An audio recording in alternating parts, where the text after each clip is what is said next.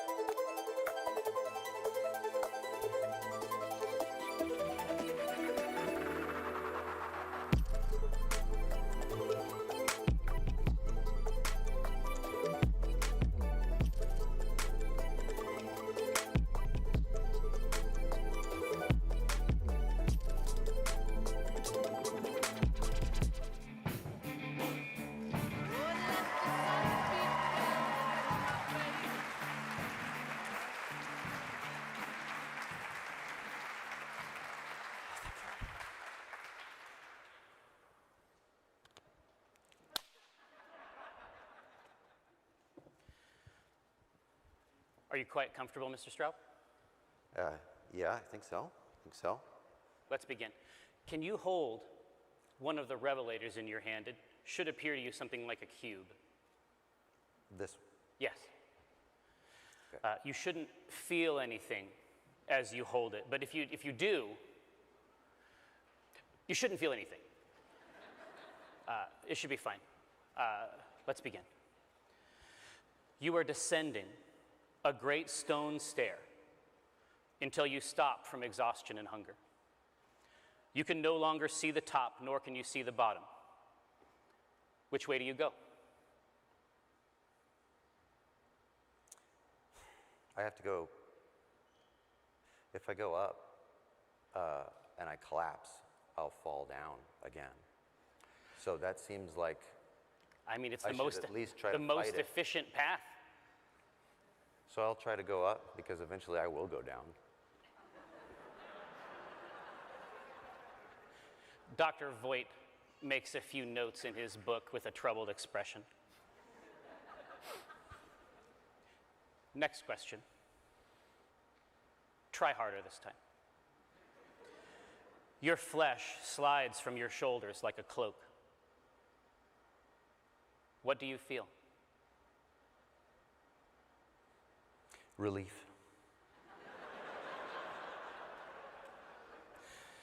The eyes widen and the eyebrows raise to a comical degree. It's a clown mask of a man. It's too much. It's too funny. No, these answers they need to be your answers, or else the diagnostic won't function. The third question. Godahai haleum portentiat da de alum. And as he says these things, I would love you to cast your revelator into this pool. One.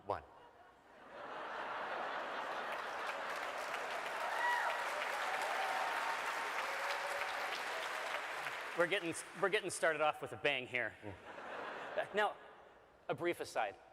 Do you remember the first time we played D&D on stage? Yes. And what came up on your D20? The very same number. The same number. Mm-hmm. And then you managed to create a character you have played for 5 years out of that one role? Yeah. We never got to see, it could have been a 5, an 8 wouldn't have made it. I mean, this is the thing. I think at a certain point, theoretically, we're playing these games to pretend at heroism. And what I have found is that when we play these games, we tend to suffer more often than not. Yeah, but then what you build is you get the good bits. Why did that fail? That's true. That's what makes That's the true. character. That is that's the low and slow cook version of the character creation. Yeah. Let's get back to it. Oh, Every one of these syllables pounds your consciousness flat. It's as though your psychology has been pressed through a hydraulic roller. You are now absolutely ready for whatever this man says next. Mr. Straub, we have done very, very well, haven't we? I open my mouth to say, we'll see. Does anything come out? No. No. But you would like very much to have been able to say it. It hasn't been easy, but I think we have finally reached the Hrungnir. At long last, this is our last session. I don't think we'll need another one. Let us go through our final reversions as a sort of celebration of everything we've accomplished together. I wish I could nod, but I don't. The power to shape sounds in your mouth returns in time for you to repeat the following. 3, 3, 2, 2, 1. 1. Huna, Huna, dona, dona, oblite. oblite. The problems that you sought help for began 9 days after you delivered your thesis, Dr. Christopher Straub. Your thesis was entitled Esoteric Mimetic Transfer in Media, Inculcation, and Engrammatic Projection. Your small flat is still a whirlwind of unreturned books. There are librarians who don't even know about it, who shiver as they pass your flat on the street. All they know is that something is very wrong up there. They don't know what it is. They don't know what it is. But it's the same sense they have if someone bends a page in lieu of placing a bookmark. It is inimical to the librarian. Shortly after, about a week and a half, you began to experience what can only be described as peripheral phenomena. Things in the center of your gaze behave properly. Things in the edge dance and sway and tease you to observe them, scurrying out of your vision as you turn. It has been like this for several days. So these are like auras, like a migraine-like aura. Yes, it certainly could be. That I would say that is probably the best possible outcome. But it would make for a very, very short game. I grab Excedrin. It's over the counter. It's done. Thanks, Excedrin. You yes. must have tried Excedrin several times before. You rattle a single lone pill in the base. It clatters musically. Yeah, I've saved that one because I know to take it and for it not to work would be harrowing. But if I don't take it, then there's still hope that that's all this is. You can maintain a certain optimism, perhaps, about the operation of the universe. So this is sometime after I've delivered this thesis to the... It was well received, Doctor. What are the conditions I've been living in? Have I been able to leave with this? My vision it's narrowing, I assume. It is becoming something like, you feel like it's as though you're looking through a spyglass at the best of times. And the shapes, we've all done this thing where you press on your eyes and then your retina. The sparkling. Right. The retina provides some very inexpensive entertainment. Right. To the body. I think it's called phosphine. I don't know if it's a plural or not. Doesn't matter. We've seen that. Yes. But that is random. That's like white noise. Absolutely. This, you hesitate to say that you are being taunted by it. You've also begun to have issues, strong issues, strange issues, with corners. The corners of the room feel malevolent. It seems like they are conspiring. Just the right angle. Is it where 3 walls meet, or even just 2 is enough? 2 walls is sufficient. For most corners. Any vertex seems to be a potential, just a sliver of potential, but it's more than you can. It's more than you can endure. I assume that at some point I would have given in and moved my bed from the wall. This is what I was going to ask you. So how have you tried to make your apartment, again, a librarian's nightmare? How have you attempted to bulwark your apartment against these 90-degree angles? I suspect that it has a lot to do with the room and not just any 90-degree angle, because books is all that. You can't escape it. You can't cut the corners off. I'll never get them back. Well, no, and that's fines. Part of it is that it's just hard to keep. It's hard to keep your attention. You can't observe all of them at the same time. It's always the one that you can't see. I have begun to, in the past week, go through my closet and choose articles of clothing that have been in there. And I perhaps have put a coat rack in a corner of a room and put some coats on it as though it's some kind of redecorating. But what that does is just gets in the way of the corner. It softens it. It softens it. And I end up having to do this, no one will know. No one would think it's strange, but it's obvious that every corner has a hat rack, a coat rack, a sheet draped down, nailed to one edge, one corner, no, just to break it. It's like the room in a Victorian mansion that never sees use. Yeah. It's a place where people die. I am not as worldly as that, so I don't know the reference. And I'm not worried about it at all. No, in fact, you think, you can imagine a scenario where perhaps a date might come home with you, and a quick observation of this makes you think, yeah, very normal. Like, this can work. Kind of cool. It's like, now it's a conversation piece. Yeah. And then when they ask, I say, oh, I'm upset by the corners. I want to live in a cylinder.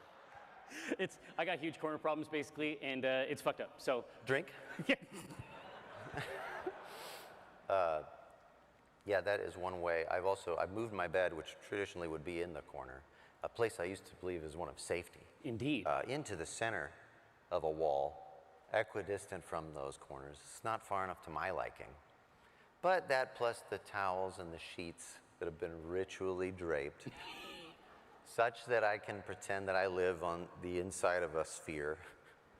Heaps of clothes also along the baseboard, because that's a whole other corner. That's a whole other meeting spot. Those corners, the others, like, I have to walk near those all the time. Some can grab an ankle from those. Absolutely. Those are the most destructive. That haunted crease, always ready to grip.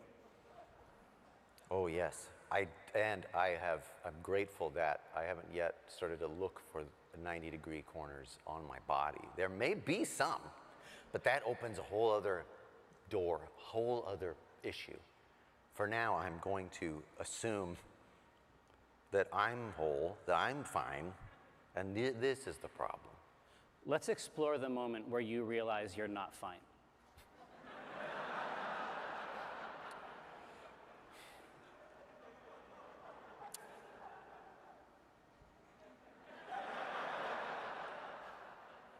I get. Is it an errant mirror? I was going Is to it say. a reflection, perhaps in the polished surface of a faucet? Your body stretched and distorted on it, perhaps. Sorry. Funhouse. No, what I was going to say is I would wake from sleep fitful, I imagine. Not great. Well, and it's difficult each time to remember you moved your bed. Yeah. I throw my legs over one side, expecting some And you kick the sensation. wall? Yeah, and then my feet land on clothing piles in order to buffet that area. And I look in the closet, which is now empty, and realize the corner's there, but there's no clothes in there to cover those. I don't have enough material to hide that. And I realize that it's not a solution. Then none of this can be solved by covering it. Maybe I'm aware that now that everything is covered, I'm not aware of what the corners are up to. It could be worse this way.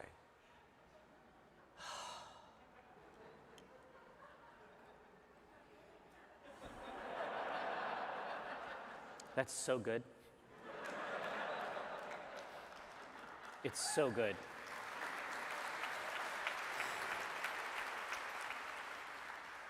So what's your next step? You've reached the ragged edge of your coverage in here from a purely textile perspective. Before I seek medical help, which I've been avoiding, wanting to believe it's For a reason. not necessary. What we call the Excedrin law. Right. I just took him. I don't want him to give me something that's going to interfere. Right. Because. It's an issue. Yeah. Read the label. Yeah, I did. Yeah. I didn't say none of my corners. Excedrin for corners. No, it's the extra one. It's the new one. It's like for all the different shit. Yeah. Excedrin for corners. It's like Ugh. FC. Exactly. But then the container is actually a square prism, and it's just like, You bastards. you're juggling it in midair trying to get a pill out. No, I want to, so before I try to go to a doctor, now I'm curious if I can make it out of the room. Do I find any comfort in remembering my thesis and its reception? Like, once I get over this, whatever's happening with me, at least I've got this career, I'm published, I hope. I can return to work and continue to forge ahead. Absolutely, in a completely unique and certainly timely field, with the media is our natural environment now. Your thesis expresses a mastery of its power. The sky really is the limit. You can work for Google. I mean, anything, you can write your own check, essentially.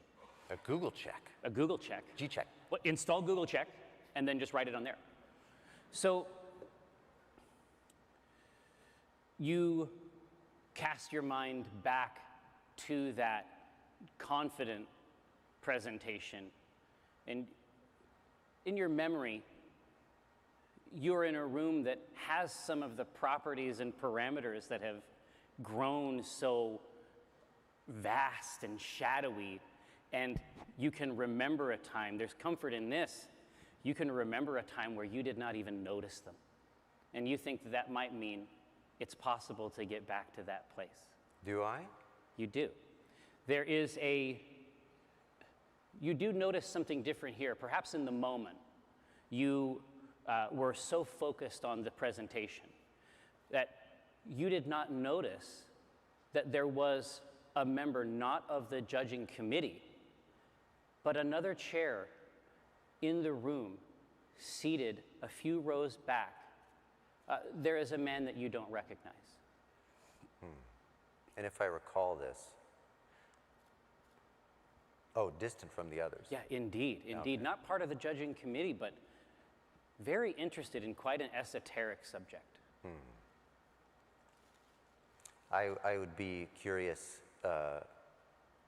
Yeah, but do I remember how they were dressed? Could be a janitor that came in to rest for a moment. No, you see no mop.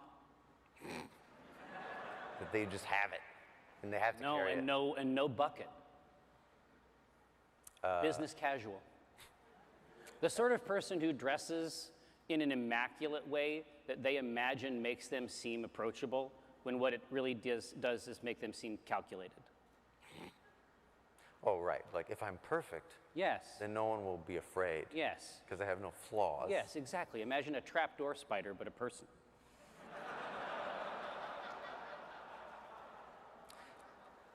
Yeah, I think that I remember in the moment feeling like, well, that's maybe word spread. I don't even recognize him on the faculty. Could be a job opportunity in the office. Right, maybe just check in on what this was just because they'd heard of it somewhere. Could be Robert Google himself. In the flesh. Yeah. A rare appearance. Behold. Now in this spiral, I give myself a moment to feel it and then retract it. Is this his doing? No, because if I search my mind, there are 1,000 things that happened over the course of the last week and a half that I could pin this issue to. Is this just apophenia? Yeah. Is the mind just casting out for any grit? Yeah, and as a scholar in this field, I know that's exactly the kind of thing that I need to avoid giving in to, because that's nonsense. No, absolutely. Yeah. Absolutely. I would try to leave the apartment. Absolutely. I would go to any clinic, urgent care. Absolutely. Your flat is on the 3rd floor of what must have been a very nice building. I would love it if you would roll your dice for me and then reveal to me the number upon its face. That's a 4. Okay. Even standing over the threshold of the stairs, every crevice, every geometric line, it all enfolds you, and you collapse at the top of the stair. And it is a blessing, perhaps, that you lose consciousness before the bottom. When you awake, you are at the place that you had intended to go. You are in a place where they take care of people who fall downstairs and hurt themselves. It's the hospital.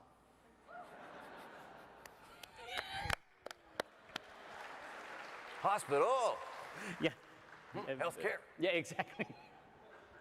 Am I seen like I'm in a bed and so forth? You are in a bed. There is an IV next to the bed that is hydraulically pushing what feels like a concrete slurry of contrast injection into your vein. It's clearly labeled upon the hanging bag.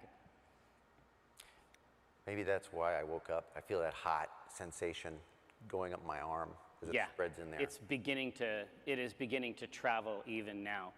There is a set of cabinets for medical supplies.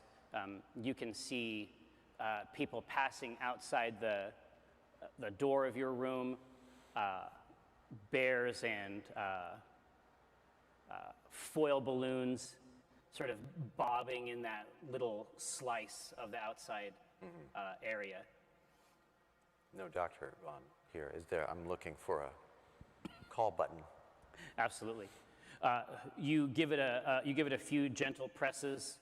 A nurse comes in and looks at the bag and says, "Mr. Strout, I think we're ready for your MRI." I don't remember getting here.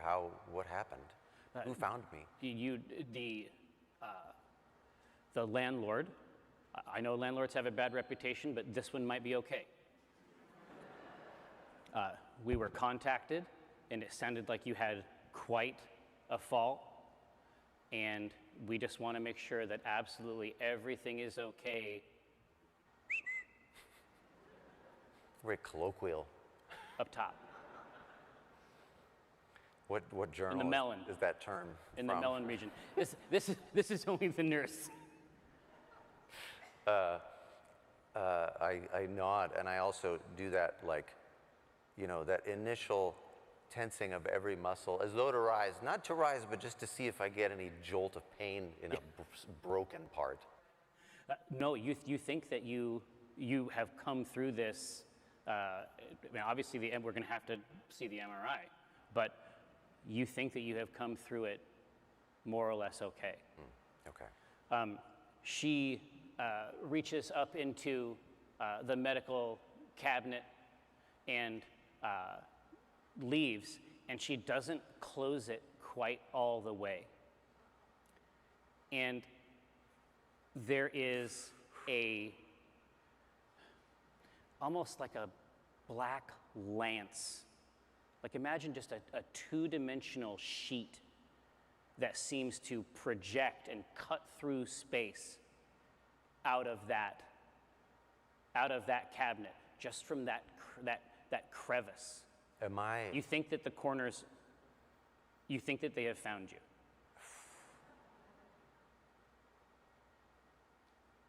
God. How far am I from it? Am I able to? The challenge right here is, do I continue with the self comfort of I'm probably fine, and even deliver that to the doctor? Or do you risk knowing? Yeah, or do I actually say, no, all of the things that are going on? We appear to be at that threshold. I am not ready to let go of it yet, and where It's this 10 feet to your right. Okay, so yeah, relative to where it is, I'm going to. There is the try to shut it. exactly the sort of fold up barriers on each side are here, but you're going to try to scooch. You're going to try to scoot your way down or throw a leg over that. That's not going to work. That's designed to not work. Yeah, it's designed to stymie. It's functionally speaking an anti-Chris device. It was made for this purpose. I'm scooching. Absolutely. I got to scooch up. Please cast your Revelator. Another one. You've got it. Until you don't have it. When you fall down, it pulls the IV out of your arm. On its legs, which are made stable 4 wide. This is not the first time this has ever happened, but it does pull it over and slam it into you. Okay. You are now only a couple feet from a palpable cold from this long black sheet projected across the room. Let me add a turning point. Please. To the moment. Please. In the fall, the cabinet, however far away it is, the call button and its coiled wire has also fallen much nearer to me. And I look at it and I begin to try to crawl toward the cabinet to close it, because that is more important right now. So as you drag yourself bodily across this, trying to ignore the sharp pain in the crease of your arm, the nurse seems to pass harmlessly through this sheet. She reaches up and closes the door and says, "Mr. Straub, Mr. Straub." And she reaches down, she kneels down, and she calls out for additional help. She looks over at the bag, and the bag is empty. Its payload having been fully deployed, and you are conscious of its motion inside your bloodstream. They take you and place you on a wheelchair.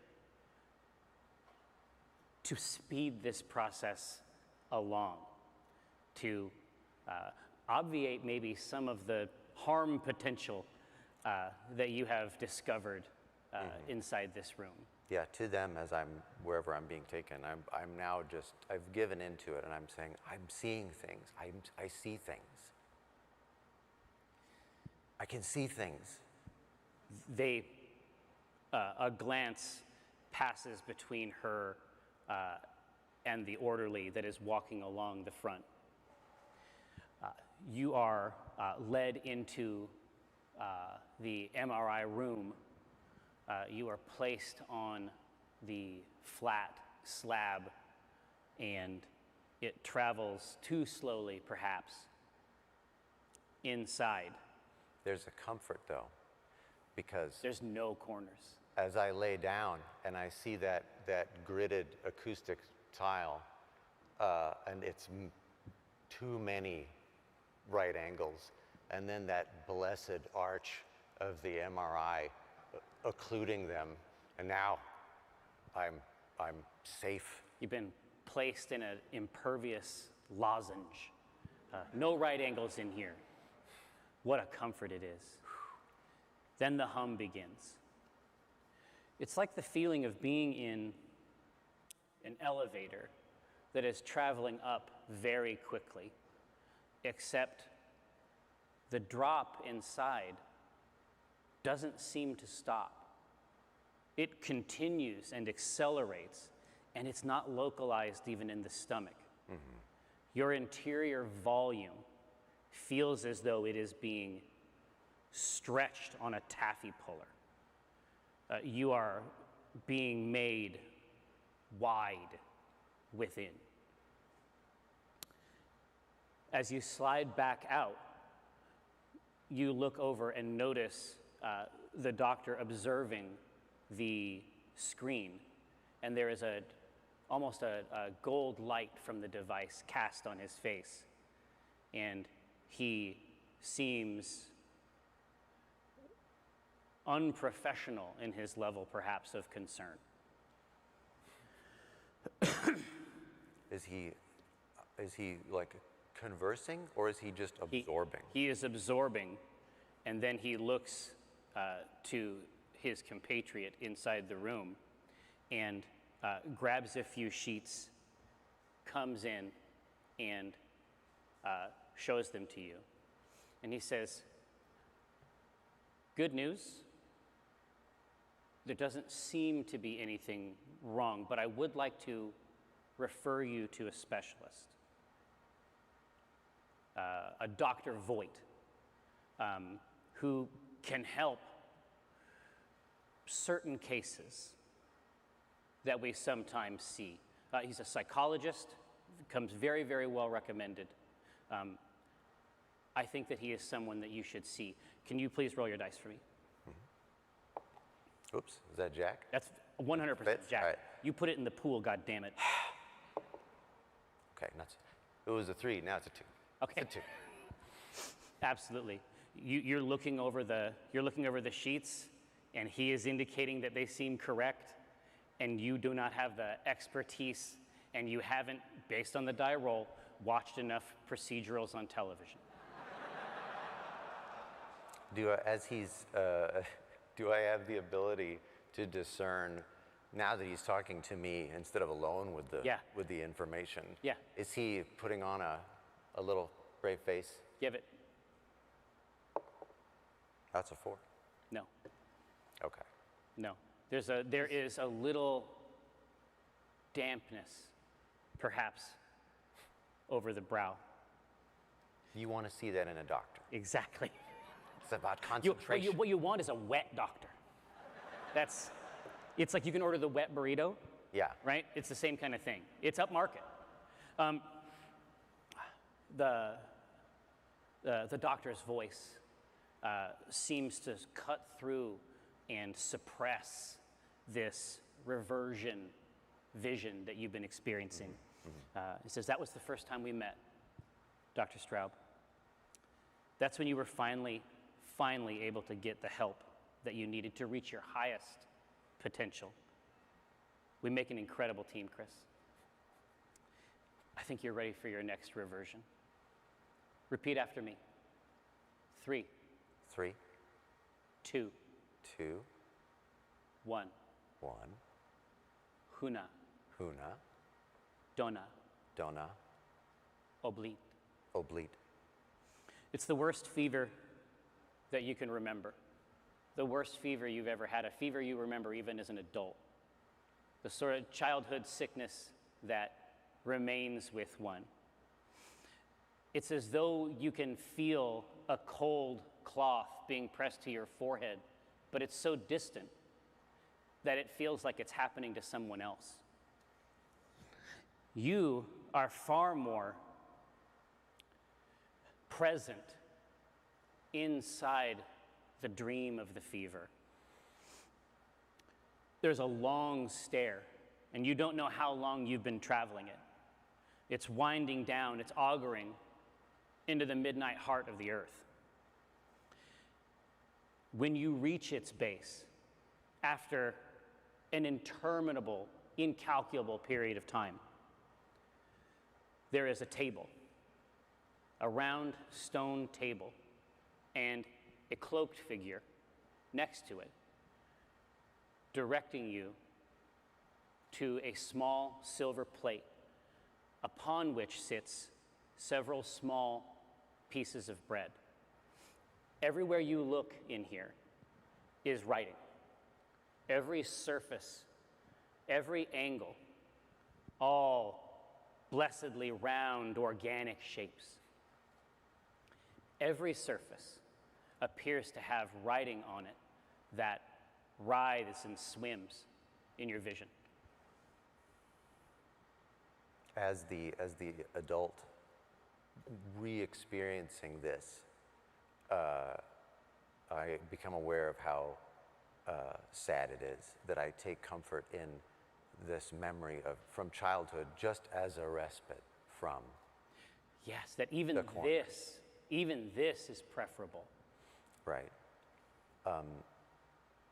And now thinking as a child, as the child I was, this I imagine these are not images I've seen before, and that's why they stuck with me. Indeed. These are not like elements pulled from my life as in other nightmares or dreams. No, this reversion is giving you something back. It is being returned to you. I am how old am I? I'm 11. maybe, okay. Enough agency. Do I feel spurred by the dream to continue? My impulse would be to go back up the stairs. I look at the hooded figure and I'm backing away because I'm not crazy about plain bread. Like it's just not enough. It's like no carbs for me right now, actually. It's not enough of an invitation. Maybe he believes that this is a kindness, but he doesn't understand kids. And this is the wrong way to compel me. So I begin to walk backward to find the stair again. Absolutely. As you look down to ensure that your feet mantle the stairs properly, that same writing is swimming even on the floor and up the stairs themselves, flowing up and down almost like a liquid. Walking on it is quite difficult. To the extent that I would love it if you would roll a dice. Oh, I will. That's a 3. You get pretty far. When I get to the limit of what I can do, what is it that prevents me? It's that the surfaces seem to flow and finding purchase on something. It's rigid like stone, but it has the texture and appearance of something that flows down. So to proceed is just to give myself more chance to fall. Yeah, you're pushing essentially upstream. Yeah, then I am, if there is any kind of banister or wall, now I am dreading where I have to go back to, and I am carefully trying to safely go down. Maybe he'll be gone. Maybe there'll be some cool on the tray this time. Yeah. He gestures to the sacrament. Now that you have a little bit more experience trying to parse this environment, you can see that these words are flowing up and over almost like an arched doorway. Just beyond him, it seems like there is a set of double, perhaps stone doors just beyond at the base of this stair. I hesitantly walk toward the door. I eye the bread. Yeah. And I'm taking the long way around from where that guy's standing. As you pass the table, he seems to occupy like the same position around the table. His legs don't move, but he is always in this perpetual offering stance.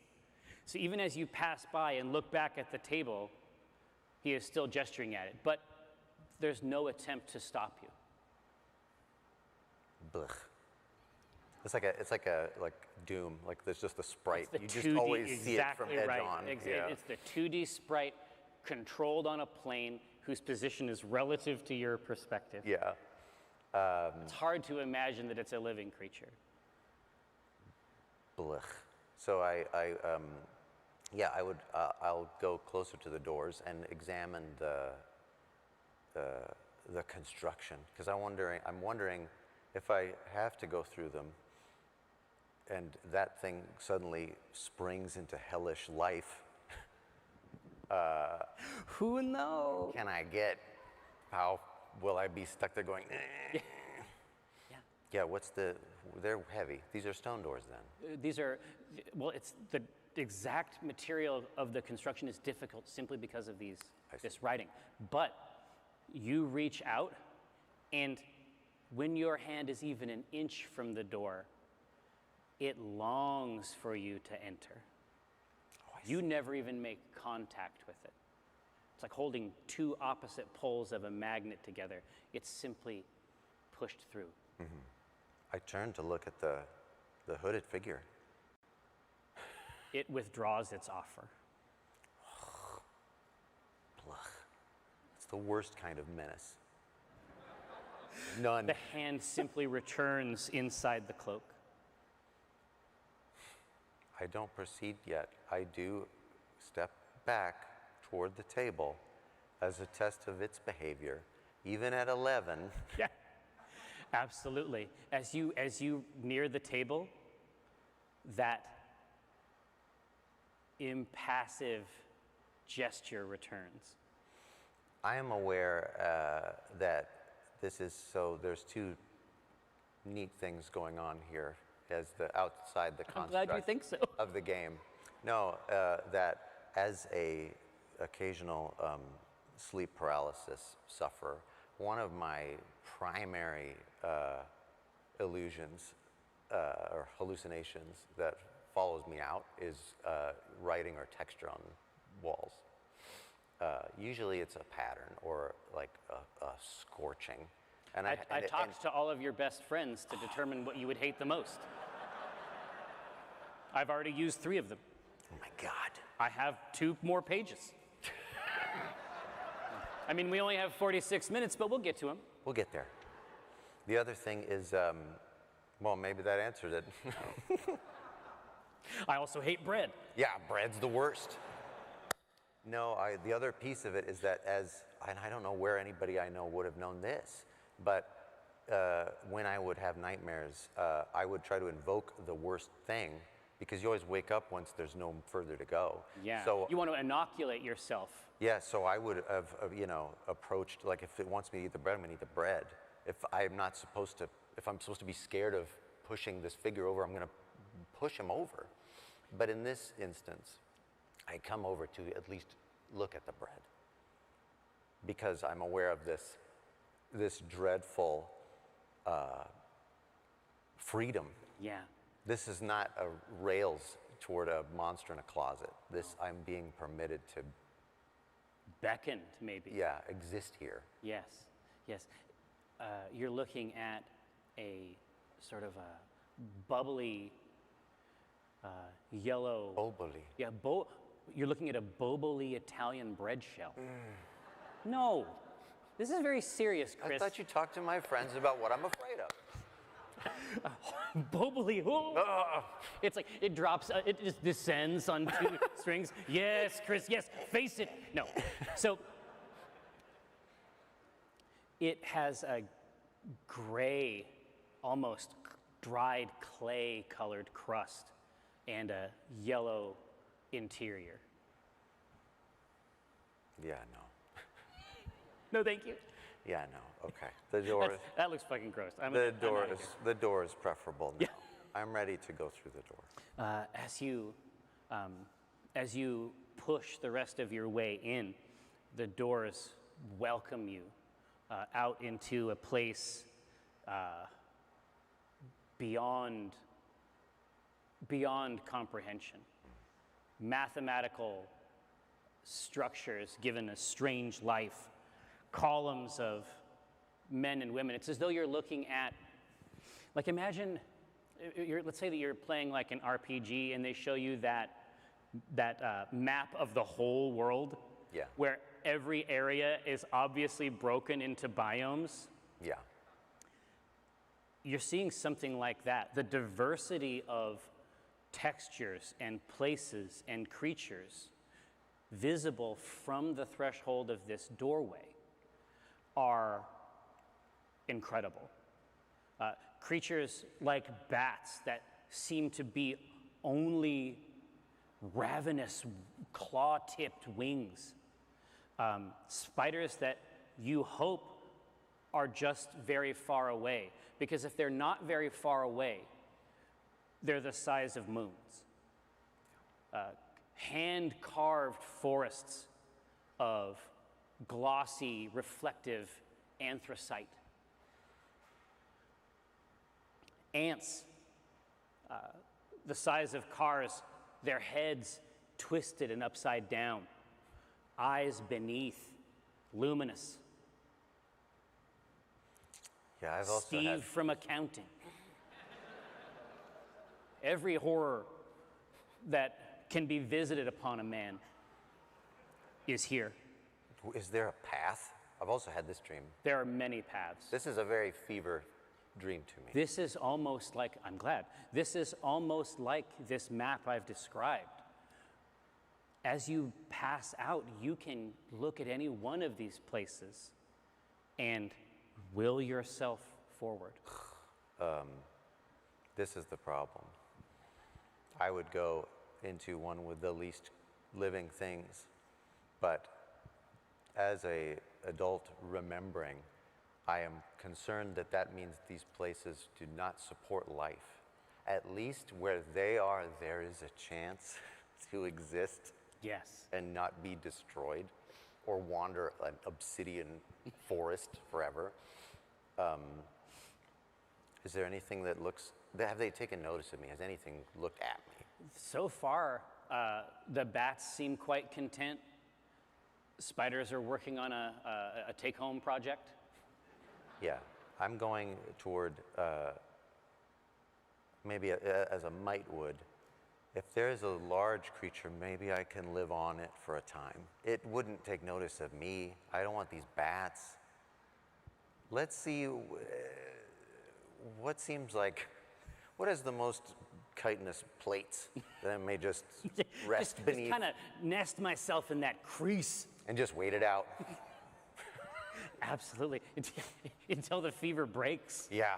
Absolutely. But this path, as you move with intention toward these strange creatures, their spindled limbs, razor sharp, transparent spears of amethyst, slowly spinning worlds and wrapping them entire. The path out is itself quite thin, only a couple feet wide. I'm gonna have to have you roll your dice again. Oh, yeah. I mean, for what it's worth. I'm crawling. Yeah, crawling. absolutely. A 2. Absolutely.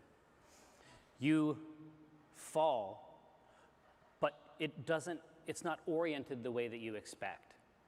When you fall and lose your grip on this this tiny path, you fall toward the spider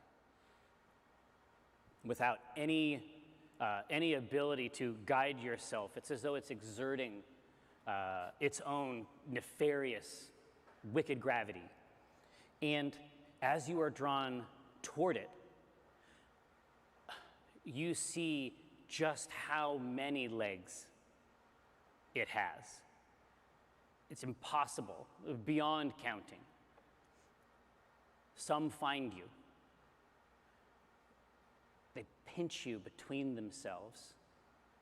And as a gibbering spinneret is brought near to you, the atmosphere changes. You hear a voice, and it says, "This flesh is pleasing to me. I will make its spirit wide, and it shall be my throne." It has nothing you would recognize as a face or a body. It seems to suggest a luminous golden robe, but that's poetic interpretation at best. Every place that its luminous ribbons of robe descend upon this creature, this arachnid moon, it is sliced clean through. Even this light passes through the creature, functionally speaking, julienning it. You hear the voice of Dr. Voigt again. And he says, "That's where it began." I was very sick, yeah. It didn't feel good. That is where your destiny began. That is what made you so incredible. Hoping that this is, like a pep talk. Yeah. Now, from now on, I need you to have 2 dice inside there. Okay. Something about that memory has revealed something about yourself. I reveal. Roll to reveal. Yeah, double reveal. Yeah, absolutely. You can do whatever you want. I'm trying to think of how I'm going to parse the That's revelation. what I want. Let's parse the revelation. Ooh, so now I'm looking at 9.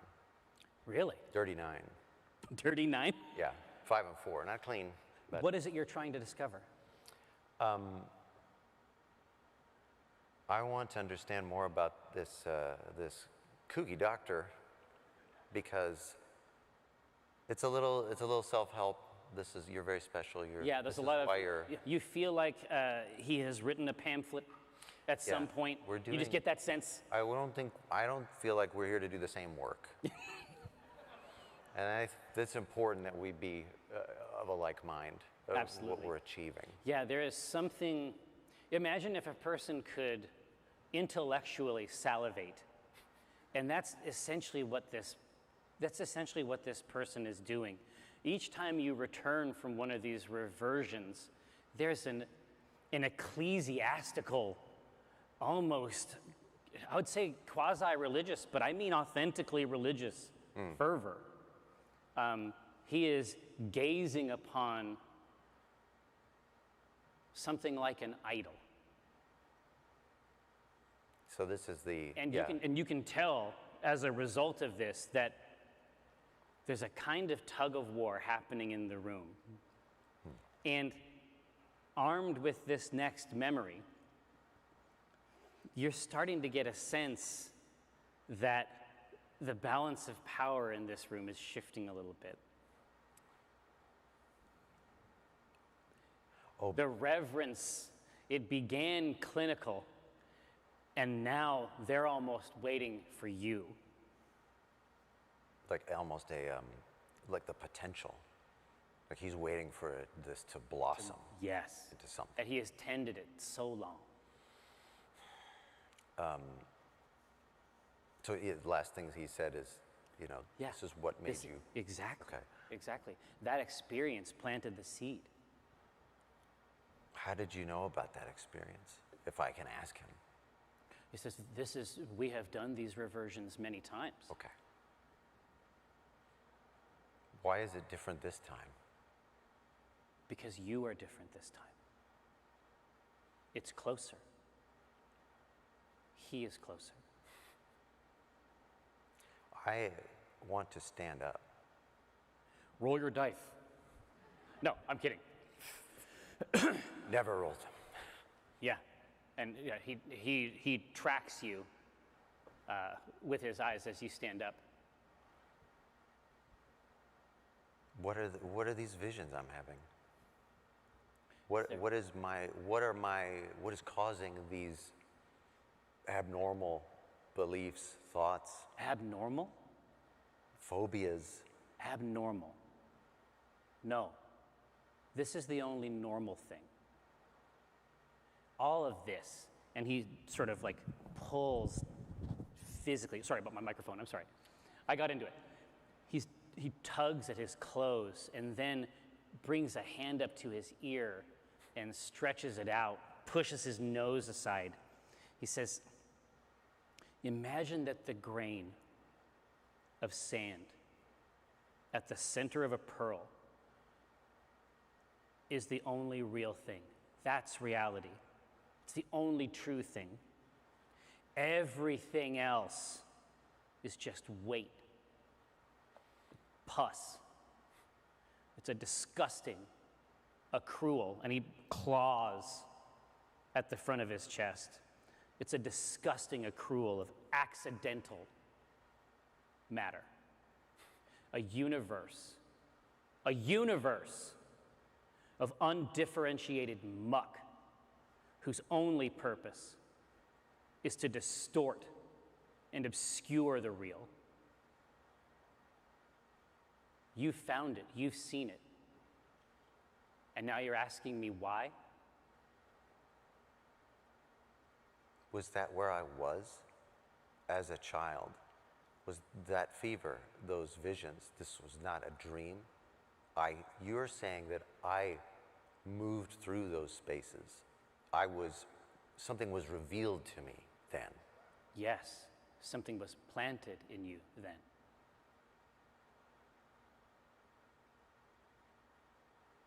How can I differentiate that from mental illness, from disease?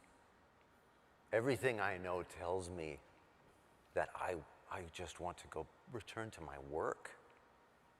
This is what I understand.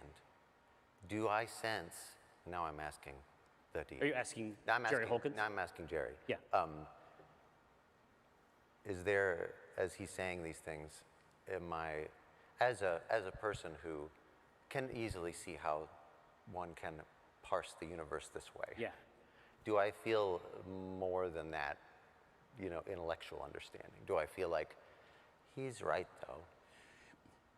It's not intellectual, but you do understand what he means. That's what I'm saying. In the same way you could differentiate between two colors. Yeah. Do I understand enough, do I believe it enough that I feel more agency if I take his side versus if I seek other help? It has become clear in the last few minutes that you are the only one of the two of you that has any agency of any kind. He is trying to claw back some of his agency in this situation. He says, there's one more reversion. It will reveal so much. You will be put absolutely at ease We have worked together on this, our great project, for so long. Shouldn't we see it through? I am a sucker for the sunk cost fallacy.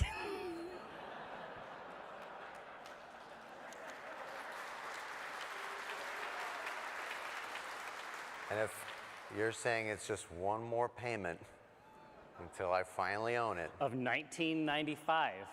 Operators are standing by. I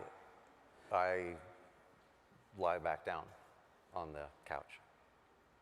3, 3, 2, 2, 1. 1. Huna, Huna, dona, dona, oblique. oblique. It's a little strange because this reversion has you placed in the room you are now. Not this room, Okay. but in the therapy couch. There's a handwritten note from Dr. Voigt, and he hands you the paper and says, I think it might help if you went to one of these meetings. Try to meet other people. Try to maybe make a few friends, people who've experienced the things you've experienced. I think that's a great idea. It's not far away. It's not far away from the building that we in the audience and us as the players find ourselves in here. It is actually in downtown Seattle. It is a basement meeting room. Perfect. And you can see on the schedule just outside that on Fridays is the Flapjack Social. Saturdays, something called Chess for Lunch.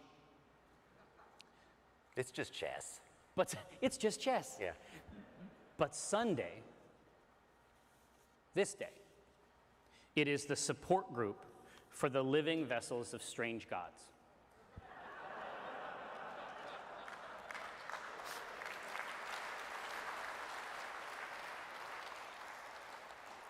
I make a mental note about coming back on Friday for Flapjack. If there's still such a thing as a Friday when we're done here, Yeah. it's a great choice. It's $5, Hey, but the flapjacks don't stop coming. You know what I'm talking about? I ain't nothing to complain No. about. And they got the big jug of syrup. Mm-hmm. It's like in the thing that you would do ketchup with, but it's like, That's how you know it's good. yeah, I enter.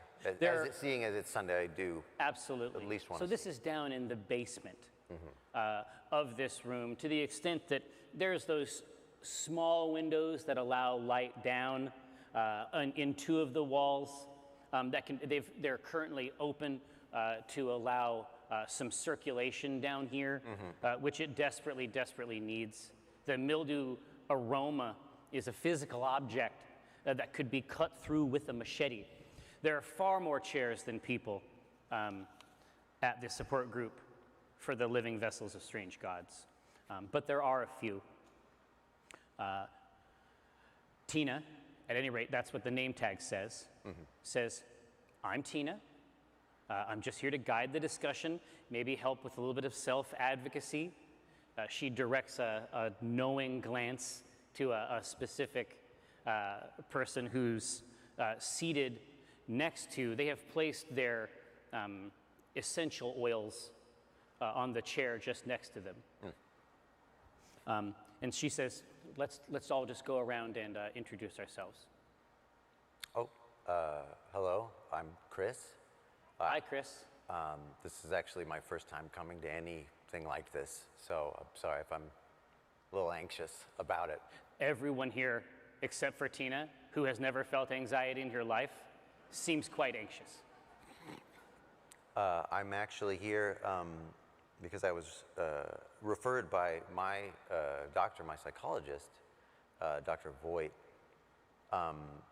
There's a couple nods and a couple sort of like rodent levels of fear shifts in the head. I didn't know whether or not, I mean, in terms of the language around, what is it, a larval god?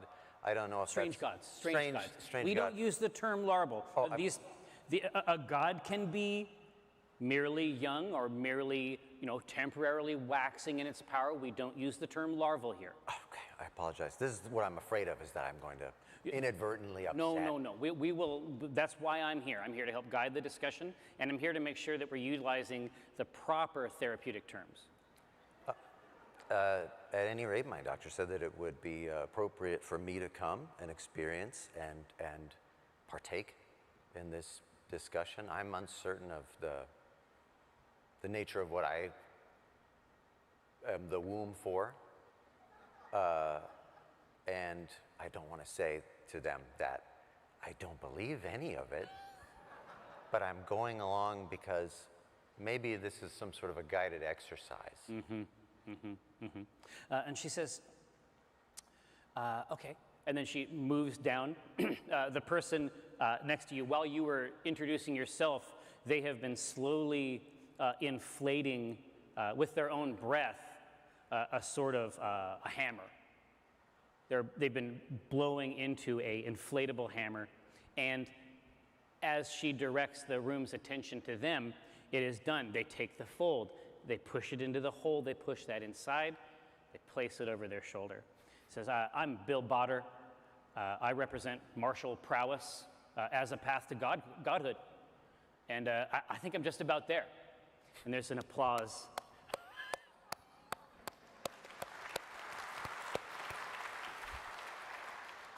Bill. Yeah. It's good. Good to finally see you're reaching those heights. No, I don't say that. The hammer is adjusted. It squeaks. The next person does not name themselves, but they say, I make oils from beloved pets. And Tina says, I think, I don't, okay, next person. And he says, hi, I'm Steve the Hungerer. It was not yet time. I'm sorry that I was late. The hour had not come. But I also had to walk because the bus was late. So both things are true. I had to walk because the bus was late, but it was also not the hour of my arrival. So that's why. Those are the two reasons. And Tina says, when did you first begin to feel that you were the exclusive agent of a divine power? Let's go ahead and go in reverse order. Steve the Hungerer says, when I started to hear the sounds between the letters, and Tina doesn't know what to do with this information.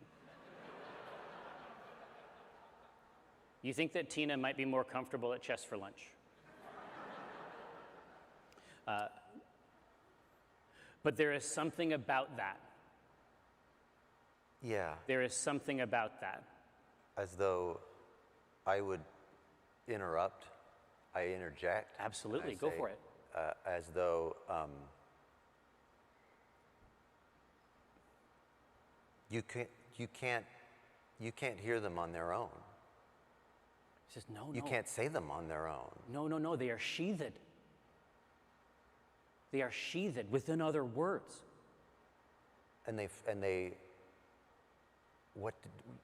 Where did you find them? What did they represent for you? They've always said things to me. I feel like I'm hearing another language when people speak. One beneath normal speech.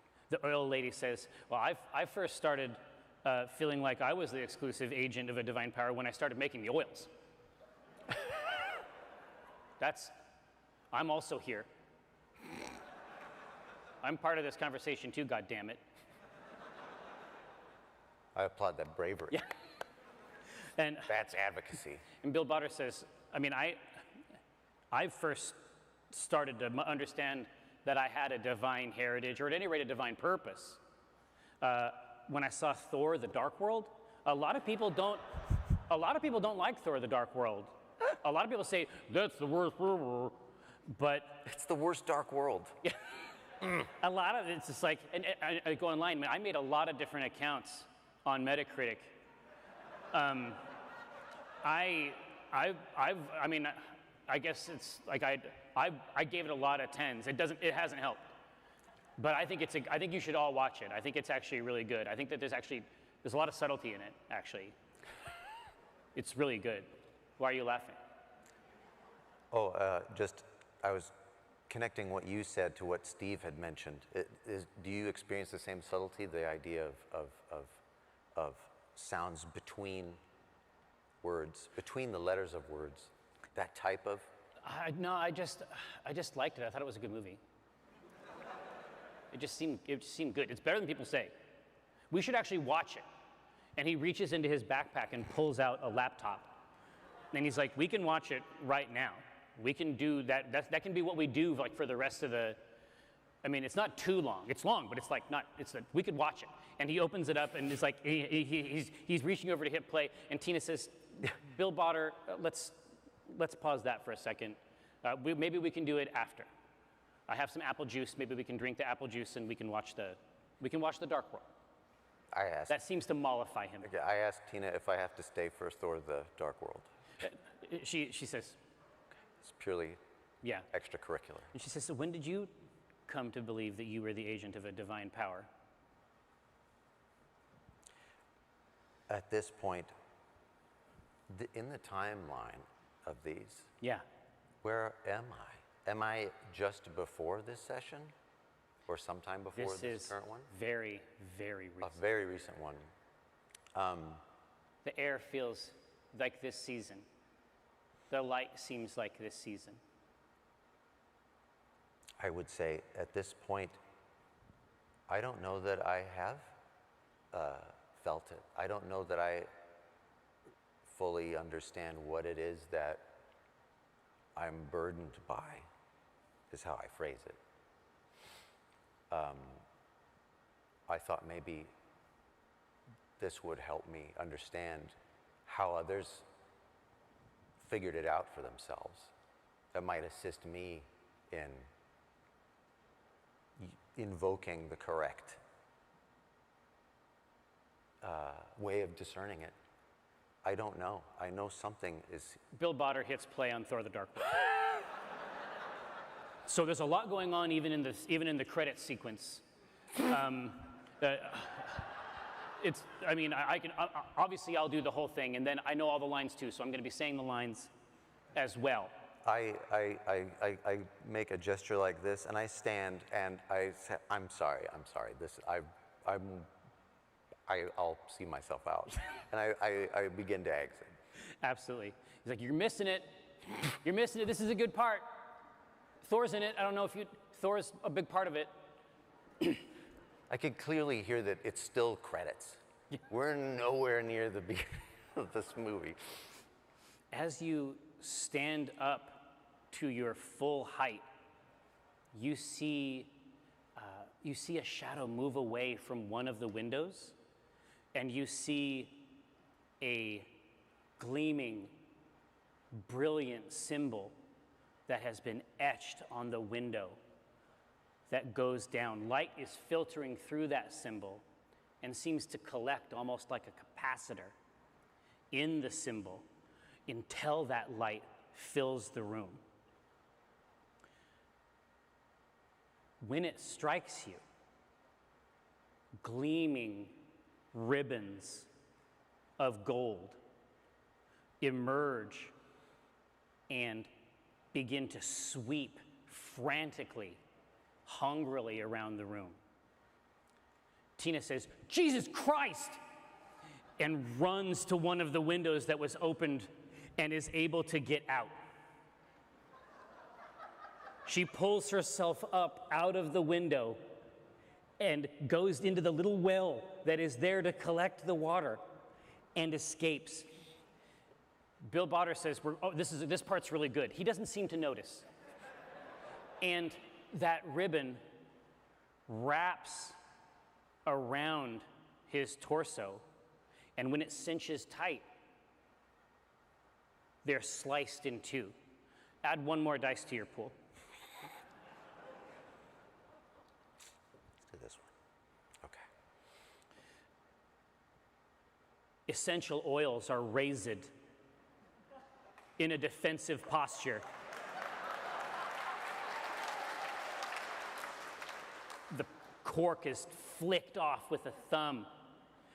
Both were poured down the gullet, black streaks pouring down, suffusing the front of the shirt. Additional oils are being secured even now. These oils are not medically or even metaphysically viable. When the ribbon comes for them, it's as though a cross has been placed, like a template of a cross, and as though on an industrial press, she's flung apart. Steve the Hungerer, who you now understand to be the Hrungnir, which you also understand is the moment where the last good outcome dies, and you're left with only ruin, is caught by the ribbon, snared, and shredded as well. Add 2 more dice to your pool.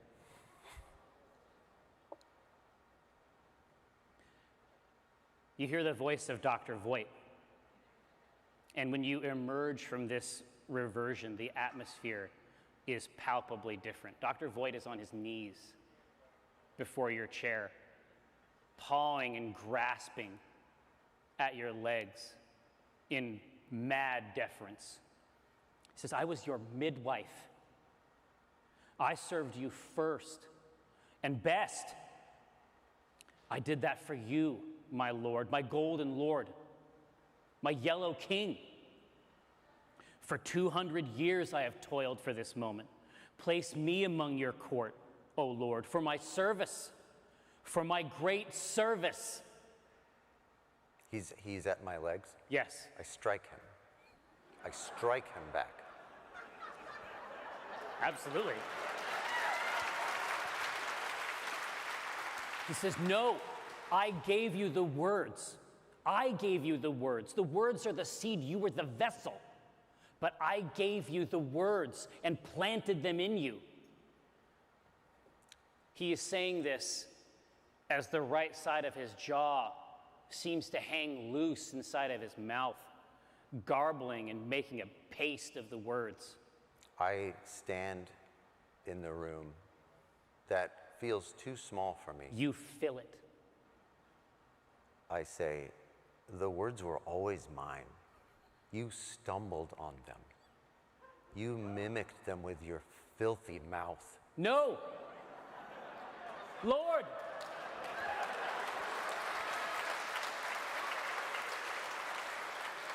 And my now, king! And now you demand to sit at my side, at my throne. How many dice do I need to roll? You can roll all 5 dice. And just tell me the numbers you see. A lot of numbers. Yeah. I see 5 numbers. Yeah.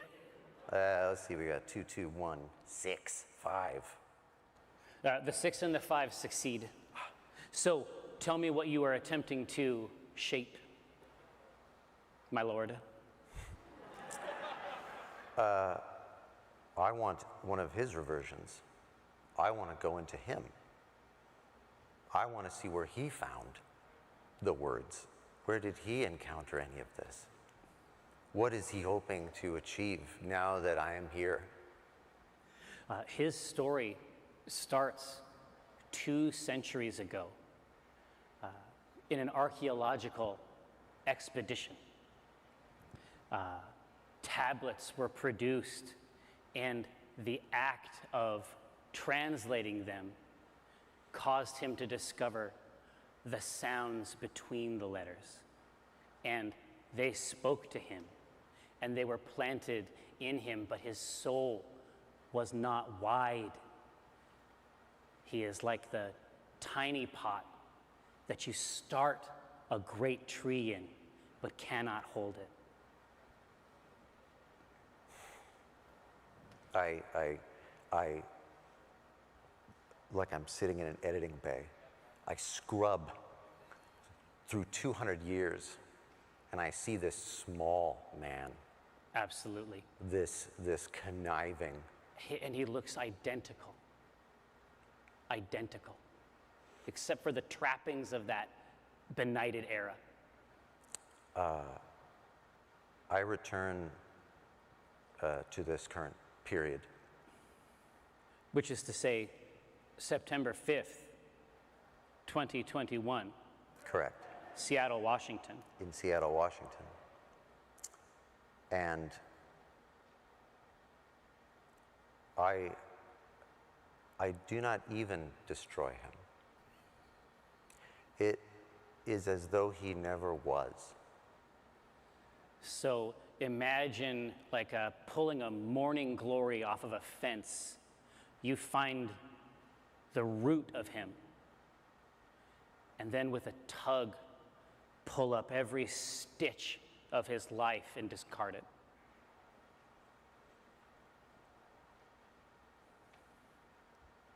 Am I aware? Of everything. Do I still sense any atom of who I was in me? Yes, like a watch you're wearing. I'm a vessel, but it is still a container. Yes. Chris still contains what I now am. That's right, but contains in the manner of clothing. It's just something you're wearing now. What is my goal? Am I aware of what I want to do? What is your goal? We have reached the part of the game where dice are no longer part of it.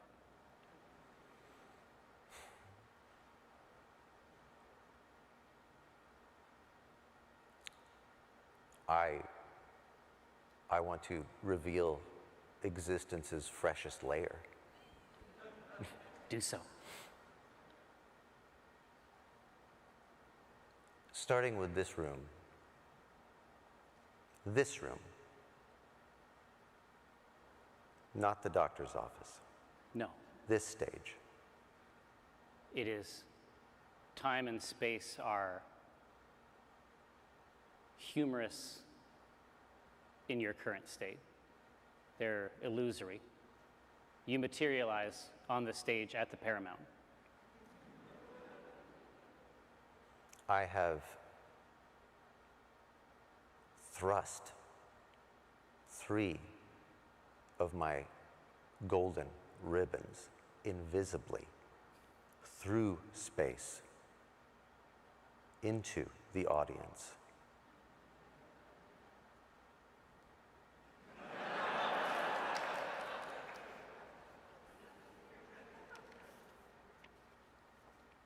My work will not be done until another anchor has been placed to seat me without the intervention of this erased being. Absolutely. Do you need the words? I think I know them now. Huma. Dona. Oblite. It is your responsibility now to never meet. But you will. You won't be able to help it. And I am very patient.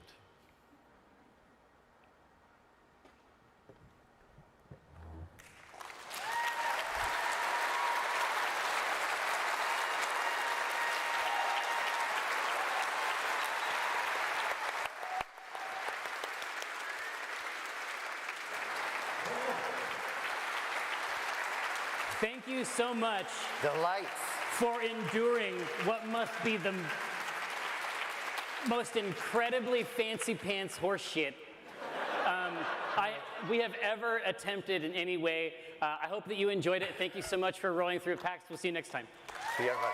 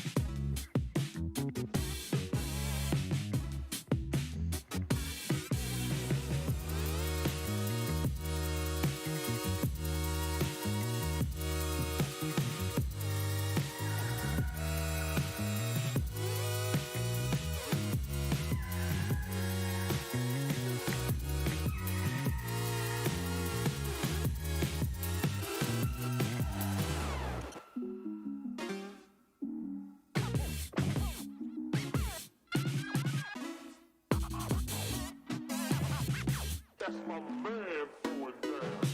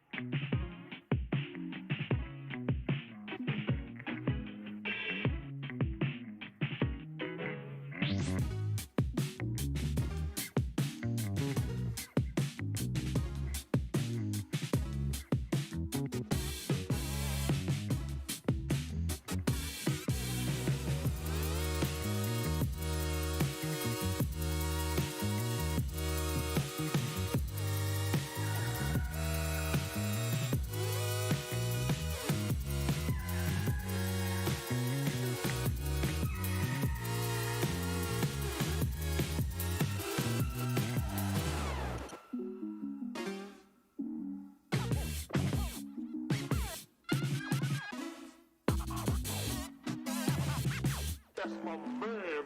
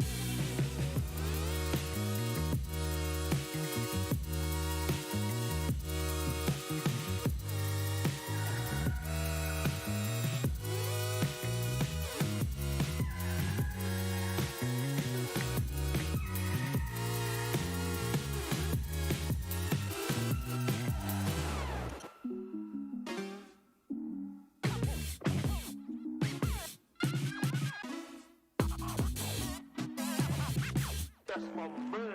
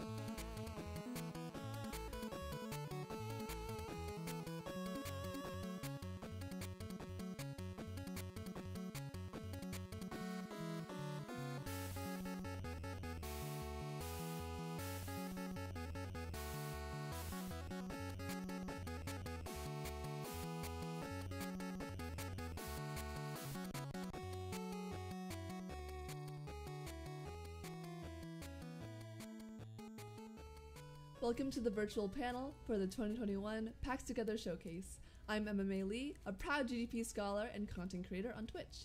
Today we're going to be celebrating 6 outstanding games and the game developers behind them. Each game selected for our PAX Together Showcase embraces the values of diversity and inclusion.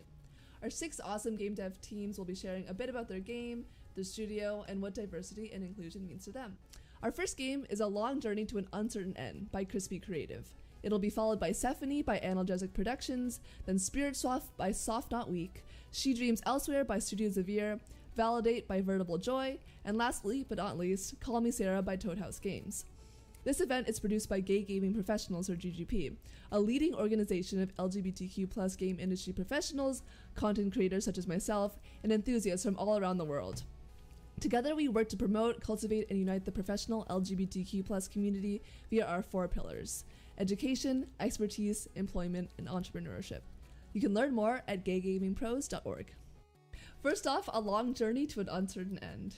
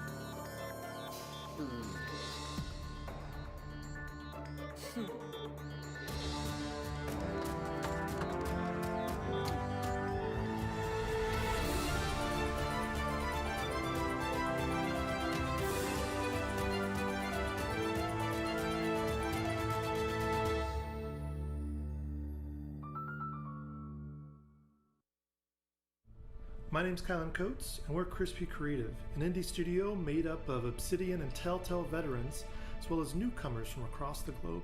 Previously, we've worked on big titles like The Outer Worlds and Batman: Enemy Within. Now, we're here to talk to you about our first title as a studio, A Long Journey to an Uncertain End.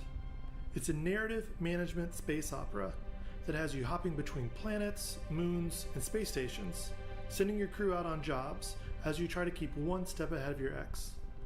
It's a radically inclusive game where every character has their own story, every planet its own history, and even your own journey has an unfinished and uncertain end. We've worked to create a blend of resource management features with deep stories in a living space opera. Experiment with your crew's skills to find hidden job choices and outcomes. What's good for your crew is good for you most of the time. Earn their trust, and they'll have your back in the expansive universe we've created. From the beginning, diversity and inclusivity were important to us. Everyone on our team is either part of an underrepresented group or allies of underrepresented groups. I'm the creative director and a gay man married to a person of color. Our narrative lead and one of our narrative designers are both non-binary. Our character artist was raised by 2 gay parents. Our producer and QA tester are both people of color. My mother and one of our other narrative designers, besides being a female presenting person, is also a retired speech pathologist, someone who spent decades of a career working with the disabled community. All of us are part of or close allies of minority groups, and thus we understand how essential it is to see those groups represented in media. We know that being a minority is incredibly isolating, especially in small communities. Most people in a minority remember the first time they saw themselves either in another person or represented somewhere.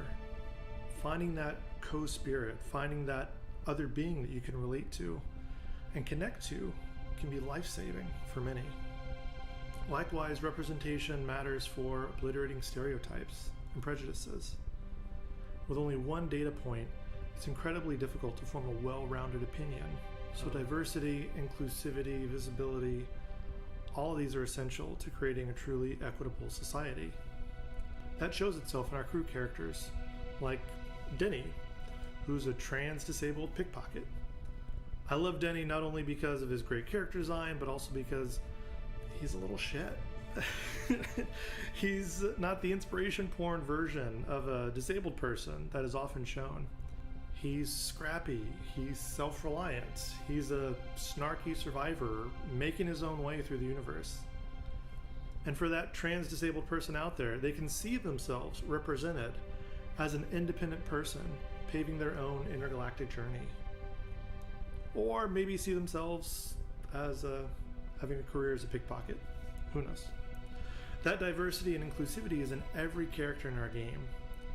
Our non-binary pilot, our drag queen on the run, our bionic malcontent lesbian engineer, our multi-armed chef, they're all drawn from personal experiences and representative of underrepresented communities. Not only that, but something that often gets overlooked is ageism in the industry. Looking at age as diversity, not only on our team, but also in our characters. Like I mentioned before, my mother is a retired speech therapist. She made a career change later on in life to work in video games. Being that representation, being that example for other individuals is huge. Retirement doesn't have to be it's expiring and going into the West, never to be seen again, or to sit on the couch for forever. You can still pursue new skills. You can still find new venues, new creative outlets for yourself. And with that, not only within our teammates, but also within our crew members, our characters.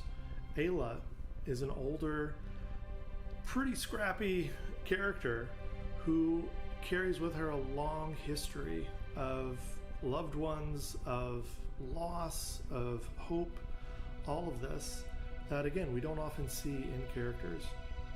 Out of everyone, Ayla's not only the oldest but probably also the toughest, and that is something that we wanted to share, that we wanted to highlight. In the game development community, ageism is a huge thing just with lasting. The average career span is about 5 years for a game developer.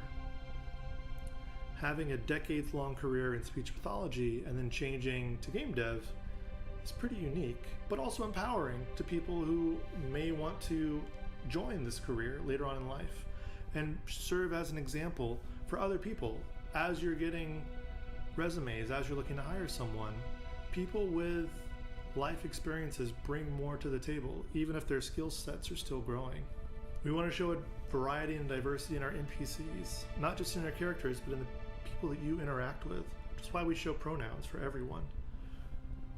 You may see someone with a certain body type, with a certain skin tone, with certain features that you would ascribe some to certain genders. We are showing those pronouns to highlight again, never assume.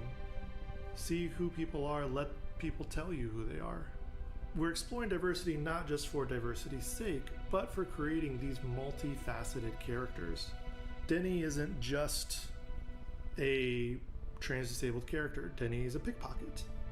Matthias isn't just a drag queen on the run. Matthias is an older person within the LGBTQ+ community and coming up against issues with his own age and his own body type. We're showing diversity with Corgi, is your helpful dog persona AI and uses neopronouns. Likewise, the player themselves is an AI and gets to select their own pronouns, whether they be traditional or neopronouns. We let the player self-identify and respect that decision throughout the gameplay.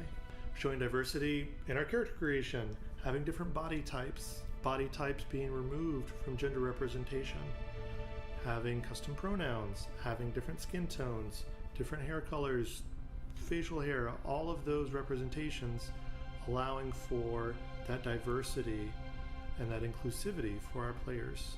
Narrative-wise, we're also drawing from female sci-fi authors like Becky Chambers, Anne McCaffrey, Ursula Le Guin, seeing these sci-fi universes through their eyes and drawing inspiration for our own stories that we're telling through the game.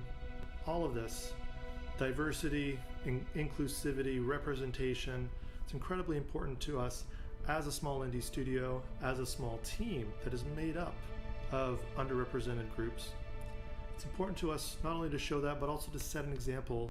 Indie studios are the path makers. We're the ones that need to blaze the trail for AAA studios to follow. AAA often draws inspiration from indie, and that's why diversity is important. Important not only to us as underrepresented people, but to our players who make up a sizable group of gamers, ensuring that they are seen, that they are represented, and they feel validated as their own individuals. And again, to be representative to other majority players, to see this is the experience of people that you may not identify with, but you can sympathize with. You can understand what they're going through, what their needs are in a world that can sometimes be hostile. Thank you for checking us out. If you want to find out more about our narrative management space opera, look for A Long Journey to an Uncertain End by Crispy Creative. Give us a wish list on Steam, and give us a follow on Twitter. We'll talk to you soon.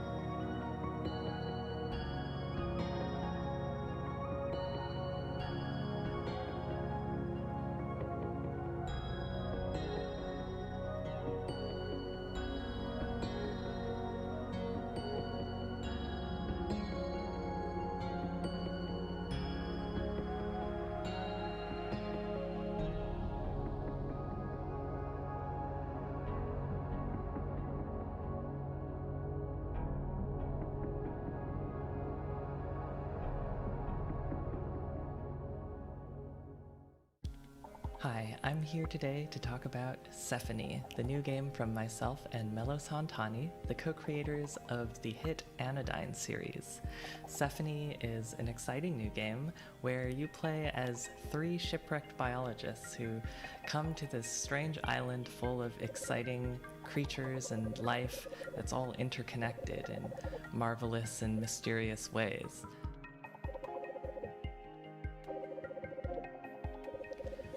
What is it like to play Sephony? Well, first off, you explore the island with a really acrobatic and parkour-esque 3D platforming moveset. And this really allows you to do a lot of things. You can vault over ledges, run along walls, and you're able to find secrets and places that you didn't necessarily think would be possible at first because of kind of the nuance of how your characters move through space.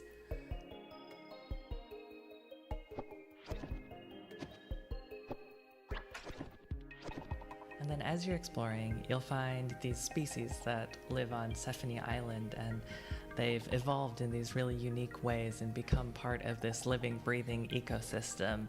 And in writing and designing these creatures and these plants and fungi, I did a lot of research into real animals and real plants and creatures and the ways that they interact with their environment.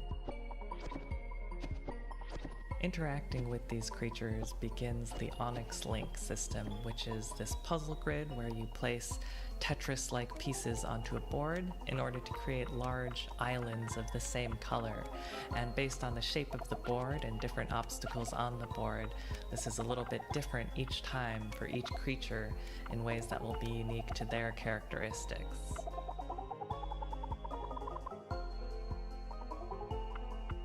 The story follows these three biologists, Ryo from Japan, Ingwen from Taiwan, and Amy from the USA. As the story progresses, these three characters learn more about each other and themselves and the nations that they come from and how those nations interact. And altogether, it's a sort of reflection on borders and boundaries and the containers that we have for the ideas of different beings, whether that be on a political national level or on a biological taxonomical level.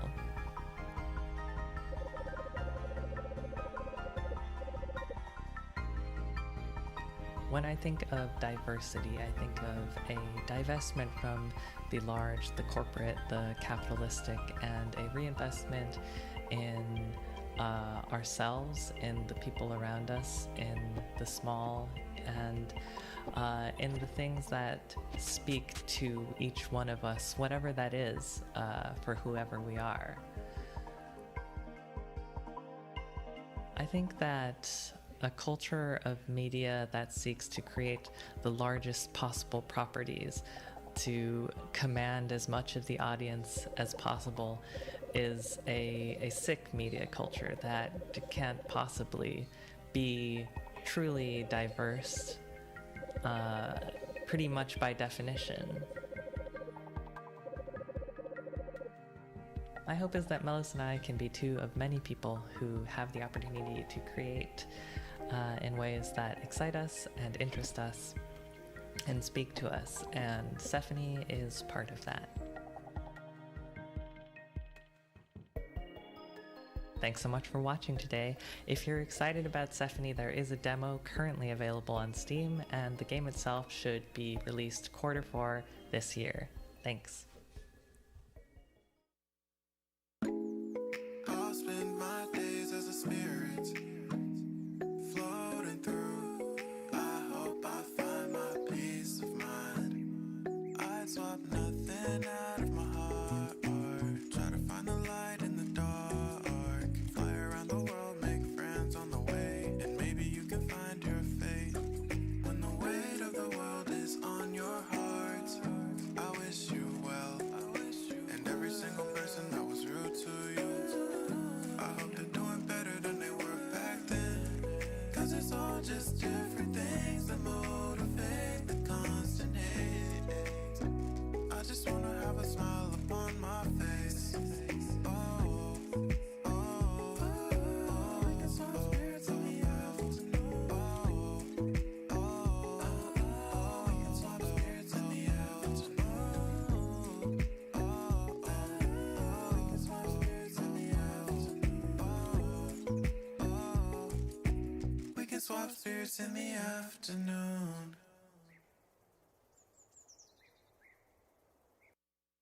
Hi PAX, we are Softnut Week, a worker-owned game co-op, and we are making the game Spirit Swap. But before we tell you about that, I'd like to introduce ourselves, or we would like to introduce ourselves. I guess I'll start. I'm Chris Butler.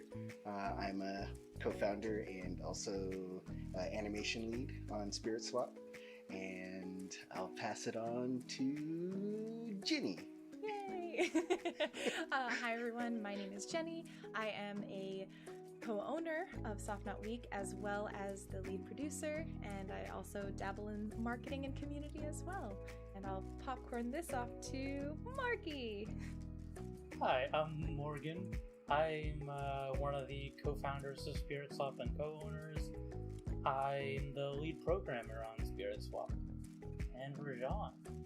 Howdy, howdy, howdy, PAX. I'm Rajon, aka Maximum Crash. I am lead UI UX and helping out with audio and a few other things on the Spirit Swap project, and I'm also a co-owner. That's Softnut Week. And not pictured in this wonderful group of people is Alex, who is also a co-founder and creative director, and they are amazing, and they weren't able to join us today, but they are also an integral part of the team. Wouldn't be able to do any of this without them. So Spirit Swap is a game that is a blend between narrative and puzzle action. In it, you play as Samar, a just wonderful witch who is a, I don't know, I don't think we have a name for them. Spirit swapper? I don't know if we have any. Spirit swapper, yeah, they're a spirit swapper, and so what they do is they go around the community, and as spirits sometimes accidentally traverse into their realm, they clean it up by matching spirits and getting them back home safely.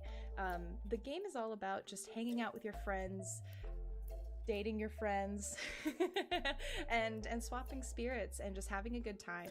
We wanted to create something that not only we enjoyed, but that also reflected our team and our community, and so we're really just excited to tell you more about it. Absolutely. There's a lot of puzzle action elements in Spirit Swap that we're really excited to share with you. Most likely pulling from our inspirations of Panel de Pon and Tetris Attack that folks are definitely aware of. But we're hoping to start pushing the boundaries on that in regards to some of our mechanics related to some of the more narrative bits, like how your familiar Z's work and how your spells can affect your gameplay and how you can decorate your room and change the way that you essentially play the game over time. Yeah. So like as Rajan mentioned, the biggest thing we're adding is spells, and that's just patterns in the pieces that kind of act like power-ups or like actions that you can do to the board, like messing up whoever you're playing against or clearing more spirits out or anything like that. And those will all tie into the narrative and like some spells that like certain characters are really good at and things like that. And also, among the other features that I guess edits the gameplay, I believe the fashion system that we're working on, to be able to choose either hair or hat, shirt, upper body clothes, and then pants and shoes together as another slot that you can customize. You can customize Samar to wear various clothes. And this is not just a single player game. There is a single player mode with a variety of vibes that you can kind of play to, whether it's chill or oh god, oh bleep. I actually don't know if we can cuss on PAX. So I'll edit that myself. But in addition to the single player mode, you will be able to play local versus and local big mode, which is up to 8 friends can all be on the same board in just a wonderful burst of color and shenanigans and competition. Chaos. I don't think that mode is playable without it being chaotic. Mm-hmm. Like just everyone moving and trying to make the same matches and spells going off, and it's just a kaleidoscopic nightmare on the screen. Matches in all 8 cardinal directions. Yeah. Why diversity is important to us as a team at Soft Knot Week. Without it, it's the glue that holds us together. Without it, the game would not exist as it is. The team would not exist as it is. Diversity is what each of us is able to bring together as a co-op. We're essentially able to make things that not only bring us joy, but bring others joy in ways that aren't typical in the game industry. Dang. That's really good. Yeah. That's really good. That's really good, Rachel. Yeah. Thank you. I honestly don't know if I have too much new to add to that. Yeah, it really, it feels like such a obvious question. Like, of course, diversity is important to all of us in the industry. Not only does it allow us to create games, but honestly, it creates, like, we are better because of it. And so, yeah, I really don't have anything to add to it. It's also just like, it's just kind of a thing that happens because we all are putting ourselves in the game. Mm-hmm. And there are a lot of us, and we're all trans, mostly all trans, and mostly all people of color. So that's just kind of happens. Yeah. not only is it exciting just to work together and like create a game together, but I'm just excited for other people to experience this. That's why it matters. Yeah, diversity matters because it allows us to make a game that feels like home. Yeah. All right, thanks everyone at PAX. We're just thrilled to bring you Spirit Swap, and the Kickstarter went way better than we expected. We made double what we asked for, and make sure to add us on your Steam wish list. Thanks again, yay! Yay, thank you.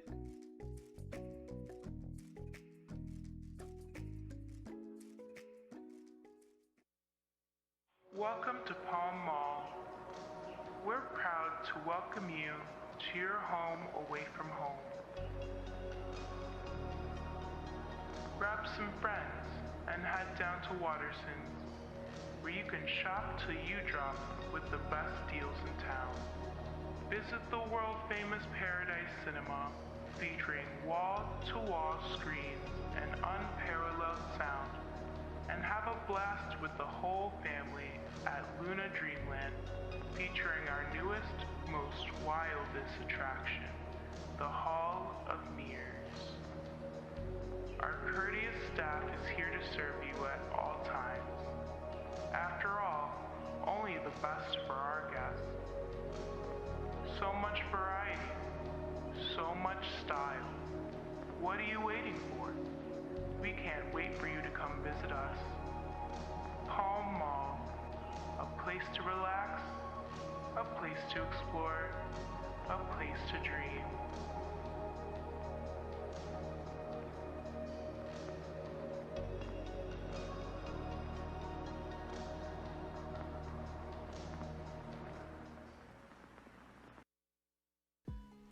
What's up, y'all? My name is Davion Gooden. I'm the creative director over at Studio Xavier and the creator and developer of She Dreams Elsewhere. Now, She Dreams Elsewhere is a surreal adventure RPG about dreams, nightmares, mental health, and a bunch of other fun stuff.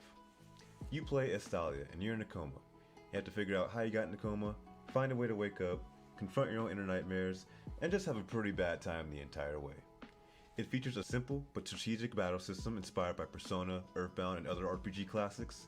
It's got a sick, stylized art style, a banging soundtrack composed of both original songs and licensed music, and features a fully all-black cast, and I'm really excited about that fact, because, you know, growing up I didn't really see myself or my friends like reflected in the games that we actually played, except for like maybe GTA or like sports games, which great games, good times. They weren't really me though. I never really saw myself in that, right? And I think when it comes to diversity and stuff like that, like everybody deserves to have a seat at the table, right? Everybody deserves to have their voice heard and actually listened to. And if there's like any way I can like do that in my weird way, like I'm all here for it. So yeah, that's just my fun way of saying more black people need to be in games, and not just in the games, but making the games too, and not just black people, but all people of color, basically. So, you know, game industry, wake up, we're here, we're waiting to get funded, so you know. Anyway, that's my stick. I hope you enjoy She Dreams Elsewhere when it eventually comes out. Eventually. I mostly work alone, y'all. Like, it's just indie dev stuff. But when it does come out, you can play it on PC, Nintendo Switch, Google Stadia, Xbox Series, and Xbox Game Pass. But until then, I hope y'all stay safe, keep doing well, keep supporting indie games, and just be excellent to each other. Thank you.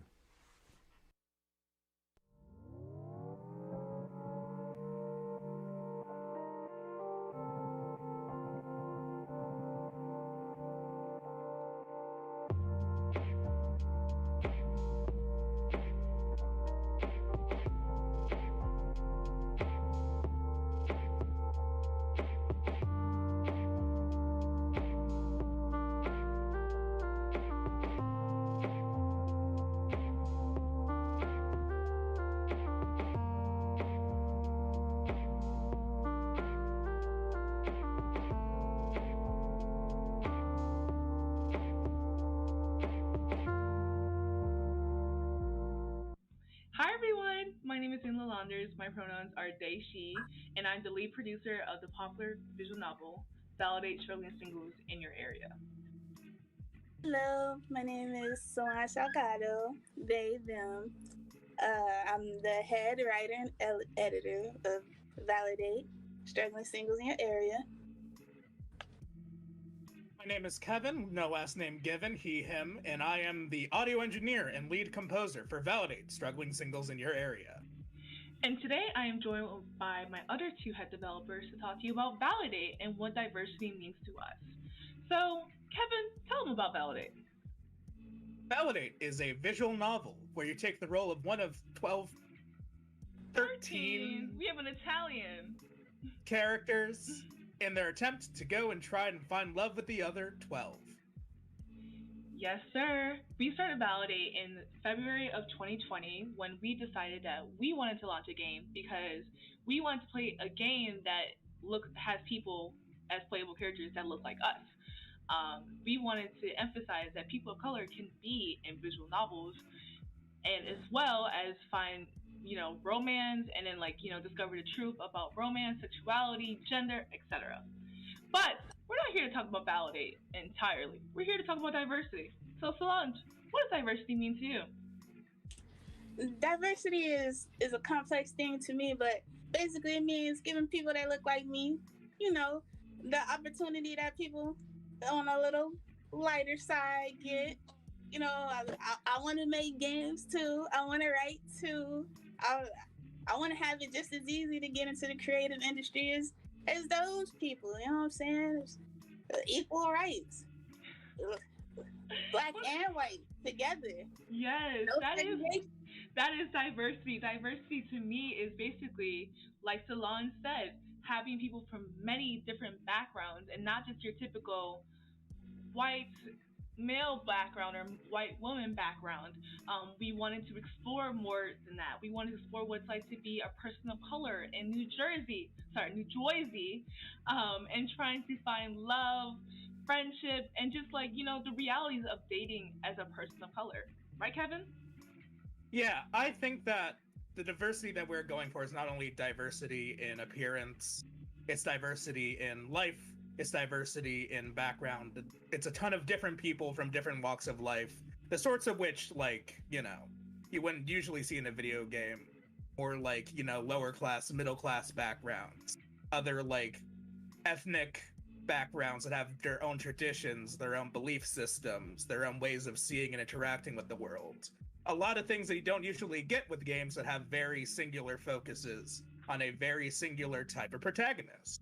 And we are presenting to you 13 of them. Yes, 13, and one of them is an Italian. Because what is a dating sim without the Italian representation? Exactly, the pizza. The pizza. Mamma mia! Shout out to Italy! The Kickstarter paid for this, and now they're getting it. Yes, you guys paid for this, so now you're getting it, and we can't take them out no matter how much you guys make me want to, half the time. But besides that, we actually want to talk more about diversity in video games. As someone who just entered the industry, and most of us are in the same boat, it's so great to see the amount of games that are more and more diverse. A recent example is Boyfriend Dungeon.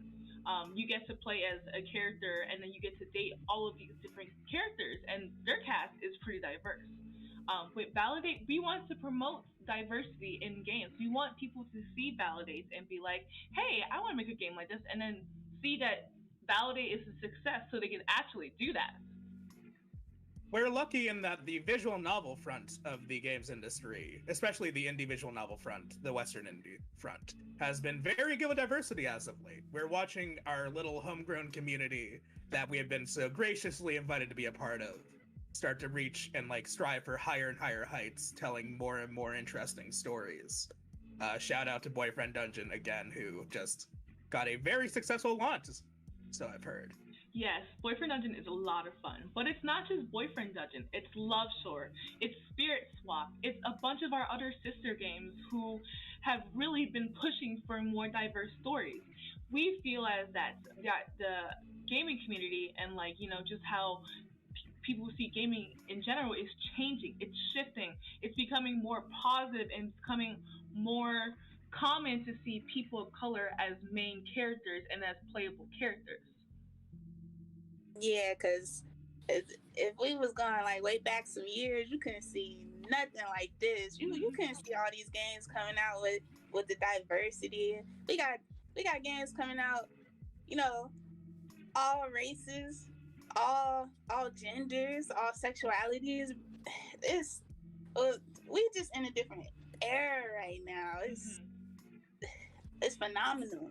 It's crazy because as someone who like has been playing games since I was very young, probably I think I got my first game when I was like 5 or so. It's always been white male characters or white female characters. It's never really been someone who looks like me. And the reason why we really got into development is because, like we've said earlier, we wanted to play as someone who looks like us because we know as adults now that it's more important for people who are younger than us, like, you know, like 7, 8-year-olds to see this kind of representation in games because when you see yourself represented in games, it feels good. You feel like there's nothing, you're being normalized in media. People are seeing who you are, and that is super important. Right, Kevin? Yeah, and we in video games, actually, and as the world pushes for more diversity in all forms of media, we in games actually have a very specific and very interesting place in this, where when you watch a movie and has a diverse cast, you're watching, you're watching a story. When you're in a game, you're taking a mile in that person's shoes, the character that you're currently playing as. And when you play as a character that isn't the same race as you, not the same gender, not the same sexuality, you get a chance to, in a very minute and controlled setting, see how other people see and interact with the world. It is a form of understanding that I feel like a lot of other media forms don't really get you, that you can really only get with games. Oh, yeah. Yeah, like definitely, like playing as someone else, like playing, for example, in Validate we have Mhari, who is South African and Qatari, and like playing as Mhari shows how someone of that background could go about their dating life, how people are interacting with them, how race comes into the factor of all these things, like playing things from different perspectives that you typically don't get to play as. Like, yeah, it's fresh. It's just, you know, you go outside for the first time, you wake up and the air is so crisp and it feels so right, and you just ready to start the day. That's what Validate makes me feel. And I think we just want everybody of all walks of life to feel that calm and comfort that, you know, there go you on the screen. It's possible. We can do it. They can do it. Ooh, we can make you big. We can blow you up. We can show everybody your experience. You know what I'm saying? Naturally. Sorry. No, Naturally, this sort of diversity in the cast could only be possible with diversity in the crew, which is why it's very important for us when we're picking out the team to get as many different people from as many different backgrounds as possible, to be able to tell stories that are similar to their own, and stories that we haven't heard before. We have a very global crew from, you know, a ton of different backgrounds telling us a bunch of different stories, and all of them are getting featured in this game, which I don't think I've really seen before. Yeah, Validate, we are really changing the game when it comes to our crew. Our entire dev team is full of people of color, mostly queer people of color. We did this way because we feel like it is important for us to tell our own stories. We understand that like sometimes you can only tell a proper story from a place of knowledge, and that's what we want to do with Validate. We want people to know that we are doing our research and we are telling our own experiences through these characters. So, that being said, you can check us out at validategame.com. You can also follow us on Twitter at validategame. Anything else? Go play some visual novels, man. They're all really good. Shout out to Visual Novels, shout out to the rest of the team, and thank you so much for watching this, and we hope that you guys wishlist this on Steam, steam.validategame.com. Ever just need to run away to a cottage in the woods with your girlfriend? I don't know, raise some chickens? Same. Except I don't have a cute girlfriend. My partner just dumped me, and cottages aren't cheap. What to do?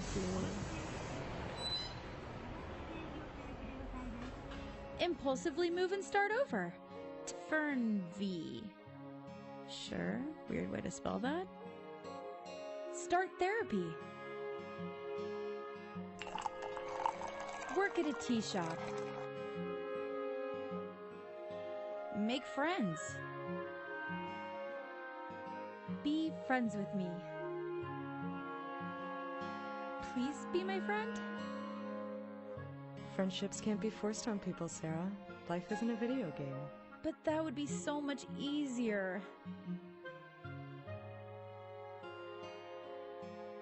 Hi, call me Sarah. Want to be friends?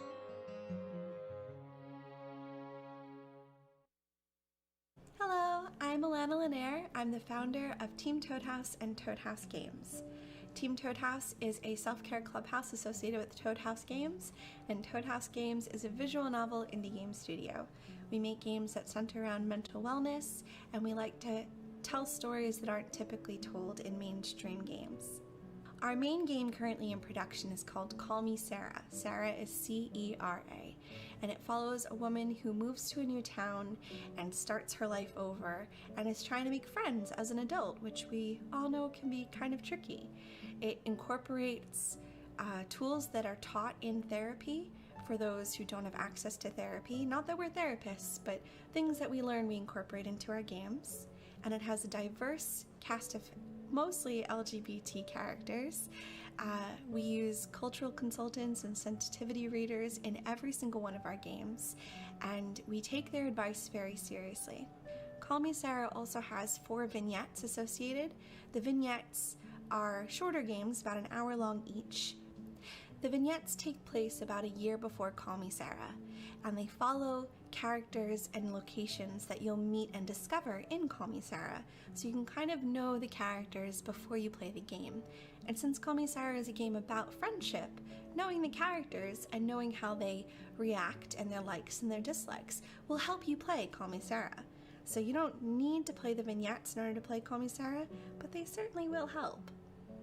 The name of the 4 Call Me Sarah vignettes for you to look out for are Good Lookin' Home Cookin', which released last spring, Tea-Lightful Introductions, and Cultivating Habits, which will release in the future, and Roll for Confidence, which releases next week, so please look forward to it. As I mentioned, we take the advice and feedback from our cultural consultants and sensitivity readers very seriously. We take what they say to heart. So a great example of how this manifested in one of our games is in Good Lookin' Home Cookin'. One of the main characters, Jessica, is a Korean-American businesswoman, and she texts her mom in the game. Originally, we just had text pop up on screen. It was very cute, but our Korean translator and sensitivity reader gave us the feedback of the text messages are cute, but could we not incorporate this color scheme from this popular texting app that everyone uses in Korea?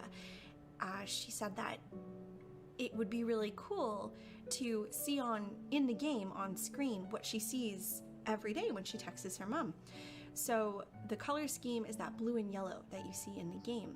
And this was this got such positive feedback. This was such a wonderful example of the importance of cultural consultants and sensitivity readers. It's a very small detail, and normally when we think of cultural consultants and sensitivity readers, we think of big changes. We think of removing accidental racism or things that seem like offensive, right? But this is a positive example where it was perfectly fine with the original text messages. But now that we have that blue and yellow color scheme, anyone who uses that extremely popular texting app has messaged us saying, this looks just like the messages I get from my mom. This is so cool that you thought to incorporate this. And it makes it that much more of an enjoyable and authentic experience for those players. Why wouldn't you want that? Representation, cultural consultants, sensitivity readers, all of this matters so much because it makes our games more enjoyable for our players. And a very key way to ensure that you have this authentic representation in your games is to not only hire cultural consultants and sensitivity readers, but to make sure that your core game dev team is diverse in itself. For example, with Roll for Confidence, one of the main characters, Sophia, is a trans woman. Our community manager is a trans woman. We have a direct link where we can, in the early stages of production, while she's in on our meetings, we can be saying our ideas and what we think, and we have a person right there to speak up and say, I don't think this, or ooh, it would be really cool this, or this would mean a lot to the trans community if we did this. And that is so valuable. We have people on our team. Our team is fairly diverse. I would like it to grow and be even more diverse, but our team is fairly diverse, and it allows us to, before even reaching out to cultural consultants and beyond the research that I do, because I do an intense amount of research to make sure that the games are appropriate and aren't harmful to people's mental health. You know, I do my due diligence. But to have these people on our team who are able to call me out or to suggest things in the early stages makes it that much easier to implement. It's also really important to have more voices in the room, because say it's only one person, like your token diverse person, as people sometimes say, that person has to have so much energy and bravery to stand up and speak up constantly. It's not fun.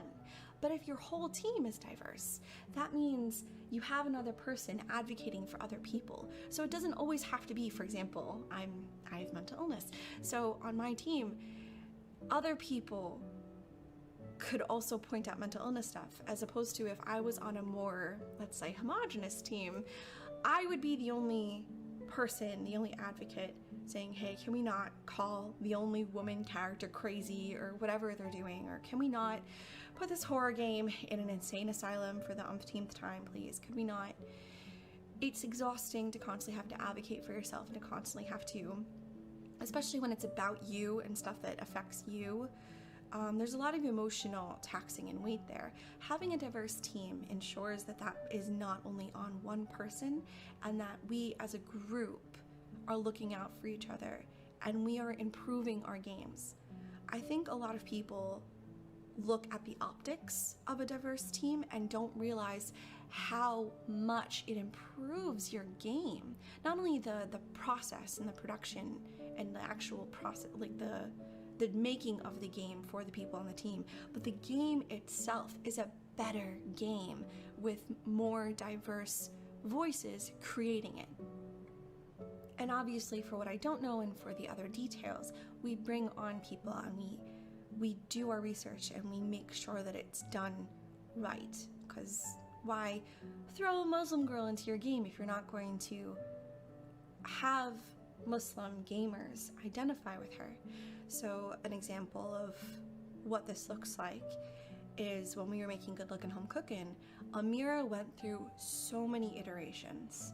Her hijab style changed over and over and over again. At first, we did our due diligence, as I said, and we did our research, but we came up with a very Pakistani look. And we thought it was super cute. She had like a cute little like flower tie here. It was very adorable. And then when we sent it out to our cultural consultants, they all came back like, we are so excited you have a Muslim girl in your game. Yes, thank you. That said, she is so outdated. No one does their hijab like that anymore. Can I please show you how I do mine? And we were flooded with dozens upon dozens of photos of women around the world and girls around the world in different, in their hijabi styles and showing us how they tie it, and even how-to videos showing us how they pin it and what they use. And they were so excited to be part of this and to bring Amira to life.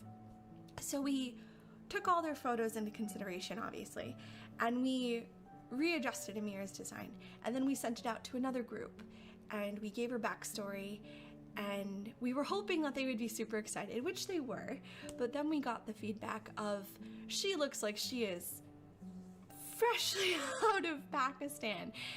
She doesn't look like she was raised in America. Can I show you how I do my hijab when I'm visiting Pakistan as opposed to when I'm living in America? So then we got a bunch of very specific, like, this is how I do my hijab when I'm visiting my family in Pakistan, and this is how I do my hijab when I'm going to school and going about my life in America. And those two styles.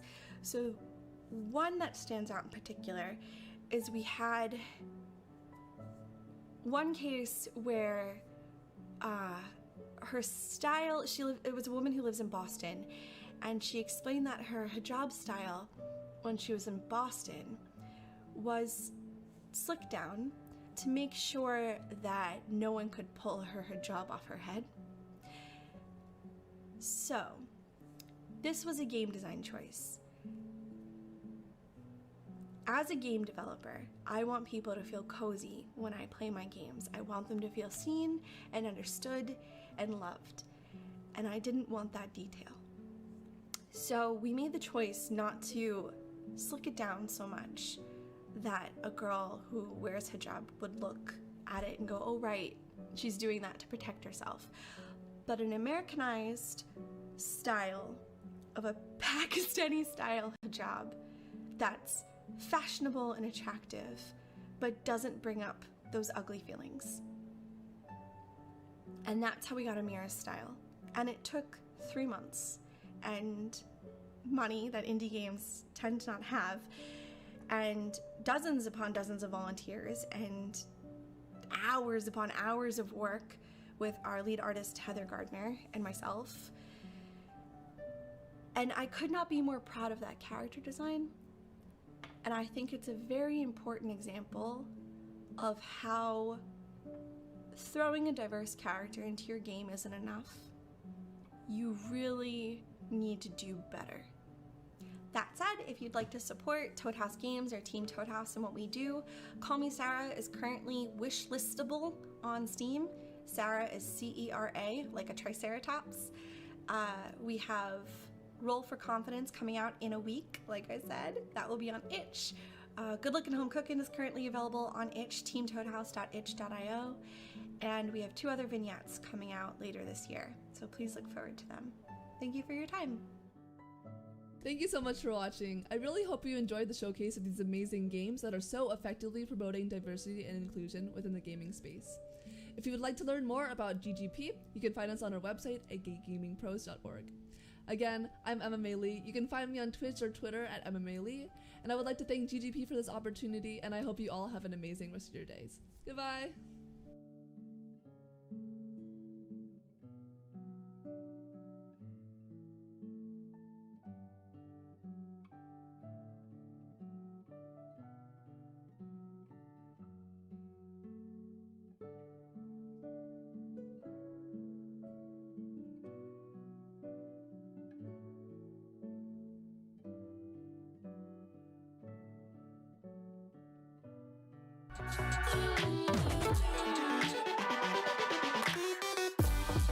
Yo.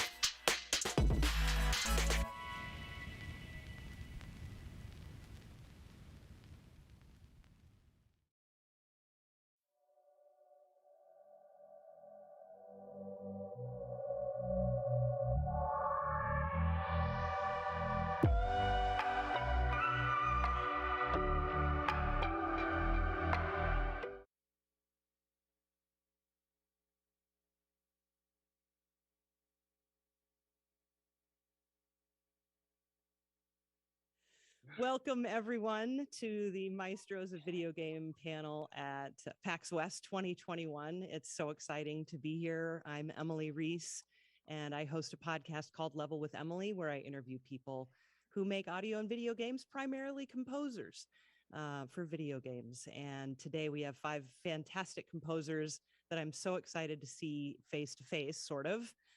We've got Brian D'Oliveira from Resident Evil Village and Sackboy, and another very exciting project coming up that hopefully maybe we can mention, probably not though. We have Will Roger II, Wilbert Roger II. He wrote music for you've done Call of Duty games and also Mortal Kombat 11, which is amazing with the recent expansion called Aftermath. Jason Graves. Hello to Jason. You're the composer for the Dark Pictures anthology. There are 2 of those out currently. And you're also scoring a couple of upcoming VR games, Lone Echo 2 and Moss 2, which just got announced. Gareth Coker from Ori and All the Things. And also Immortals Phoenix Rising, which I've been playing lately. Ark, Genesis 2, and the upcoming Halo Infinite. And last and certainly not least, Mr. Chris Velasco from Carrion, which has just been announced is coming to PlayStation, which is super exciting, and also working on Dauntless. So again, welcome everyone. Thanks for being here. It's been just ages since I've seen any of you, even though some of you I've spoken with in the last year. We didn't do video, so it's just nice to see everybody's face. And I'm really pleased to be doing this with you all.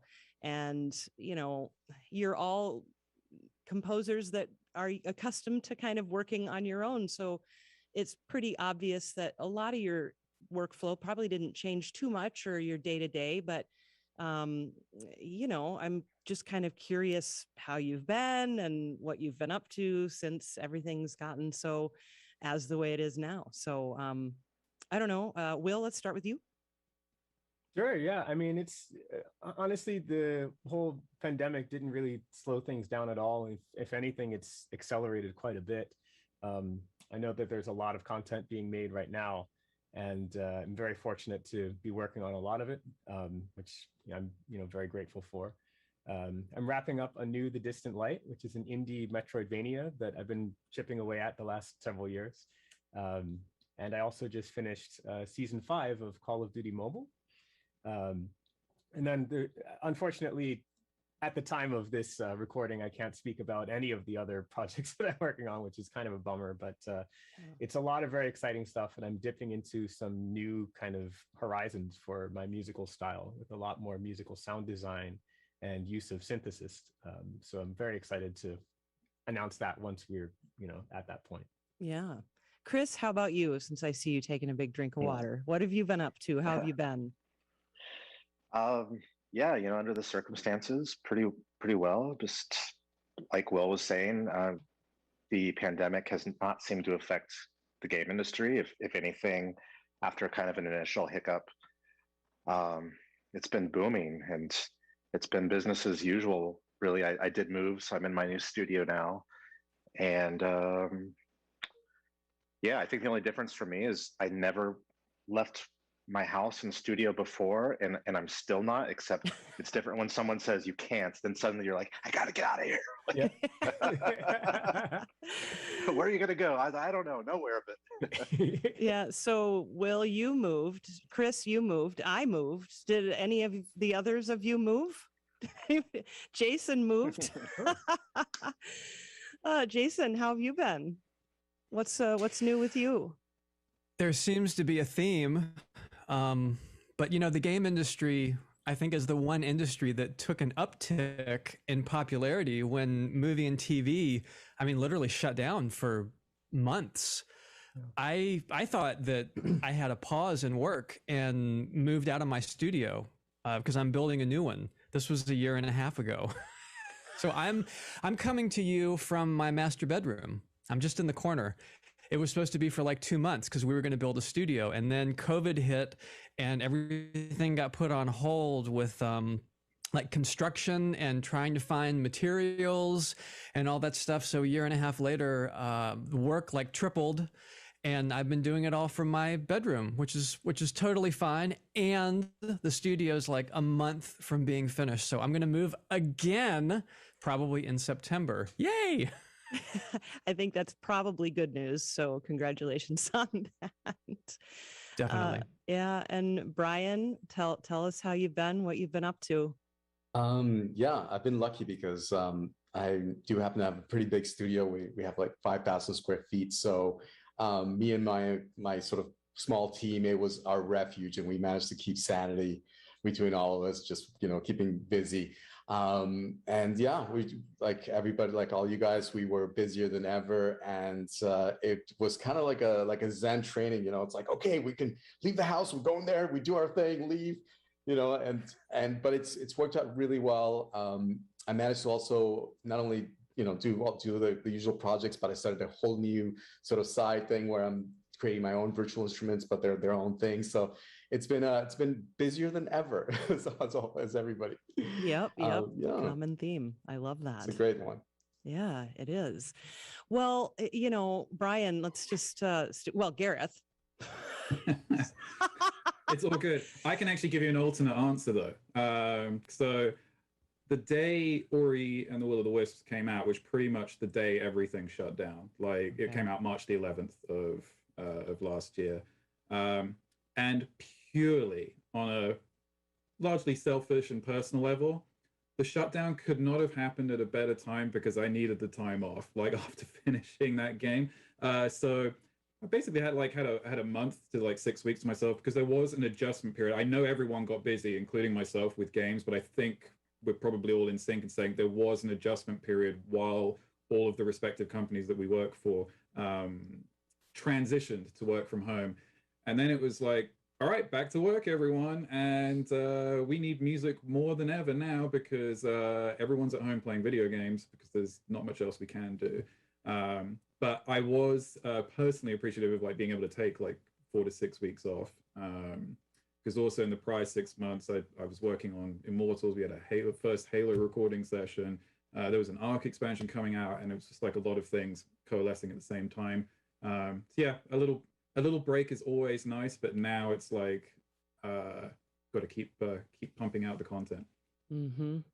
Yeah, and it really has been amazing to, I think, for a lot of gamers, kind of have our dreams kind of come true a little bit in being told to stay home? I mean, I don't mean for it to sound so, glib like that, but it's, we played a lot of games last year, that's for sure. Brian, I want to go back to you and ask you about Resident Evil Village.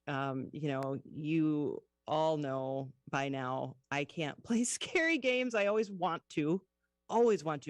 And I have played some Resident Evil. I played the fourth one quite a bit, but man, they're getting so scary. And you wrote such a beautiful song for Resident Evil Village with a really great story. Will you talk about that? Yeah, that kind of came as a surprise. When I got the briefing, they had something in mind and they'd given me references. And, just like a couple weeks ago, before I got such, I was geeking out, looking at random, Indonesian music and instruments. And I found this, bamboo zither that's called a sasando. And I was like trying to find people that play it and could I buy one? And then I found this one girl that just she was from Poland, but had gone and lived there and she was playing it. And with this really beautiful but eerie kind of voice, but beautiful. And I was like, man, okay, I got to find a user. Then I got this message. And then in my head, I was like, wait a minute, this is perfection. Let's try it. And so I called her up. We did, I was given the actual video. I just did it like how I always do, but with lyrics this time, which is kind of nice to do it. And we did basically like a duet between me and her. We did it up. And yeah, it's what you hear now. It was kind of magical how it happened. And with my two assistants, we just went at it for like 2 nights without sleeping. And it worked out. So it's been great. Yeah, that's incredible. It's a really lovely story. And there's a really great video online too that people can see kind of telling that story. Yeah. Yeah. And nice thing with working with Capcom is that they're super open to experimentation. So, I mean, I threw quite a few crazy things in there, and we were just experimenting with all kinds of sounds, and they not only liked it, but they wanted more of it. So we just kept on going at it, and then just found that perfect mix of where it was still catchy as a song because it still needed to have that vibe, but still has that distinct sort of Resident Evil sound in whatever you want to call that, what it is, Sure. So yeah. So Gareth, you have been working on Halo Infinite, which that's just what a cool musical world, Halo. I mean, it can't really be overstated how awesome that whole music situation is. Marty O'Donnell going all the way back. And, what kind of defines that world for you, the Halo world? What are some of those elements that you kind of think of when you think of a Halo score that you wanted to make sure you maintained even while making your own sound? It's funny, I remember when I initially started on it, there's 3 composers for Halo Infinite. It's myself, Joel Korolitz, and Curtis Schweitzer. And I remember when we all started at slightly different times, but it's like we all went through the same process of studying what makes Halo music. And that's not really an easy question to answer on the surface. And so it's like, well, let's just go back and play the games. Oh no, my life is so hard. Let's play some more games. And there's all the stuff on a musical level. There's the themes, which we refer to as like the Star Wars-esque themes, because you have to have them. Otherwise the fans will riot. Yes. But then for me, it's a little bit beyond that. It's like, how does the music make you feel during the gameplay? Because I think several people here have scored action games of some kind, whether it's third person or first person. There's a lot of different flavors, and Halo is a very unique flavor. And actually, the thing I noticed the most is that the music has a lot of space in it. And I don't mean sci-fi space. I mean like actual space, like in between the notes. It's not super over the top like you might expect a big epic action game to be. It's actually quite measured, and that is reflective of Master Chief's character, I think. It's very deliberate and precise. I always like to make the comparison with Doom, and it's like another first-person shooter, but it feels completely different when you play the game, and the music also reflects that. So I use that comparison just because it's so like the opposite. And I found that once I knew the basic language. I likened it to learning a language. Normally, I'm in the business of creating an IP, Ori, Ark, Immortals. This is really my first time going into a world which someone else has created and other composers have built upon over the years.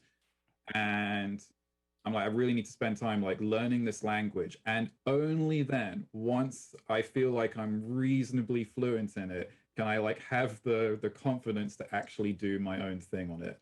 And thankfully, I think what we've ended up with is an interesting, we're definitely acknowledging scores of Halo 1, 2, 3, 4, and 5. And I think the three of us have managed to successfully put our own spin on things. And fortunately, the release of the technical preview a few weeks ago had a bunch of the new music in, and we haven't been raked over the coals by fans yet. So I guess we're doing something right. That's fantastic. And I want to ask Will kind of the same question because, you've come into the Mortal Kombat universe and also Call of Duty to a certain extent, but Call of Duty, changes times and settings so often that I think almost, and you can please correct me if I'm wrong, it seems like Call of Duty might have a little less of a defined sound world than something like Mortal Kombat. So I'd love to hear your thoughts on that. If I'm wrong, especially, but also just kind of talk about how you follow into those sounds as well. Yeah, I mean, Mortal Kombat's interesting in that it's obviously had, I don't even know how many games, 20 something games so far. And then of course the movies and the new movie now. But it has a spirit to it that's pretty consistent. And I feel so lucky that I got to work on Mortal Kombat because it was my life, like my whole life in middle school. And I grew up with these characters and now I get to score for them, which was incredible. Wasn't it one of the first games that you played? It literally was. I remember I remember it was my classmate Ollie's 7th grade birthday party at the arcade, and his extremely Polish dad just hands me a bunch of quarters and is just like, play video game. And so I saw Mortal Kombat arcade and I just sat there and ignored the party and just played this game the whole time. It was incredible. But yeah, it's interesting. There is a Mortal Kombat sound. I think the obvious answer is violence. You have to portray violence in some way. And that special Mortal Kombat violence that's just so over the top that it goes from scary to disgusting to hilarious within the space of one fatality. And violence can be portrayed musically in a bunch of different ways. I think the obvious way is through rhythm. But in my score, I actually tried to do it through harmony, especially. There's certain harmonies that I just found really innately suggest the violence and ruthlessness that the game needed. Mortal Kombat 11 is kind of interesting, though, in that it has a very in-depth storyline. There's very detailed and very dynamic characters. And so I also wrote leitmotifs for every single character. Oh, wow. Leitmotifs are kind of like musical calling cards, if you don't know. They're like little themes, I guess. And also for concept like family and the relationships between characters, and of course the combat theme, which exemplified all that violence that I mentioned. And this allowed me to score I think 4 hours of cutscenes with a level of depth and relatability that was really needed to take this epic storyline, but also make it personal. And lastly, I mean, Mortal Kombat also, because it's got so many different diverse characters from literally everywhere around the world and different universes and so on. So having a wide variety of instrumentation was very important to me. I had the orchestra as well as big kind of Wagnerian choir and organ, even church organ.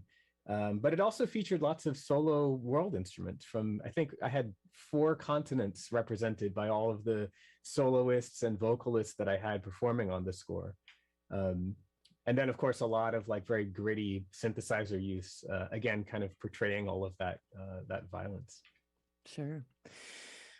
Chris, I want to ask you about how you dealt with combat music. I mean, all 5 of you have written countless hours and hours upon hours, I'm sure, of combat music. And, I think it's people who know about game audio know that combat has various stages and the music intensity ramps up, and how do you make that happen? And Chris, I feel like for Dauntless, you've done kind of an interesting spin on changing those levels of intensity. Can you talk about that? Yeah, I'll be honest, I am so tired all the time from writing combat music for the last 15 years or whatever. When I start up a new project and I see the music document and I see how much is combat, my soul leaves my body for a minute. No. Just for a minute. Just for a minute. But yeah, between the five of us, oh my God, how much combat music is there? It's insane. And you always think, like, how can I do it again and make it sound at all different from the last 500 ones that I did?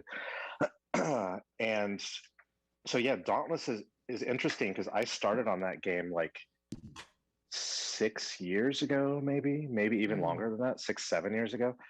And so my pitch for that became the main theme for the game, which I actually just rewrote and re-recorded recently, because the game has really taken on a life of its own since then. But yeah, with Dauntless, we started out using the hand pan with a lot of found percussion and stuff, and we were trying to make the score sound different than the typical kind of fantasy, kind of just over the top, big, epic orchestral action. And so, but the game has changed so much over the years that it has, partly due to like an outcry of fans even, we've switched from like hand pan and me just beating on random stuff and playing strings weird, and to everyone being like, no, we want, like, give us the themes, give us the this and that.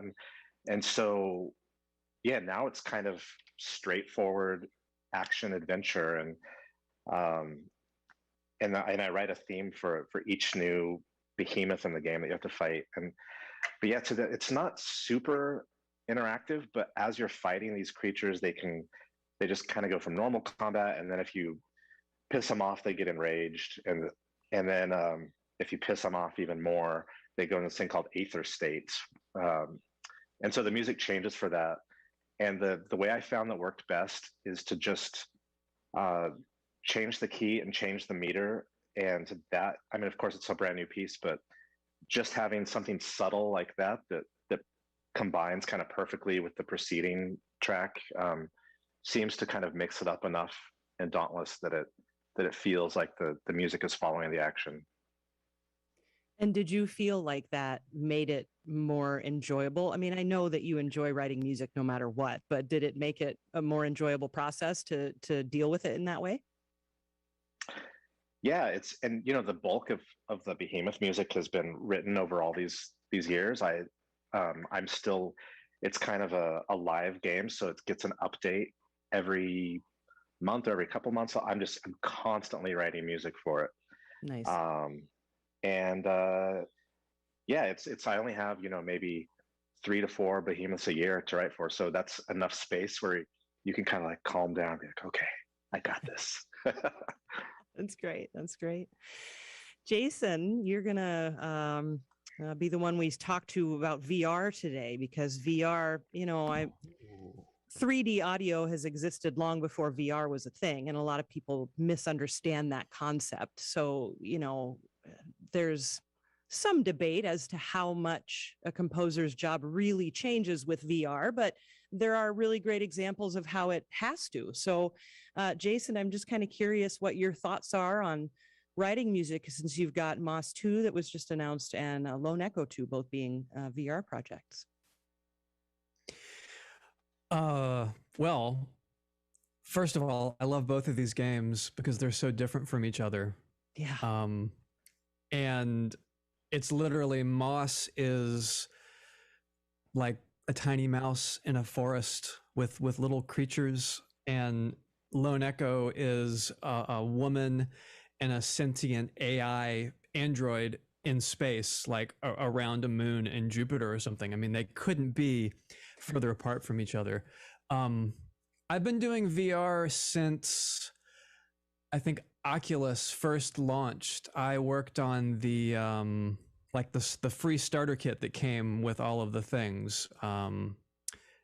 With the audio director was just someone I knew at Facebook. So it was like literally the preview that even game developers would have if guests came to the studio. This was back, I mean, probably 4 years ago when, maybe even more than that, when there were 10 of these in the world. And it was very, very fledgling, and no one really knew what to do. And I think there was a lot of like, we could do this and we could do this and we could do this, and a lot of experimentation. And what I came down to the final sort of reasoning, along with most of my audio directors, is there's some really neat stuff you can do with spatial audio, with diegetic music, which is a fancy word for saying music that occurs in the game, like maybe a radio that's playing, or a broadcast system like outside your house in the video game. You can do some really interesting spatial things by positioning the audio. So when you're in VR, and I'm not going to turn my head, but when you're looking around and you're looking up and down, the audio is pinpointed in that 3D space with your 3D visuals.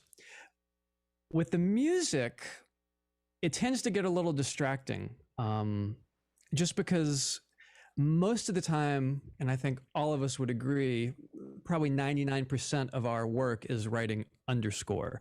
So we're there to support the game, and we're there to embellish the emotions, and we're there to like really make it a unique experience for the players.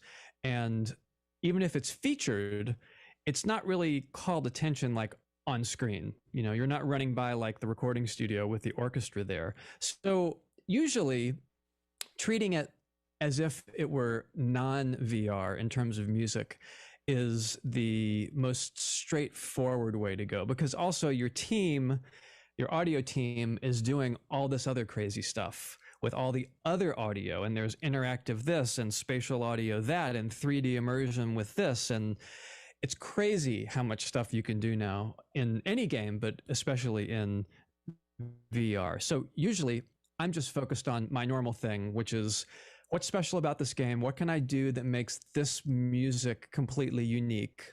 And for the case of Lone Echo 2, I just did all synthesizers, which is the same thing I did for Lone Echo 1. But this time I literally pulled out every synth that I had. I had like 22 synthesizers and drum machines. And Maluka, of course, singing because of the solo female vocal, sort of with the one female protagonist in the game. So that had its very special, unique kind of sound. And then Moss is all live solo instruments. Me and basically 4 friends of mine from all over the world. And we've talked about how lockdown didn't affect us too much. All my players were already at home. And as a matter of fact, the cello player that I got, who has toured with Bjork, by the way, Emily, I know you're a huge fan, right? He's amazing. That's awesome. I found him because he, like many other musicians, didn't have work because all the orchestras had to shut down back in March of last year. And if that hadn't happened, I wouldn't have discovered him. And he's an amazing cello player. I feature him a lot in the score. So it's all about the unique emotional resonance that the music can kind of have an effect on for the listener and the player. And if we can do fancy VR tricks, great, but it's usually kind of kept to a minimum. Now, you mentioned playing live instruments, and I know that all of you play. And I kind of have 2 questions. Do any of you sit at a piano and write when you're writing melodic music? Does anybody do that? Jason does a little bit. Yeah. I mean, it's so old An actual school. piano? Yeah, like a real, or a keyboard, I guess. But yeah. I mean, I guess you would all use keyboards as you're writing if you're doing synth stuff. But what I mostly want to know is, you all are well versed in numerous instruments, and you can record yourselves and you can sound good and all of those things. And do you think it's kind of safe to say that you, in this day and age, kind of need to be able to do all of those things to be a successful game composer? I don't like to say. Are you asking me, or are you asking everybody? Everyone. Sorry. I don't like to say that you need to do this, that, or the other. I mean, Fair I know enough. some folks who are absolutely brilliant synthesists, and extremely in demand, but they don't, necessarily play anything. But it's such a great way of developing a unique sound to your own. I mean, I personally grew up on classical piano, and then in high school, I got so into, the classic Japanese role-playing games like Final Fantasy and Chrono Cross. And so I decided I'm going to teach myself how to play the flute, because that was like the instrument at the time. And it's added so much to my own music, being able to play these things on my own that are just coming from the heart and not necessarily anything that you can write down and transcribe and give to someone else to play, but instead you're doing it yourself. I mean, I'd love to hear from Brian and Jason, because Brian, I know you have your whole La Hacienda studio that has like a million different instruments all like around the world. Yeah, and Jason, not to embarrass him, but he created instruments for its Tomb Raider score as well. That whole big metal art piece. I mean, I'd love to hear more about those. Yeah, go ahead, Brian. How about you? I guess, yeah. For me, it was just, it started with, it's like, okay, I'm not going to wait for an orchestra to play my music, so I'm just going to do it myself and figure it out. I got called on it a few times. People thought I was crazy when I started filing out the instruments. I even had an intervention at a certain point. It was pretty funny, actually. Like, no, you have to stop. You're doing too much. 10 years later, it's even bigger and better. Yeah. So it's worked out really well for me. I find that it's funny because I like to tell the story, but it really was kind of a turning point. About 10 years ago, I went to the Amazon and did ayahuasca. And when I came back, I realized, or during that time, I was like, there's no limitation. This idea that you have to be good at only one instrument, which is kind of ingrained in us as, from a young age, you're good at that. And if you do too much other stuff, you're not going to be good. It's just like speaking languages. They used to think that you're not as smart if you spoke many languages back in the days. It's crazy. It's the total opposite. And I find that also it's the same with music and with instruments. It's just like language. The more you play them, the more better you become at all of them. And then just yourself as a composer, as a musician, you're able to express yourself in these different languages that these instruments allow you to speak in. You can go more fluid, or you can go more, in a different, completely angular way, depending on how the instrument allows you to express that. So that's what I love about it. And I use the instruments as kind of like the conduits to that way of writing and expressing. Yeah. So it's been working for me really well. At the same time, I'm trying not to get stuck in that. Like, lately I've been making electronic music again, and I'm sitting there tweaking and I'm, programming stuff. And I just wanted, it's always just about switching it up and never getting too stuck in one way or train of thought, because then, it's just like anything. You get lazy, then you don't have any creativity after a while. But if you switch it up and within certain limitations, it keeps it fresh and it's enjoyable. Yeah, Jason, how about you? I know Will kind of called you out a little bit there. So what do you have to say about that? Well, I'm a drummer and a classically trained percussionist. So basically the world is my instrument. Ever since I had my first microphone and accidentally recorded myself hitting the desk, and the microphone had a delay and a reverb on it, kind of like Brian's Amazon realization, I thought, oh my gosh, I could play anything if I have a microphone or a cell phone and record it. And a lot of times I write music differently depending on what instrument I'm on. If I'm on the piano, I'm writing one way and voicing things one way. If I'm playing guitar, I'm doing something different. I kind of grew up playing guitar and keyboards and bass and drums and percussion.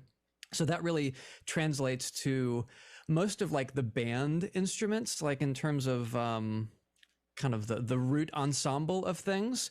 And I'll rub two rocks together for Far Cry Primal and stir a bucket of dirt, like in a heartbeat, because it's something different. I'm like very OCD with sounds, and I love learning new things. So you combine all that and shake it up in my brain, and that's me just running around trying to find new sounds for every game, like inspired by the game, and then the sounds inspire me.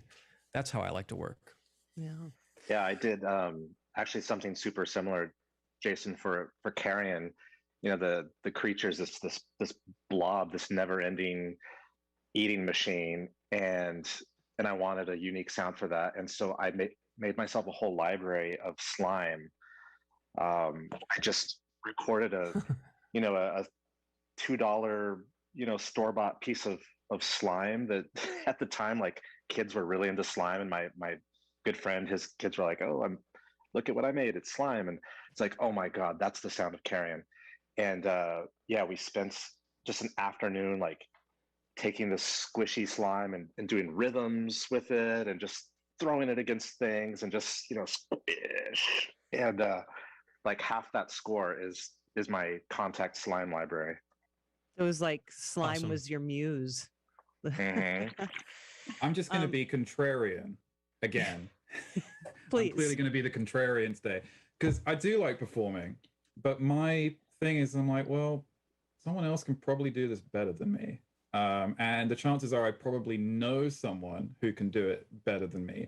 Like, I feel like it's good to have a knowledge of all the instruments, but then when I send it off to someone else and get it back the way they've played it and, years and years of training behind it, I have found one of the benefits of the pandemic is I had a chance to like self-evaluate, which is very rare. And I look back at the pieces of music that, first of all, resonate with the public the most, but second of all, that I enjoy the most. There's a common theme there, and I feel like the best music that I've produced has always been born out of a collaboration with someone else initially, because it can be very helpful to bounce ideas off other musicians. I'm not really talking about the compositional aspect, but there is a performative aspect to music as well, which if you're not really well versed in an instrument, that both has a benefit, which I think is what Jason and Brian are touching on, because you can learn stuff and create sounds that like no trained musician might have come up with, because like, well, why would I play the instrument like that? But that's something I sometimes ask like trained musicians to do as well. I'm like, yep, forget everything you learned, and try and do something different, but also show me something like play this like the most professional way possible. And that's borne fruit some incredible collaborations over the years. So what I like to do now, and I have the benefit of being on a project that is like 4 to 5 years out. I've been brought on pre-production, which is really unusual, especially in AAA world. And I get to experiment and try things out. And I feel like I'm basically a casting director at this point, because I can really like work hard to find specific performers that do things really well. And then all I have to do is convince the game dev company that, yeah, we should bring them on for like the full game as well. But like, so I just bring that up because I just wanted to be alternative. But I'm really not a hipster. So, okay. Well, Gareth, if you ever need a slime guy, I got you. Right. Well, that's the thing. I mean, hearing and seeing about Brian's like masses of instruments, I feel like it's inevitable that one day I'm going to end up calling Brian and be like, yes, can you play some stuff for me? Because that's the thing, even within the composer community, there's a bunch of really, really, very, very, very capable musicians. So I'm just lucky that we have all these resources and we kind of get to play with them in different ways. I mean, I think it's fascinating, like to watch Brian, because what would you say was your first instrument, Brian? It was the flute, actually. The flute. Yeah. So a little tiny Andean flute that actually I had, like, it was given and then it broke, so I had to like make myself another one. Oh no. Oh, no. Then you'll pick up a cello and you'll just like have the most beautiful cello sound. I'm like, I grew up, my sister played cello. She still has her cello. I've been a musician my whole life. I can pick up a cello and sound like absolute garbage. So even though I had strings technique class, I can't get a good sound on the cello. So, I mean, that's one of the things that amazes me, where I'm like, I totally see what Gareth is saying, because there's no possible way that I can get, if the desired result is a good sound on the cello, I'm not your guy. But if you want something wacky, I can handle it. But, to take that to a further level, there's more than one way to play the cello, and different performers bring their own attitude and feel to it. And you can start to hear the differences between them, and like, one cellist doesn't always necessarily fit every single project, even though you could probably, like, a professional musician can probably tailor the performance, but some people just have a sound, and a lot of it's to do with the instrument as well.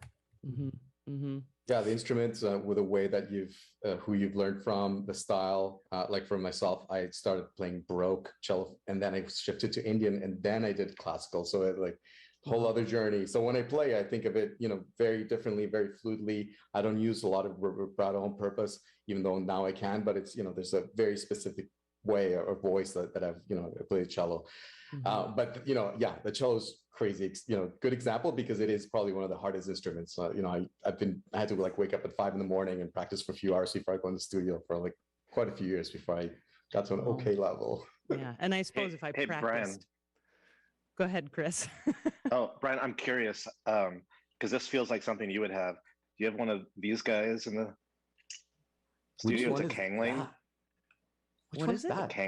It's called a Kangling. I don't have one of those. Oh no! Oh man! It's made from a femur. Whoa! Brian, I'm amazed you don't have one of those. Yeah, I've actually never played it. I'm pretty sure it's haunted, and really, I don't know. Okay. I just feel weird about putting my mouth on that thing. Like, it's someone's bone. But I figured, man, you of everyone you probably had like, oh yeah, I've got my Kangling drawer with like 20 of them. I do have my bone instruments, but they tend to break actually after a few years. So like the donkey jaws and all that stuff, you hit them and then they, after a while they just decompose. So yeah, so they're fun. Yeah. On that note, I'm just trying to make actually like cast instruments that have the same kind of vibe, but they're going to last longer and it's not so weird. You're not playing a piece of dead matter. I think Brian, actually you were mentioning just like mixing it up and trying to do something different and not get in this rut, kind of putting words in your mouth. But all of you are generally juggling at least more than one project at a time. So I'd love to hear you each kind of talk about what that's like, what you enjoy about, if you're doing like a horror game next to a kid's game, or like Jason was talking about doing Lone Echo in space compared to Moss in the forest. What's that like? Is it difficult for you to switch gears, or do you revel in it? We'll go ahead and start. Sure. Yeah. Honestly, I love it. I mean, I did Mortal Kombat and Vader Immortal at the exact same time. In fact, they had the same deadline, like the same day. It was kind of ridiculous. And it was Vader Immortal Kombat. Yeah. Yeah. And it was kind of, by the way, I think I worked with, I share both those franchises with Chris Velasco. I'm pretty sure. Because didn't you also do like Mortal Kombat 9? And then Chris did the later seasons of, or chapter, or whatever they call it, of Vader Immortal. But yeah, it was kind of great because I think maybe Monday to Friday, I would be working on Mortal Kombat and, just chipping away at that. It's a much larger score. It's like 2 hours and some change. But then Vader Immortal, I would work on the weekends. And it was just so great to kind of like shift gears, like Vader Immortal was a Star Wars score. So it was mostly orchestral in nature and a different sort of harmony. And it was like a relief. It was just this like nice, pleasant orchestration, like just take a little break from the harsh violence and just like beating over the head with music that Mortal Kombat needed. So it really kept my writing fresh, I think, on both projects. How about you, Gareth? I know that you have gone back and forth many a time. What do you think about that process? I found my limit, I think, at the end of 2019 and 2020. I think juggling two is fine because you can kind of play one off the other. Even when the deadlines are the same, it's generally manageable. When it starts to become three, and here's the thing, projects get delayed all the time, especially recently with the pandemic. And so your perfectly planned schedule gets destroyed. So there was one point in September, I'll give you the brief timeline. September 2019, I'm recording in Bulgaria and Nashville for Darksiders Genesis. And then in December, we had first recording in London for Ori 2. Later in December, we had first recording for Halo. And then January, we had the second recording for Ori 2. And then all of that stuff has to be mixed. oh, and I think I'm doing like one of the Arc expansion packs, and I'm just like, how am I going to get this all done? And it did get done, but I found my limit basically. And it's fun to play stuff off one another, but I think one of the battles we all face as freelancers is the managing of the schedule and also leaving enough breathing room for the inevitable delays. I simply just assume every project I work on now is going to be delayed by like 4 to 6 months. And thus, it's a pleasant surprise if it doesn't, because then if it doesn't, hey, I've got 4 months free. So that's kind of how I approach it. I do enjoy it. But I think there is a limit for all of us, but probably all of us have different limits. Yeah, and you mentioned something that, I think a lot of people learned last year that you guys had a huge head start on is trying to get a head start on balancing your time, workspace. I started working from home, doing a morning radio show from my living room. I did that for more than a year. And that was an adjustment for me to do that all at home and then try and figure out, when am I done for the day? When is it okay to answer an email now? Those kinds of things. And am I going to be working on the weekends? And Will, you mentioned that you did one game Monday through Friday and the other game on the weekend. How are you guys at that? I mean, has that been something you've grown into being good at, or that you constantly struggle with? I actually find that if I'm just working on one project, that it almost feels like I'm not working at all. Like it's almost too easy. And if I find myself being able to take weekends off, just like I almost start panicking, like, oh my God, I have to get a job. But it's really weird. And I unfortunately cannot talk about any of them, but I think this might be my craziest period ever. I'm writing on 6 projects at once right now. And and I think that helps us actually level up as composers. Just doing so many different styles and getting to do something different every day.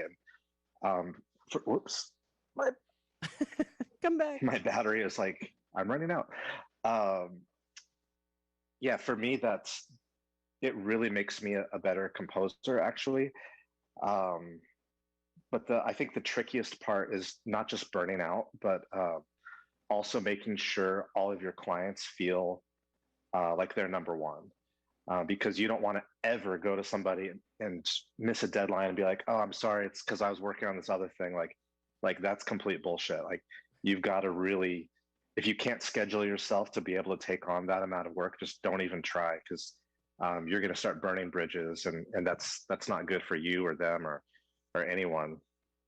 Chris just touched exactly on what I was talking about. It's like I found my limit, and Chris has clearly a different limit, but having been through that process, I now know kind of like the type of work I want to do as well. Like I know I'm much better suited for these long-term projects, which bring me on early.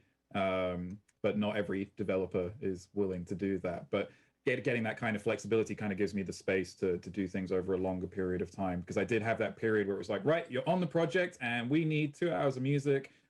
You've got like 6 months. Have fun. And so there's like so many different timelines that can end up happening in video game music as well. Mm-hmm. Mm-hmm. No, it's interesting. There's actually 2 schools of thought about time management that I've heard. I mean, for starters, we all set our own hours basically because we're freelance musicians. And some people will say, no, I work from 9 to 5 and I put all of my efforts then, and then I take a break and then I, go home. I have my family and so on.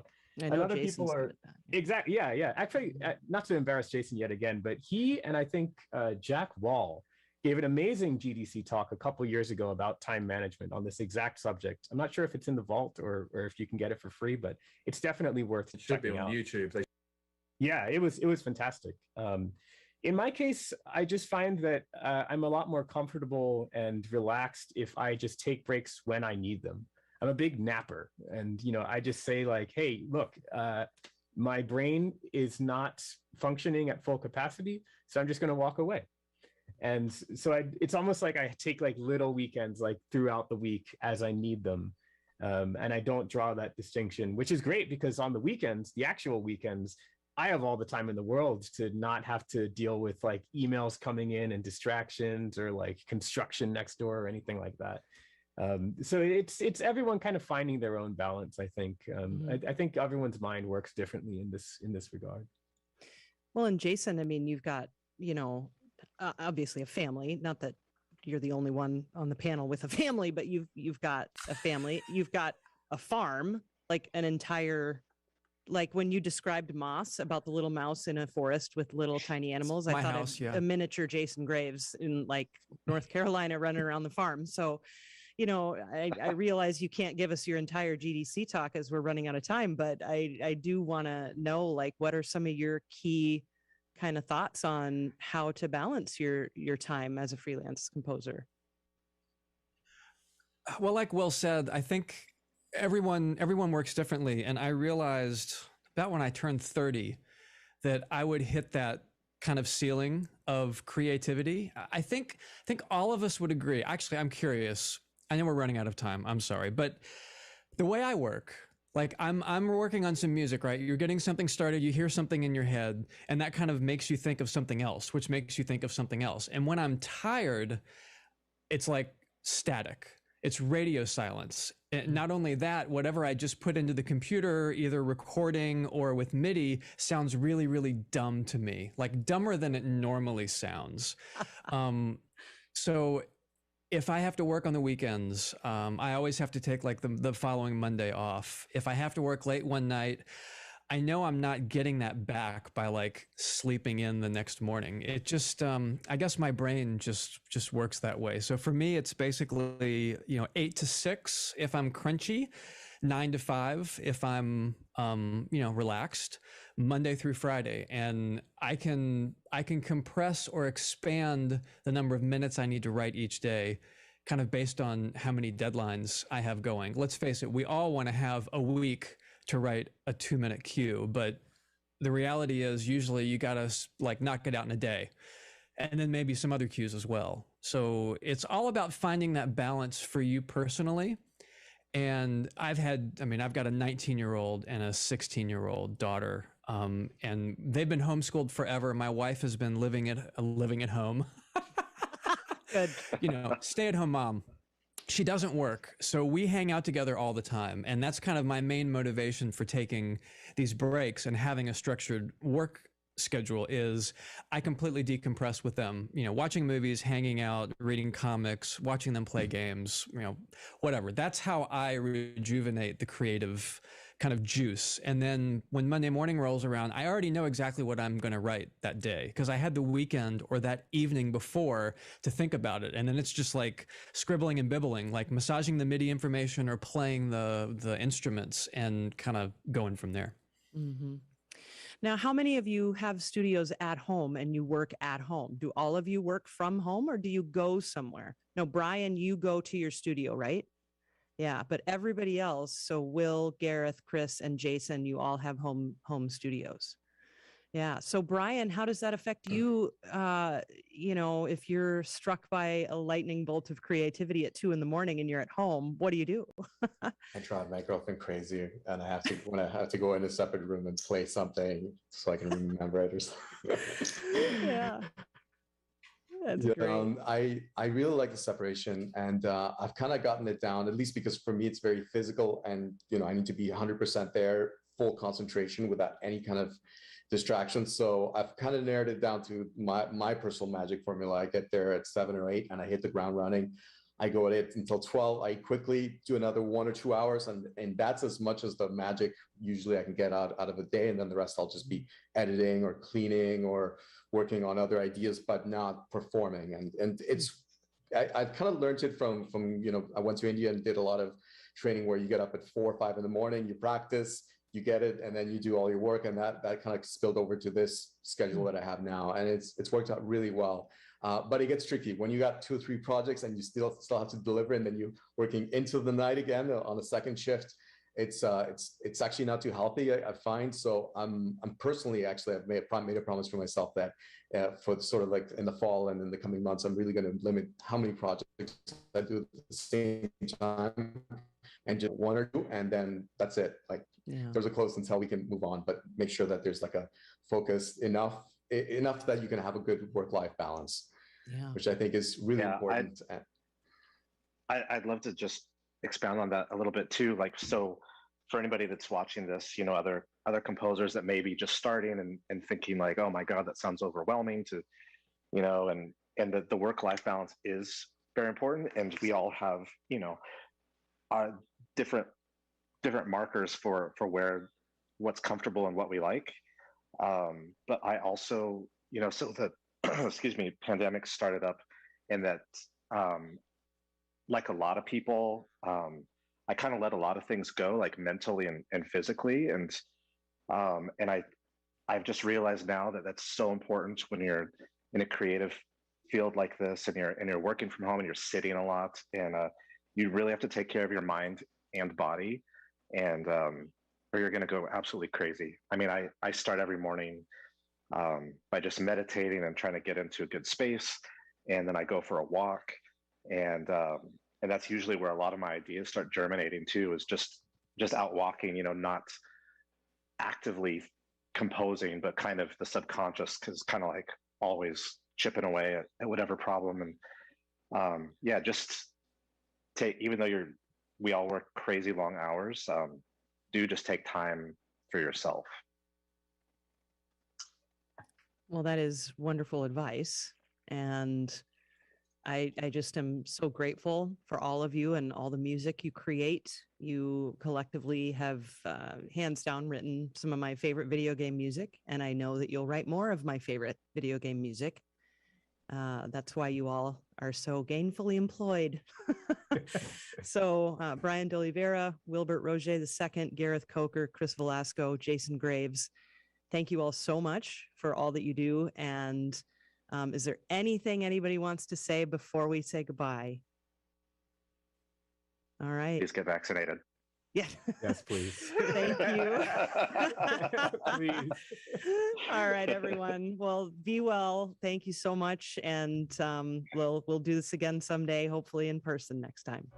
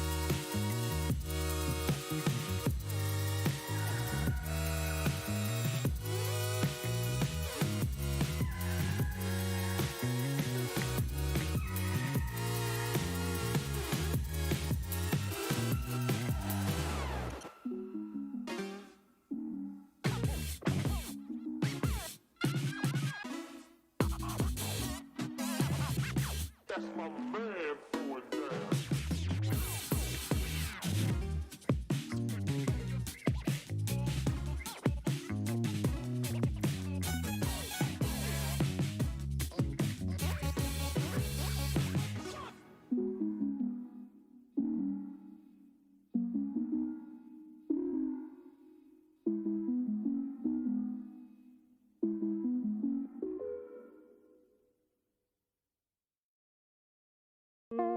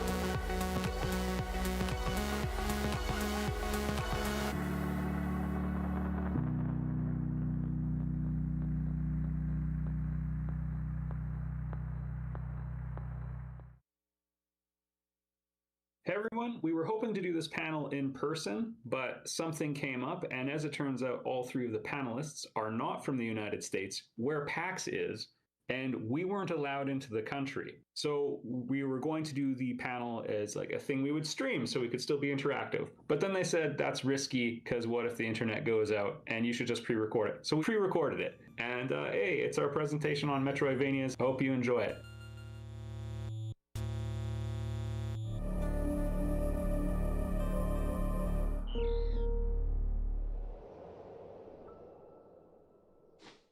Should I get I'm going to get my Necrosphere copies because it's going to make it like faster and flashier. Hello, my name is Caio Lopez. I started a company called Cat Nigiri and made Necrosphere, which is a Metroidvania, and now I'm working on another Metroidvania with my new company called Dog Temaki. Hi, my name's Dave. I started a company called Reclamation Games, and we're working on our first game, which is a story-driven Metroidvania called Reina and Jericho. So my name's Miguel Hassan. I'm the director of Halberd Studios, and we're currently working on 9 Years of Shadows. It's a Metroidvania based on movement and music.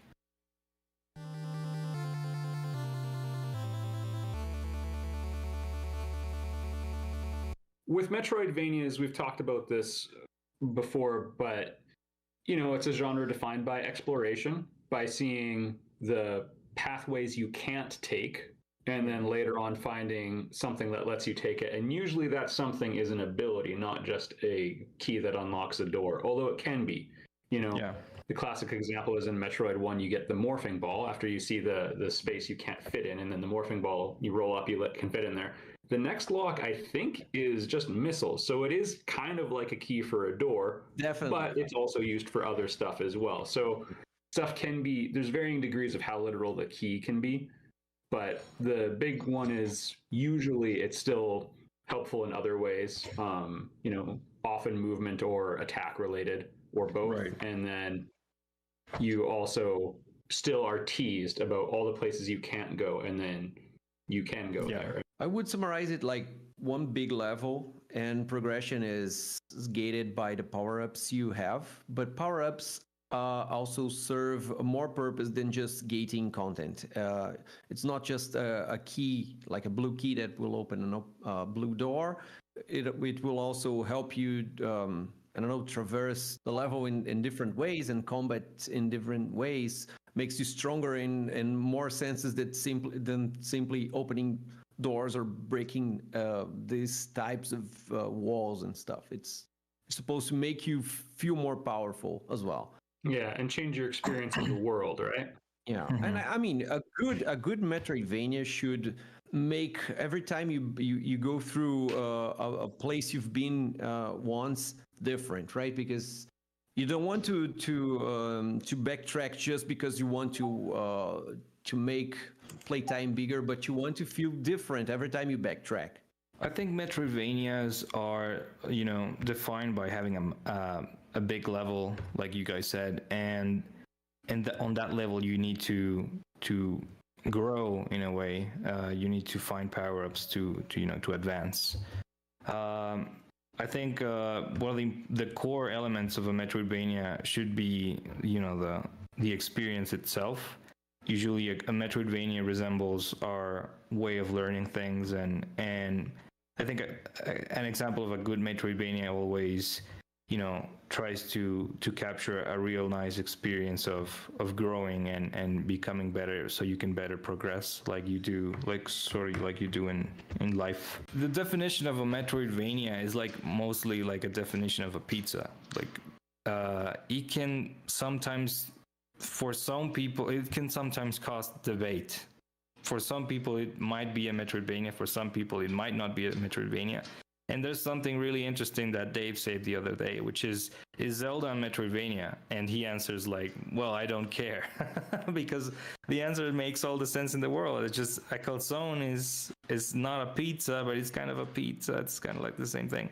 So we should not be splitting hairs and maybe enjoying more of the pizza and calzone, and that would be I think a more fun world, instead of just, you know, debating over the title of what you're eating or enjoying.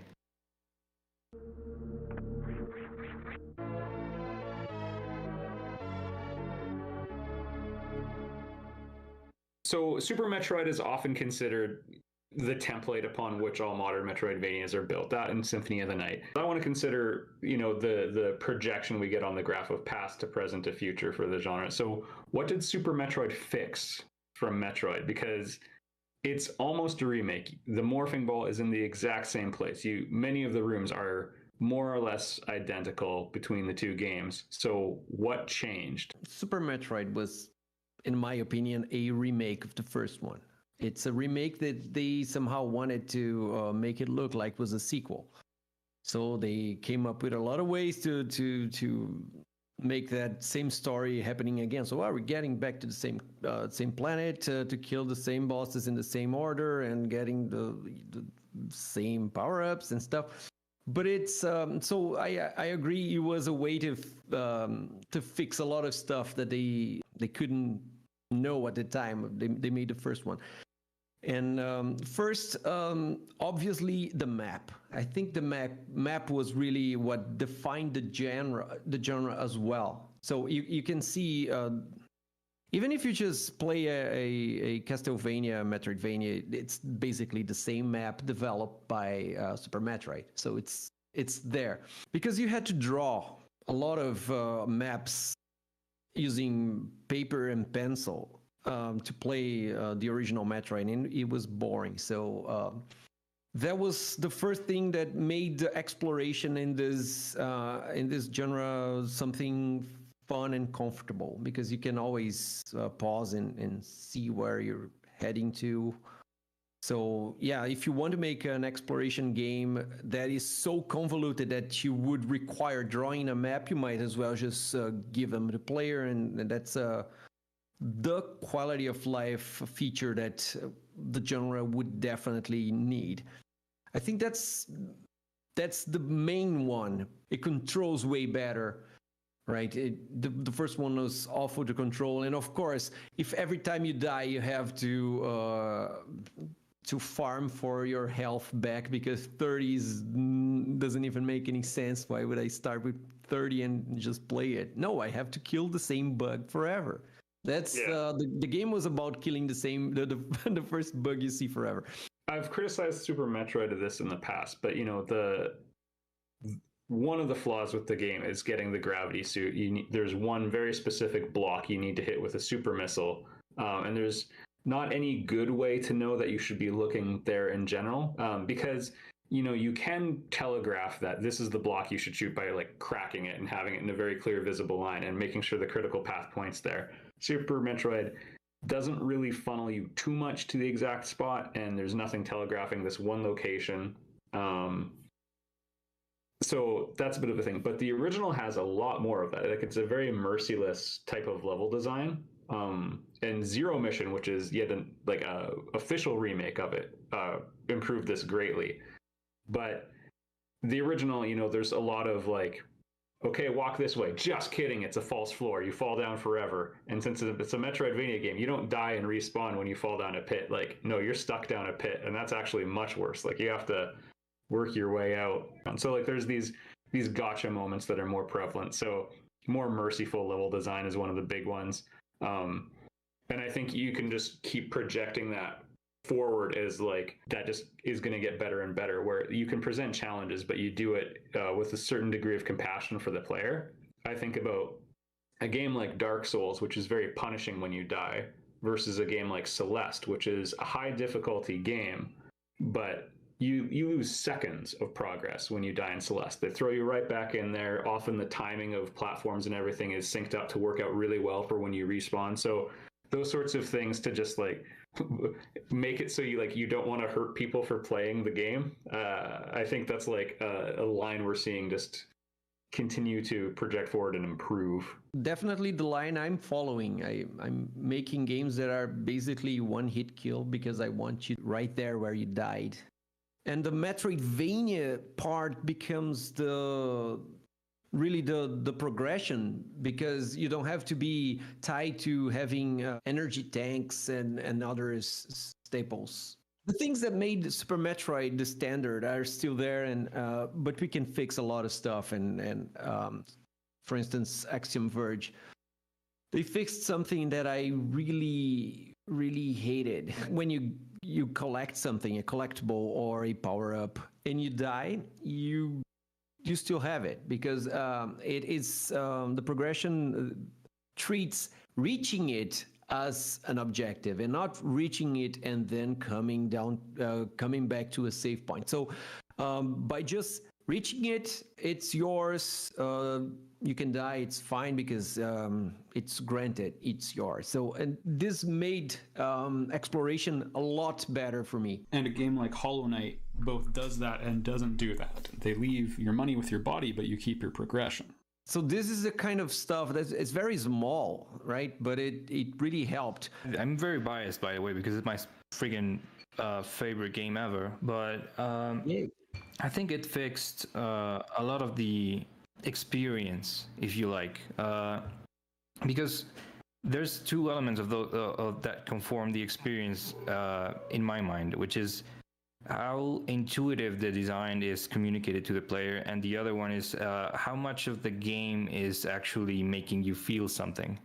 And for example, the thing you mentioned with the very specific block you need to destroy with the super missiles, I think by that point you have the X-ray or the X-ray scope or whatever, the X-ray visor. But it's not very intuitive or likely that you are going to be scanning every room, and at the same time the game is fighting itself because it needs to conserve that element of foreboding map or foreboding progression, that you shouldn't be there. You are going through alleyways and little bits of spaces that you make you feel like you shouldn't be there, and it's all a secret. And having that balance is difficult, but I think it manages really well. And so to the answer of what did it fix, well, it fixed the overall package of the experience. It definitely has some flaws, but it made it so much more impactful. I think that's the value. As a player, I got really I got into the story and to the feelings, and they stick with me even as I am older now, and I still get to play that game and feel that way. And it's a very specific thing. That's the value for me in that game. The memories I have of very specific feelings that the game evokes.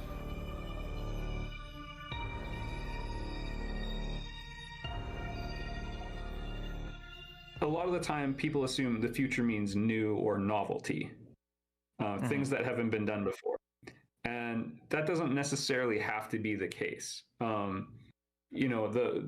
favorite go-to is Metroid games tend to be getting more tightly designed. Maybe that mirrors what happened with Zelda, where the very open first game got more linear and linear until we ended up at Skyward Sword, and then the reaction against it comes where they take almost the same mechanics as were in Skyward Sword, but they put it in the Zelda 1 design Context. Space. Yeah, and that creates Breath of the Wild. Maybe something like that happens with Metroid, and we get something radically different. But it doesn't have to be that way. And Hollow Knight is the gold standard of a game that has essentially zero new ideas in it. And I say that without disrespect, because the execution of all the ideas is so good. They took death mechanics from Dark Souls, and they took double jumps from literally every game that's ever been made, and a dash mechanic. Like they took the tools and they built something good with it. Yeah. I feel like you were mentioning, like Metroidvanias are the future of Metroidvanias is like the future of pizza, because only two things matter in that aspect, which is variety and essentially craftsmanship. As you mentioned, Hollow Knight not necessarily presented the newest ideas, but it presented them in an interesting way. And I'm a pizza fan, I can assure you. So I like eating all sorts of pizzas, but one that is sometimes overlooked is the very basic cheese pizza, which here in Mexico is like a sin. Going for a cheese pizza, people here like put 1,000 things on their pizzas. But for me, it's very interesting when you have three things and you can manage to create a different cheese pizza than somebody in New York or somebody in Chicago or somebody in whatever. You know, to the point of the pizzas, you know, to finish that analogy is, I think the future of Metroidvanias will be one where you get a ton of different flavors and not necessarily it needs to be focused on creating something new, like you say. It can be something like perfecting the past or presented in an interesting way. And so, yeah, that's how I see the future of Metroidvanias. A pizza that got started way back then in Italy, and then it evolved into a New York style thing or a Chicago style thing, and then everybody is creating interesting pizzas. It's fine. I'm open for all those kinds of pizzas and games. I was going to ask, you know, what's the perfect Metroidvania? But given that all three of us are kind of working on Metroidvanias, I'm going to rephrase it because it's like, what is your solution to like how do you make a good Metroidvania problem? Like, what are you doing? Mine would be toning down the frustration by giving people a lot of tries to overcome a local, I call them like local puzzle or local challenges. So it's something that you have to overcome in order to proceed. But I don't want this to be punished too much, right? I don't want the punishment to be overwhelming.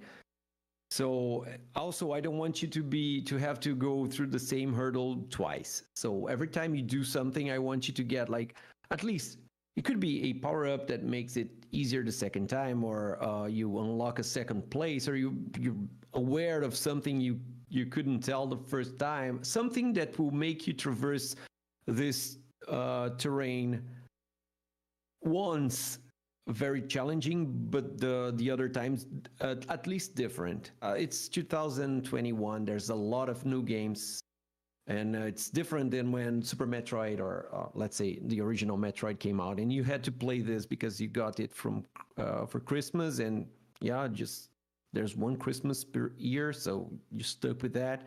But now you can just yeah, this one is too hard for me, or too boring for me, or too easy for me. I just go and pick another one. And the way I try to avoid this churning would be to make something that is really, really challenging, but not absurdly frustrating. The other things I would like to solve, when I say solve, I'm not saying they're bad by any means, but there's something I want to find different ways to approach would be, well, I made a Metroidvania that was like easier approach on it. So people that liked Metroidvanias thought it was a little too linear, and people that liked the mechanics thought they were getting lost. I want to find a balance between what a linear game player would play, and I want to make something that can be finished by someone that does not really dig the Metroidvania, but also can have a lot of exploration if you want this. So I want to make the level design good for both at the same time. And I know this is hard because whenever you try to please everybody, it can backfire. But I'm confident that I can pull this off, at least for a 2-hour, 3-hour long game. Another issue I would like to tackle is bringing back the surprise when you get a power-up, because from all the games throughout these, 30-something years, yeah, I know I have to get a grapple hook. That's basically, I need a grapple beam. I need to get something to wall kick. I can tell it's too high, so I need the double jump. I don't like this, and I think this is. I want to make people feel like they have a new ability, and not they finally have the ability they should have.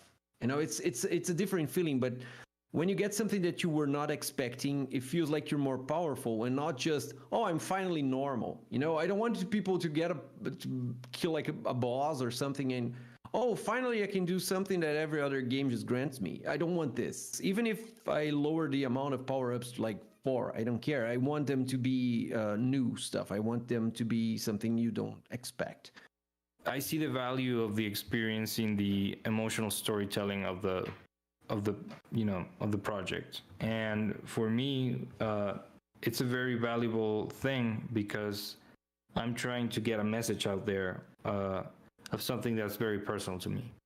And I think there's also there are two things of way of looking at the problem, which is one, the mechanical aspect of it, the gameplay aspect of it, and the other is more like the whole experience, what the thing makes you feel like. And the mechanical aspect is actually way easier because it's just for us, the main idea is if you are exploring a map, then you're probably moving around constantly. And so one of the essence, the essential parts of exploring is moving. And so if you make moving fun, then chances are you have a good idea for making exploring cool. And that's how we're boarding things mechanically speaking. However, the more important aspect for me is how the thing will make you feel. And if you apply that to Super Metroid, well, Super Metroid is a game where you move, where you jump, where you shoot, where you make yourself into a ball and you go into little things. So, mechanically speaking, it's not the thing that we remember it to be. We abstract it as a journey that is, emotionally driven, that is very foreboding, that is very lonely. And that's what sticks for me. So I try to adhere to those kinds of things and to try to build the experience with those as objectives. And then on our end, for me, narrative is really important to all games. The narrative can even be as simple as, a match of Overwatch where it's like, I was chasing that person, but then I got my health back, or they got their health back and they turned around and they chased me. It's like, that's a story. It's just, this was happening, but then twist. But I like the more concrete ones as well. So, for me, we're making a story-driven action exploration game. That's what we call it instead of Metroidvania. Good one. Yeah. We have a strong emphasis on a character's tale. Metroidvania games tend to be very lonely. There tend to be no dialogue or even very few characters. So we're pushing back against that and adding that and trying to tell a story about suffering, actually. Everyone's favorite subject. As much as any Metroidvania game, I was inspired by games like Transistor, which have a very strong feel and very direct narrative, or Celeste, which again is very mechanical but has a very powerful narrative associated with it as well. So it's like the story is what I think leaves the most lasting impression on a person. The mechanics are sort of why you're playing the game. You come for the Metroidvania, you stay for the story, or you come back. There's a quote, I think C.S. Lewis said, if a book's not worth reading twice, it's not worth reading once.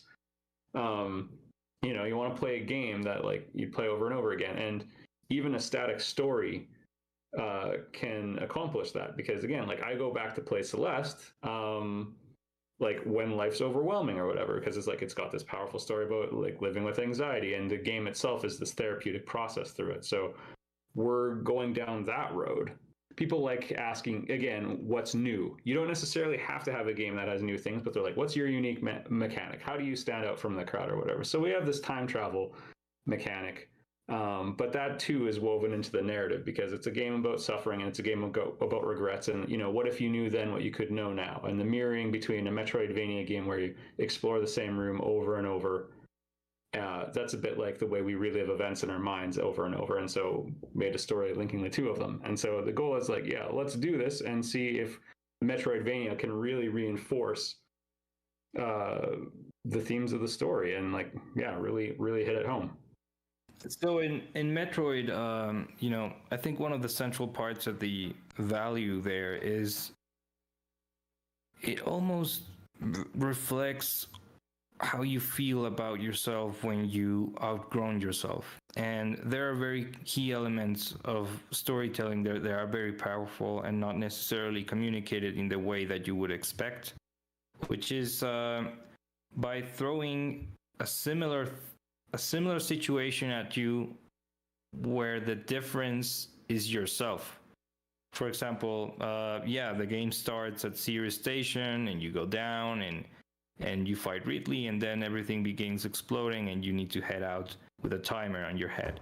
And it's interesting how the game throws that back at you at the beginning, almost like the story's going full circle.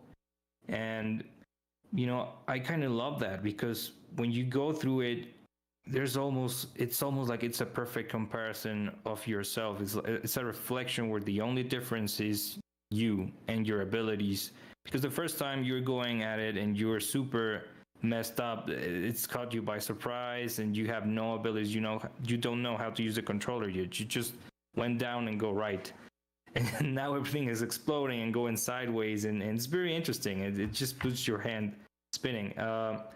But in the end, when you do the same thing, you feel much more capable.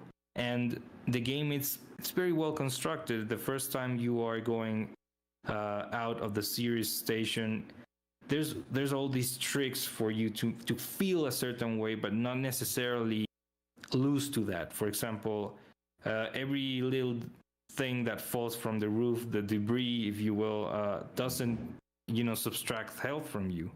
It just hits you and makes you feel like, ooh, you're going to die, but you're actually pretty safe. Once Ridley's gone, you're actually pretty safe all along. So it's a very well constructed illusion so that you will get the feeling or the emotion that, to me, makes the value in the project, which is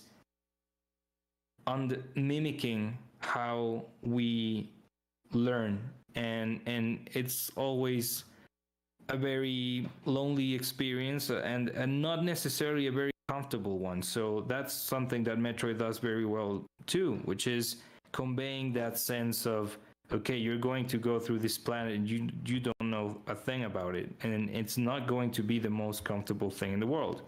Sort of the feeling you get when you go to a new school or you start a new project or you decide to change careers or whatever. And so I think the value there is exactly that, building something that's engaging and the gameplay doesn't get on your way, that you can sort of see the end result at the end and go like, okay, this is something that will stick in my mind and I will, I will carry it around. It's something that transcends almost the freaking cartridge. It lives in your head now. Well, and that's not even necessarily a Metroidvania thing. Like, that's now we've crept into like just the power of games as art, right? Exactly. Yeah. And what better component or what better exponent of art than something that combines all the arts together and makes you the center and makes it interactive.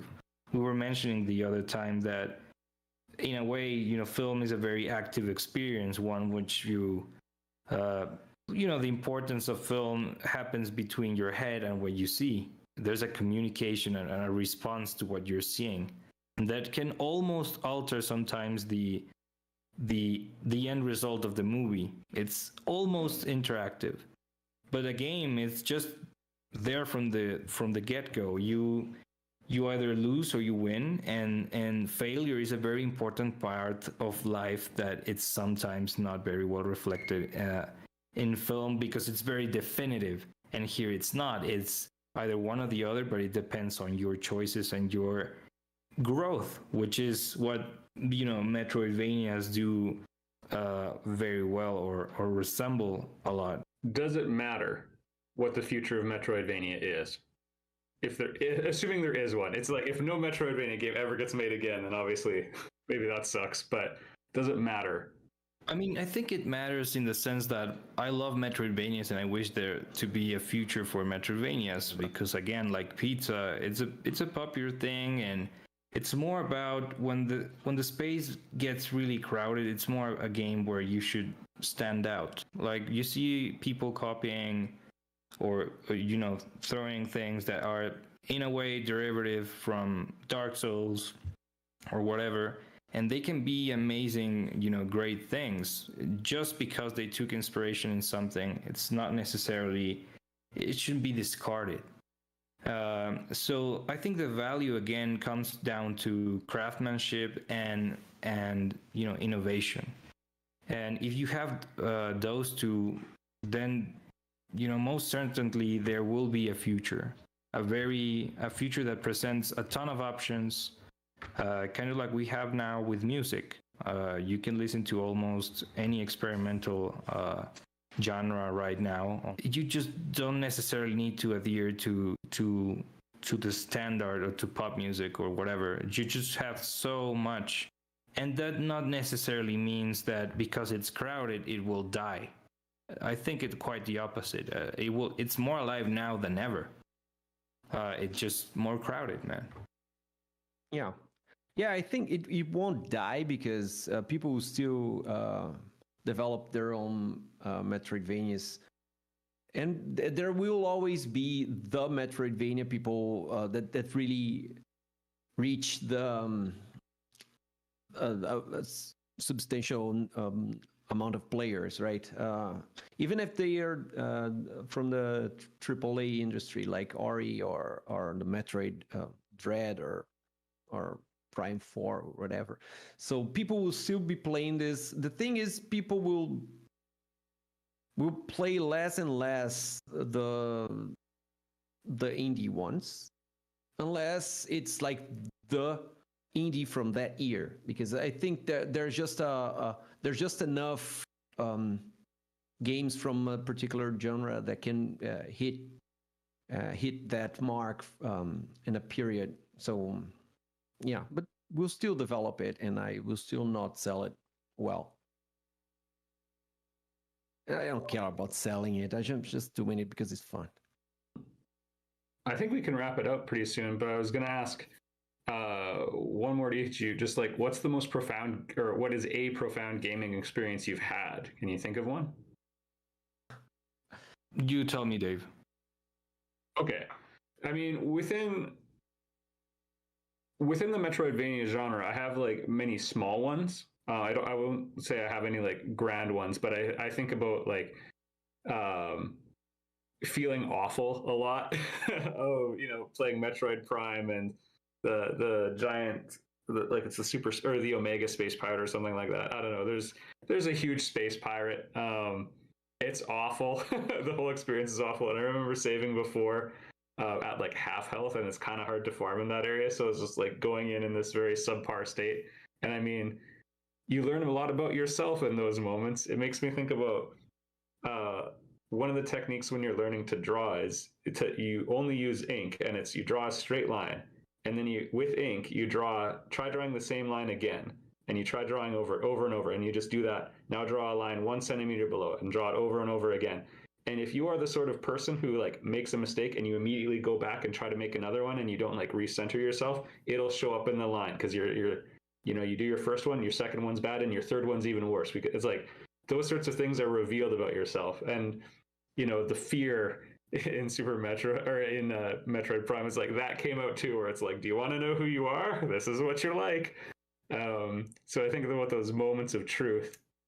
The most profound one I probably had, though, was not in a Metroidvania. I think about finishing Final Fantasy VI for the first time. It's an RPG, so maybe not everyone, all of you guys will relate, but the game, Nobuo Uematsu is a great composer, does the soundtrack for it, and there's a 20-minute piece called Dancing Mad for this very epic, very grand final boss fight. And then they have another 20-minute piece that's like 10 minutes of character medleys as they escape in a very Metroidvania fashion of like this fortress crumbling apart. And then another 10 minutes for just the epilogue of the game and showing what happens. And it's this unrelentingly sad game. There's actually probably only one or two happy things that happen over the course of the entire game, but the ending is this final upswing. and they're just pushing on you and pushing on you and pushing on you, and then applying uncertainty and stress within the story. And when it's finally all released, and then the music is just so uplifting, and it's the only uplifting thing you've heard in a while.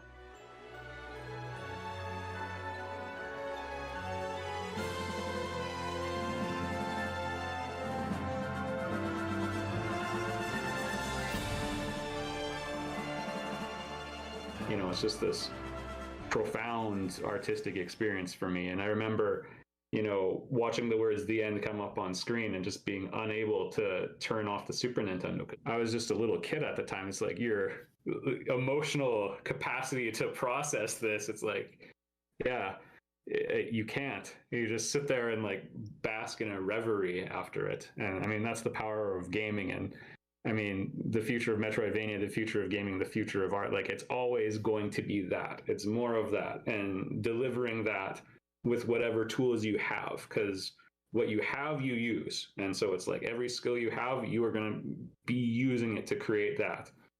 It's a very personal thing. It's like I said, it's almost impossible for it to not become personal in any way, which is that's why I think the fan base in video games is such an intense fan base, which is because you have this product that almost transcends the fact that it's a freaking product. It's not a product. It's an experience built by a team that put everything into making it, and it's just such a personal thing. It's like art, for me at least. I know that, you know, there's a counter debate on that, but I don't care. Anyway, so my profound moment, I think it's not really a moment, but just, you know, a realization of, I remember back when I was a little kid, my brother and my father didn't get along. They really didn't get along. And there's a lot of inspiration in music from my family, because my dad plays the piano and my brother also plays the piano, but my dad specializes in Bach music.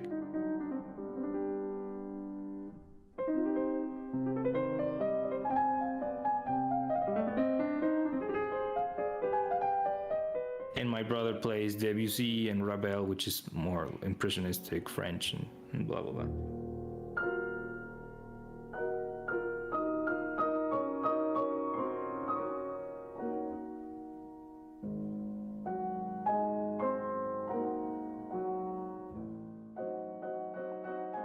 And I remember just the first time I listened to Michiru Yamane's music, I was just practically listening to my dad and my brother playing together.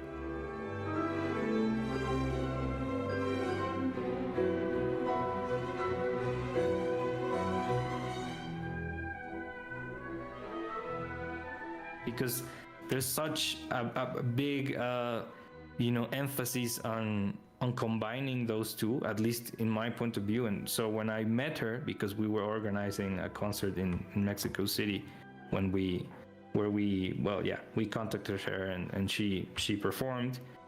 When I met her, I told her this story, and she was like, yeah, so my university thesis is based in Bach and Ravel, and so you got it right. And I presented, it was a very touching moment. I'm not going to details, but it was just such a cool experience that transcended, you know, the game itself, because it was just the music aspect that helped me a lot, especially when later I got really down. I went into depression and also all sorts of things.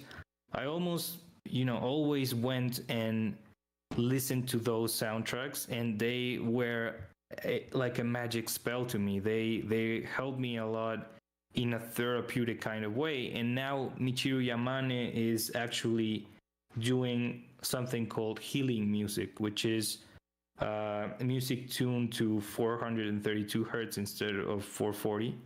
And those frequencies are there to help you feel better and, you know, lower your heart rate. And now that she is, you know, working on the project and designing the soundtrack for the Metroidvania I'm working on, it's just, you know, it has become a full circle to me, and it's just something that I'm really proud of. I can die and be a bit more happy just because this is happening. And yeah, I think, again, gaming is something that usually kind of manages to get into your head in a way that few other things can, because it involves every single element of your capabilities, and that's something more people need to be aware that gaming has such potential, because it's one of the best things humans have made so far, and I'm happy to be making anything related to that, even if it's not the biggest thing. I'm just so happy. So the first time I ever played Super Metroid was, and I was 24. So it's different than everybody that grew with the game, and I did not. In fact, I couldn't care less about an orange robot called Metroid. Nothing ever made me want to play that.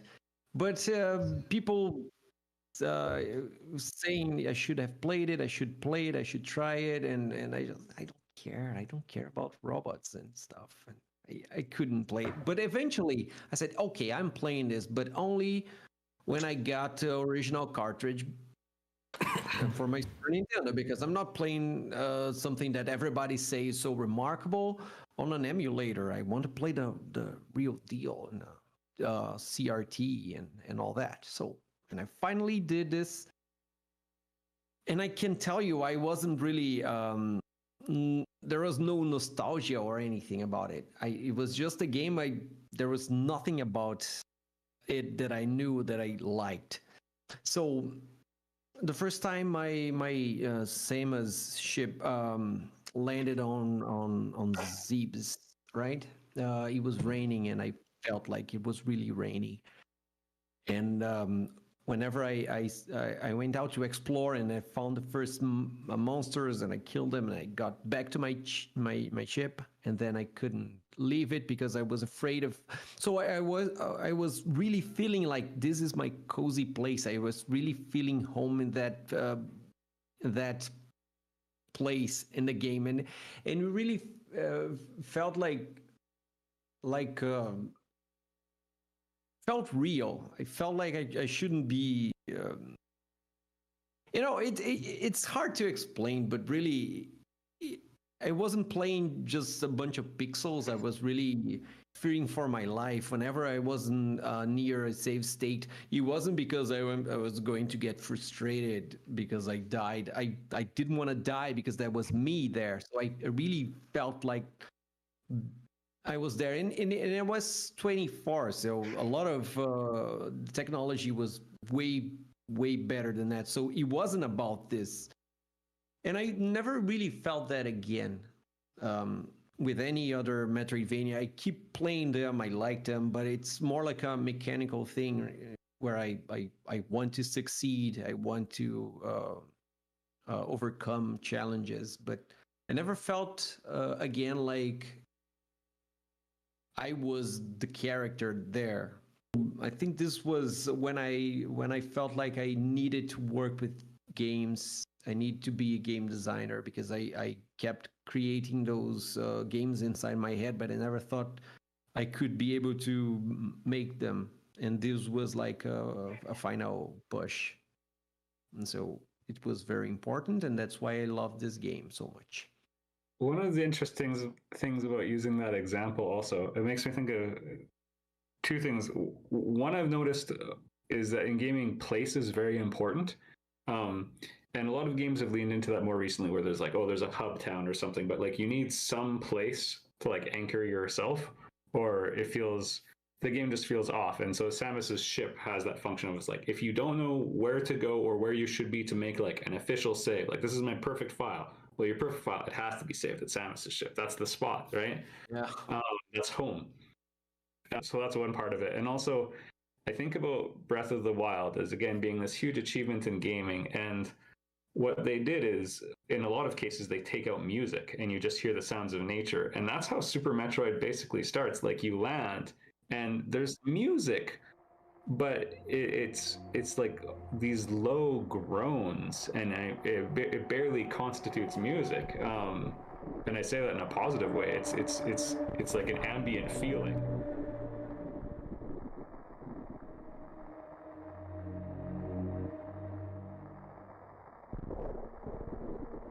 that's the mechanic thing that drives the Metroidvania genre into these kinds of exploration in a very eerie and dangerous place. Perhaps that it, because you start and you normally start in a place that it's safer, and anything you do is less safe, right? So yeah. So perhaps that's a thing that ties most Metroidvania games together, is the fact that every time you're progressing, you're actually facing more fear and more anxiety. So progression is tied to these feelings, and I like this. This is what makes good thriller movies. I think, yeah, it mimics our experience really closely. Like you first, you're limited to your parents' house, and then you go to the kindergarten or wherever, and then you're, going out with your friends at night, and it becomes more dangerous and more dangerous, and then you end up, designing a video game and selling your car, and now it's all debt and it's all very risky shit, and so. Yeah, it's the same shit. We're designing our own lives like any other artist. Just you throw yourself at what you're making, and just you end up projecting what you feel in whatever you're making. It's just something natural. It's not even like on purpose.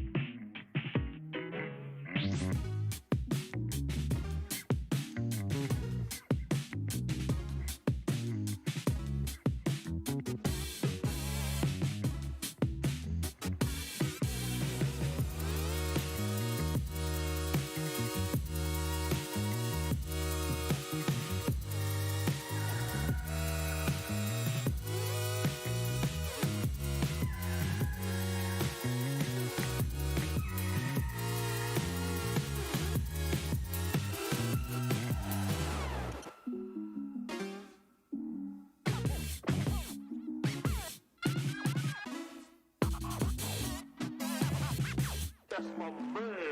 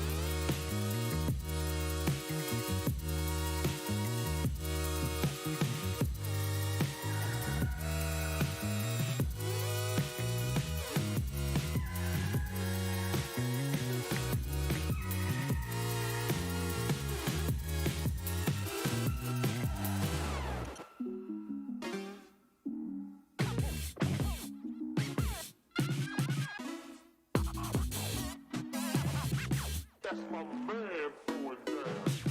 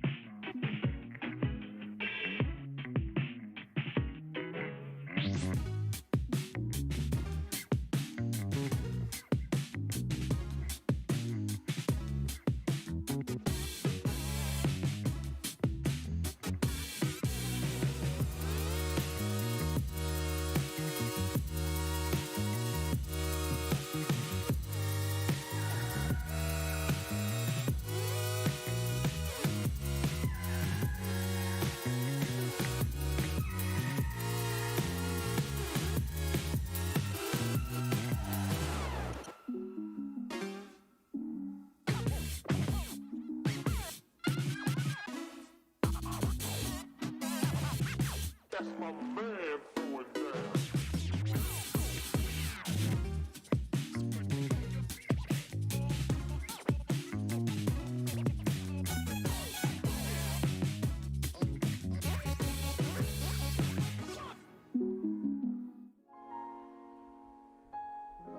Ladies and gentlemen, give it up for IQ.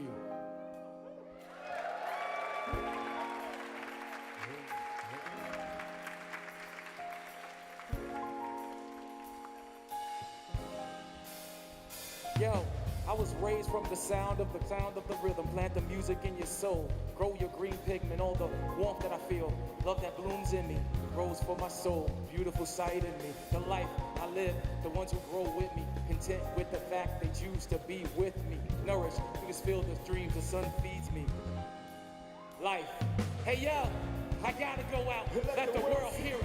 I gotta go out and let the world hear it. On those really hot days, put out my shade and feel it. Grow 'em some fruit so everyone can taste it. Plant you some seeds that everyone can share it.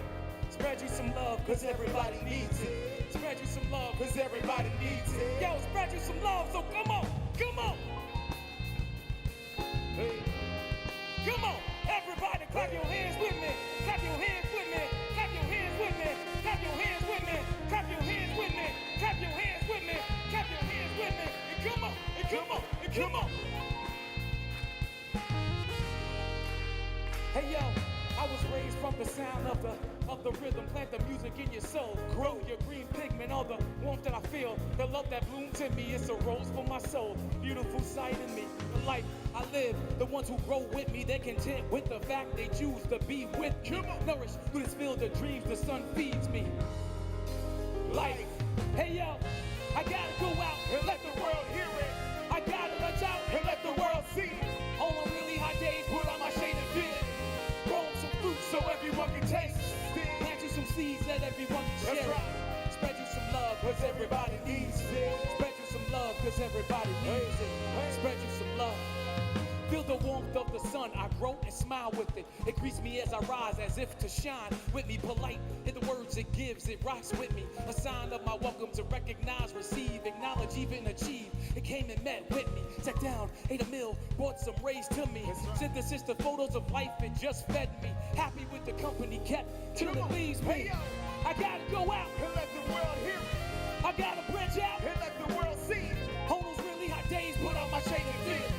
Grow some fruit so everyone can taste it. Plant you some seeds that everyone can share it. Spread you some love, cause everybody needs it. Spread you some love, cause everybody needs it. Spread you some love. Hey yo, live life and love. Come on, everybody now live your life and love. Come on, come on, come on, live your life and love. Put your L's, put your L's, put your L's up. Live your life and love. Ooh, release some air, y'all. We all need to breathe it. Yes. Oh.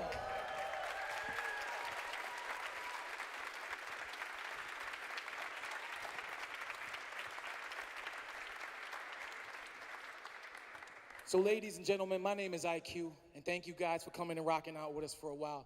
I really appreciate it. So, we're not gonna do too much talking. However, if you got a drink right now, cheers to love, cheers to life, cheers to PAX. Thank you so much. I mean, all weekend I've been going around, man, and everyone has just been doing their part.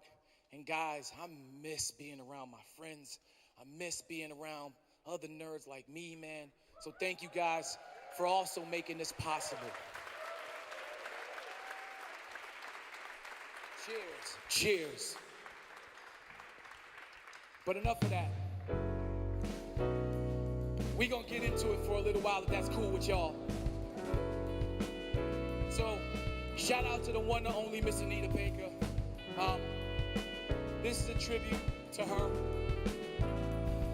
This song is called Angel.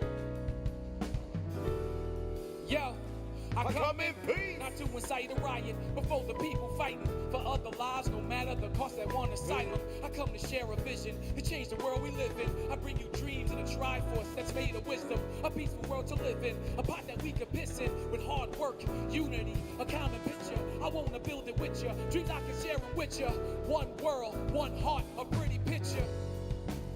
We paint a pretty picture. Look around, we paint a pretty picture. We paint a pretty picture.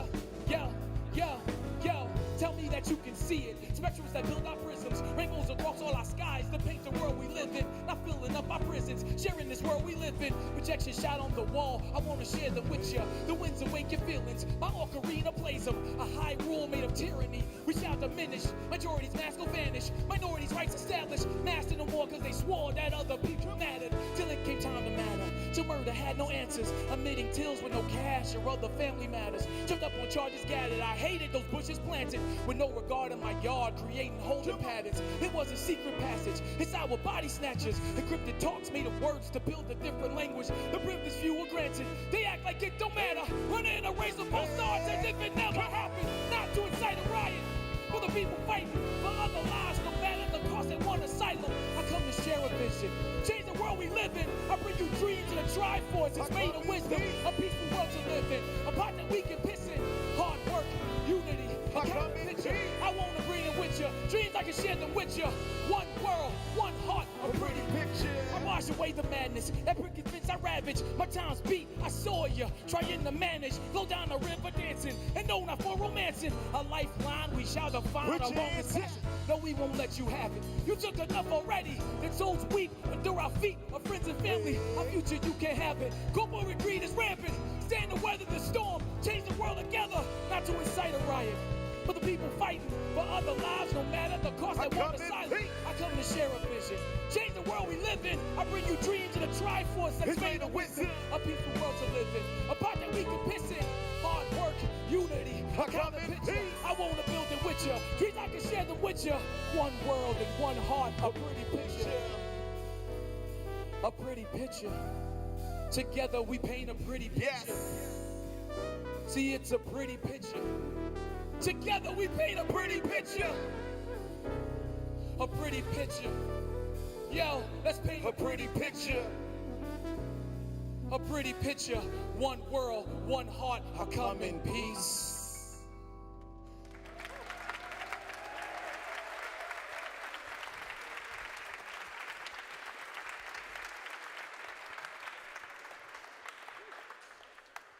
So, like I told you, my name is IQ, and I like to talk about love, life, anime, and video games, and everything that really touches my heart in life.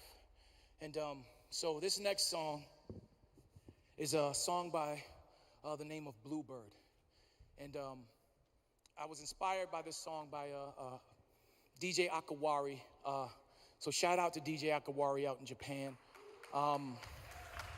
He's very amazing if you haven't checked him out. And sometimes you hear something and it takes you to a world where, you know, you close your eyes and you imagine. So this song is called Bluebird.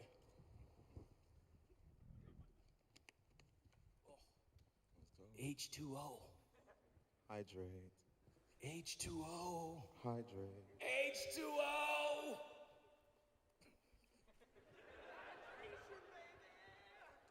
Take it to Fist and Star and say Mizu. My bad. Mizu. Oh my God. Good.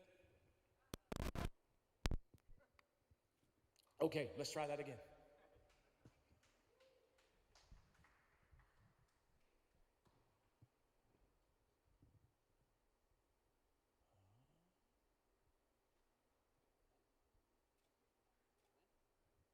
I don't hear it.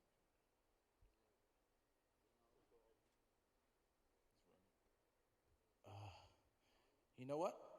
We're gonna do this a cappella. Let's do it. Hey, hey, hey. We got this. We can try it, right? Okay, good. Let's try it.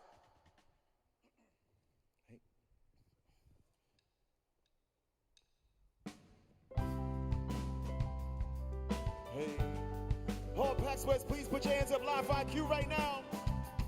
Come on. I really want To fly.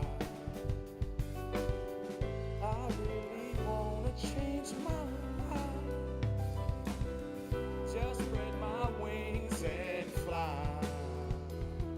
Yo, I really wanna change my life. check it. Every day, how the others they soar, it brings me life. I see the green in the leaves of the trees as they soar by the seasons change. Flowers lose their petals and die. The circle of life happens right in front of my eyes, afraid to fly. Better yet, I'm scared to fall. My dreams are big, but in this world I see that I'm small. The roads are rough, but even so I dare to dream. I gotta believe, never think that you can achieve. I really want to fly. See, I just wanted to fly, you know, and spread my wings like an eagle in the sky. Spread my wings and I'm flying. I go out, I close my eyes. I close my eyes and I fly. Life is passing me by, you know. And if I never make my dreams, I'll always believe. They'll never tell me I can't succeed. Cause in this life we dare to dream, we gotta believe. Never think that you can't achieve. The change in me happens every day I can see. The more I believe, the more I change inside of me. Celebrate life and everything it takes to fly. The breeze came by, it taught me to fly. I'm never alone, inside my heart I'm always at home. All life must change, cause like the weather we never know. Cause in this life we dare to dream, we gotta believe. And never think that you can't achieve. Come on. So never let them take your dream. You go and believe. Never think that you can achieve. Hey, yo. Every day and in the middle of the night, he keeps calling me, calling me, calling.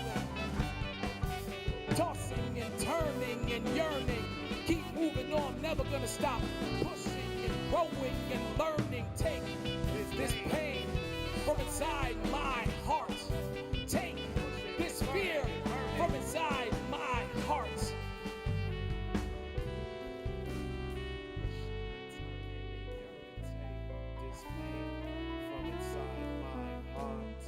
Just take. I really want to fly. I really wanna change my life. Hey, hey, just spread my wings and fly. Oh, oh, oh, oh, oh. Hey, oh, oh, oh, oh.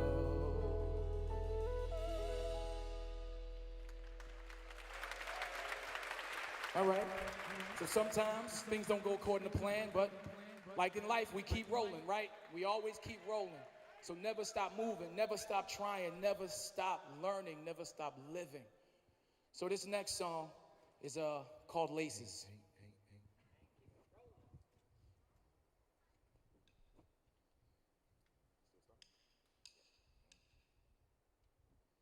check.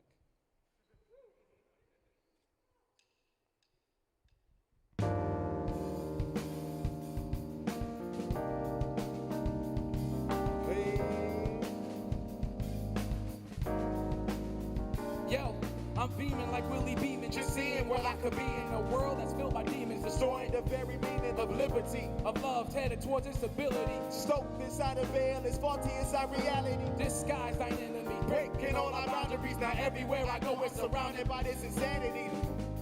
We're throwing away all the balances, shirking for the sin for the time. Tell me we're seeing, cause that's right. You matter, don't ever lose your manners. You work until they day that we really could make it happen. Your dreams no longer fantasies in the land of make believe. Welcome in these places intertwined. It's for the sake I eat.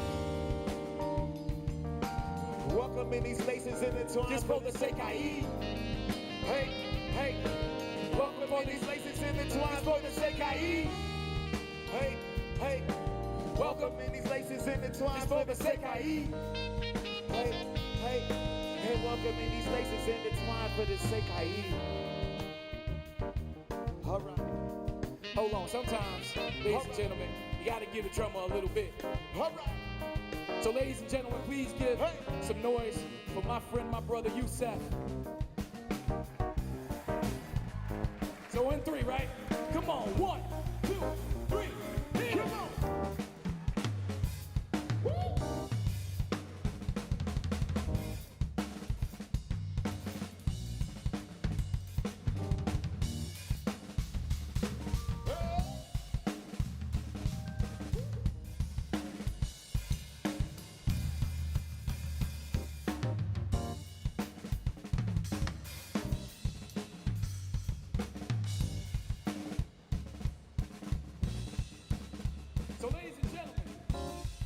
Give some noise for 88-bit.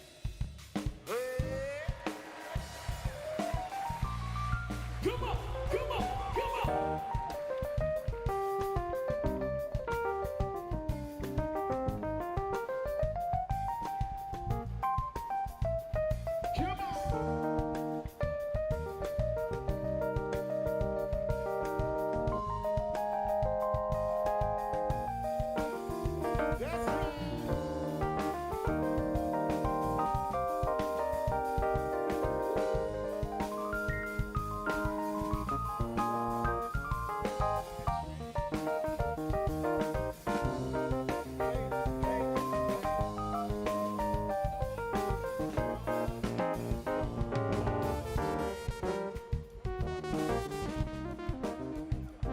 Right now, we got Anthony Perez live.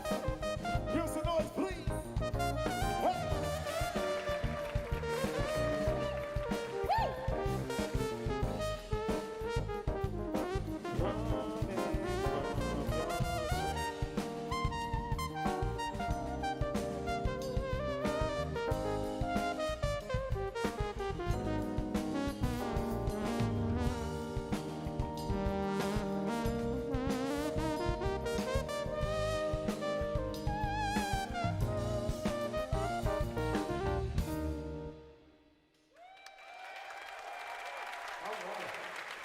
So, moving right along, this next song is called Inspire.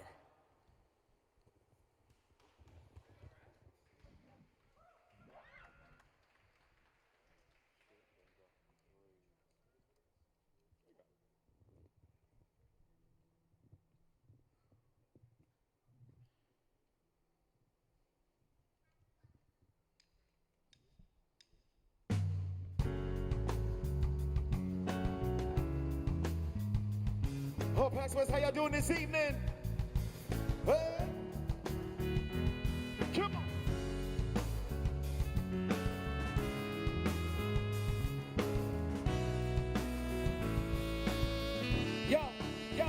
Yo, I watched a video today and it made me stop and think what our world could be if it was stripped of our own iniquity, shaped by our own reality, played as our own minds can see perceptions of our worth in this world. Our children dance so free, taking our boundaries, reconstructed legalities, giving back our rights to our lives, a sense of value in each other and other lives that they're devaluing, fighting for our rights in this land filled with disparities they see. Come on. Yo, is it okay to live, to dream, to think in a land that's supposed to be free? I want to live my life complete. That's right.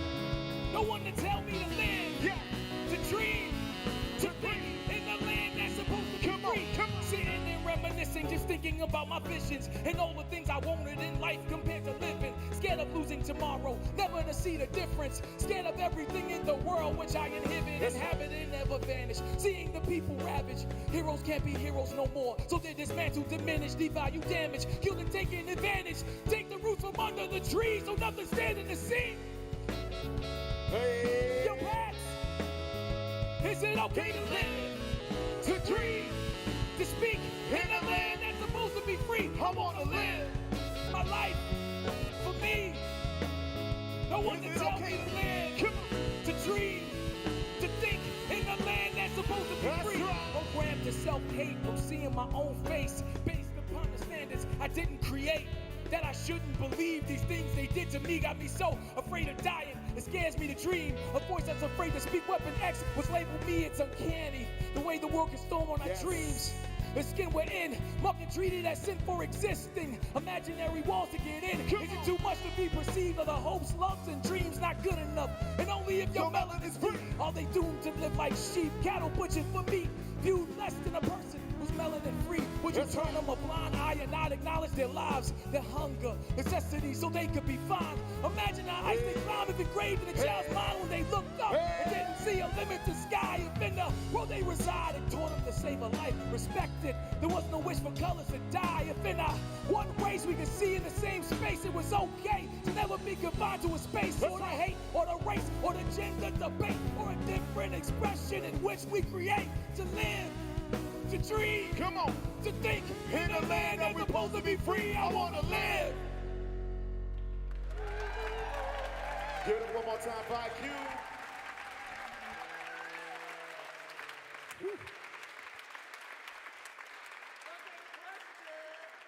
Thank you so much.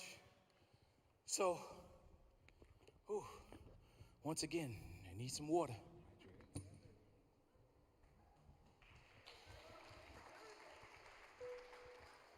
So do I have any RPG players in the house? So, real quick, anybody like Final Fantasy? See, now I knew you guys. See, we can be friends. We're good. So, I went to a concert a while back, and it was called Distant Worlds, right? And I got to see Nobuo, right? And it was amazing. But the thing that happened when I was watching the show is that it reminded me of like little me, right? And we're all sitting watching this symphony orchestra do what they do. And I mean, like, I didn't cry or nothing. You cried. But you know, if I had, right, it was just because it reminded me of like my friends from when I was a kid. And like for me, I wasn't always very social. So when I found other kids that were playing the same games as me, it excited me because it gave me something to actually talk about. And so I wrote this song like when I got home from the concert because it was just such an experience that I was like, man, I can't let these thoughts and these feelings leave. So so this next song is called Symphony in My Mind.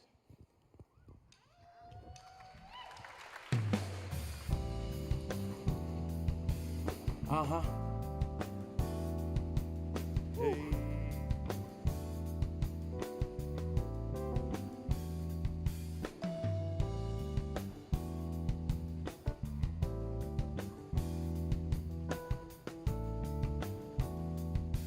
Hey, hey, hey, hey, another day inside, that's how I live my life. It was the only way that I could ever sleep at night. Seeing these girls are their sounds and danger's not in sight. And oftentimes I'd rather stay and play my games online. See, in these worlds I can fly and choose what class I like. And I can become any character I can in life. Love grows inside from the stories I see. And I'm a hero moving mountains playing RPGs. From the slums we see to a world unknown. And I can make friends round the world from right inside my home. Guilds form, we grow. Now we're never alone. And I can make myself a family I can call my own. Nomads, we roam, playing game to game. And all the music I can hear, it's like it calls my name. My life was never the same. For that I'll always keep playing. And a fantasy can finally consume my pain and be like, there's a special place that I know. That you can never define all the places I go. It'd be like, hey, stories I've seen. I'd rather stay inside and play my RPGs and be like, hey, a universe filled with the sound. It's a place that I can go when there's no love to be found. It'd be like, hey, I go from all the stories I've seen. I'd rather stay inside and play my RPG. All the pain that I see in the world that hates me. There's a place that I need for my own mental peace in my video games. All the scores that I see, because music's my drug, it can cure my disease. To my own distant world, to a cloud I can dream. And I can't get enough of the joy it brings me. So let it take me away and find me and bring me right back to rhyming. The loneliness fades around to the umpteenth degree.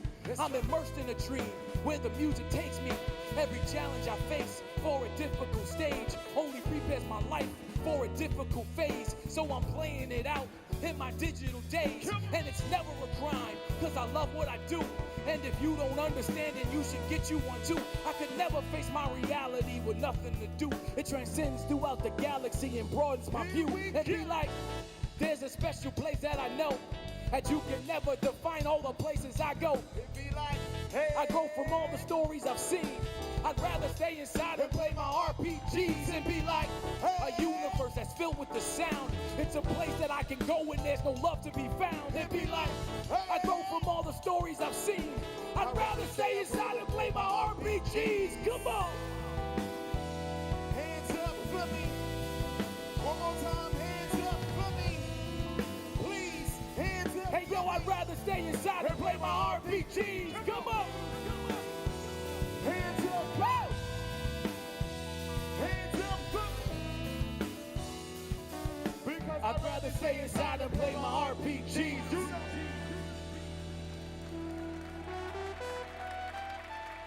That feels amazing. There we go. So that feels a lot better. So listen, this next song is called Mystery. So do I have any anime fans in the house? So I always get really excited when I find out that there are like anime adaptation video games. And even though they're not always the greatest, some of them are amazing, right? Like, so I you know, for a little while I was kind of hooked on Naruto. So that was my thing for a minute. And this next song was kind of inspired by Naruto, and it's called Mystery.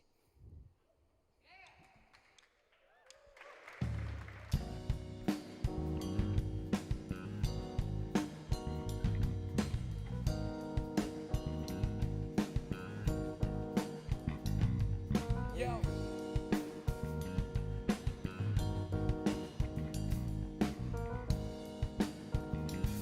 So check it, so check it, so check it, so check it, so check it. They say that life is crazy. I say it's so amazing. With all the hurt in my heart, I fight the world to change it. A butterfly in my dreams, I run the fields to chase it. It disappears in the dark, I need the light to save it. Wake up and open my eyes, feels like I'm going crazy. All these feelings inside, somebody had to see it. In and out of my life, but I feel. In and out of my life, but I feel.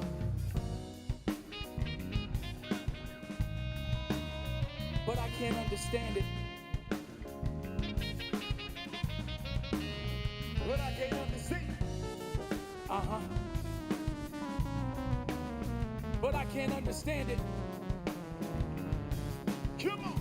Yo, yo, yo, yo. Happiness in my heart is my soliloquy.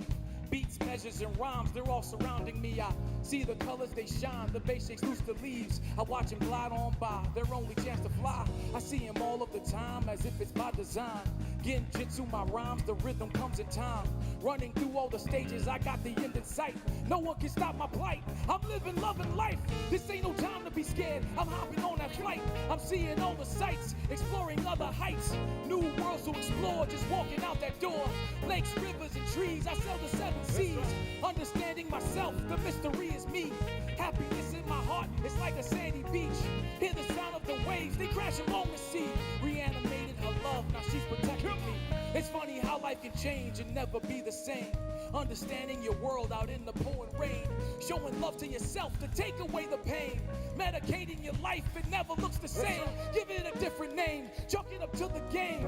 Take another perspective, but never finish playing. Understand what I'm saying? The mystery of hope. Do your production work, sit back, enjoy the show. They say that life is crazy, I say it's so amazing. With all the hurt in my heart, I fight the world to change it. A butterfly in my dreams, I run the fields to chase it. Disappears in the dark, I need the light to save it. Wake up and open my eyes, feels like I'm going crazy. All these feelings inside, somebody had to see it. In and out of my life, but I can't understand it. Mystery in my mind, but I can't comprehend it. But I can't comprehend it. But I can't comprehend it. Then I can't comprehend it. See? Then I can't comprehend it. Just vibe. Happiness in my heart, but I can't understand it. Give it up, IQ, one more time.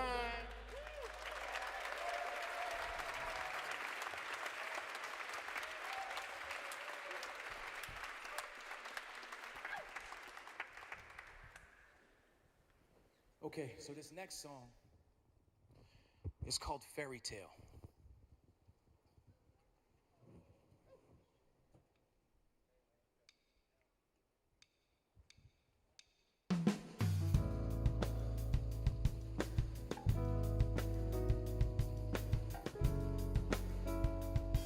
So, in the hook it goes, don't leave your pie up in the sky.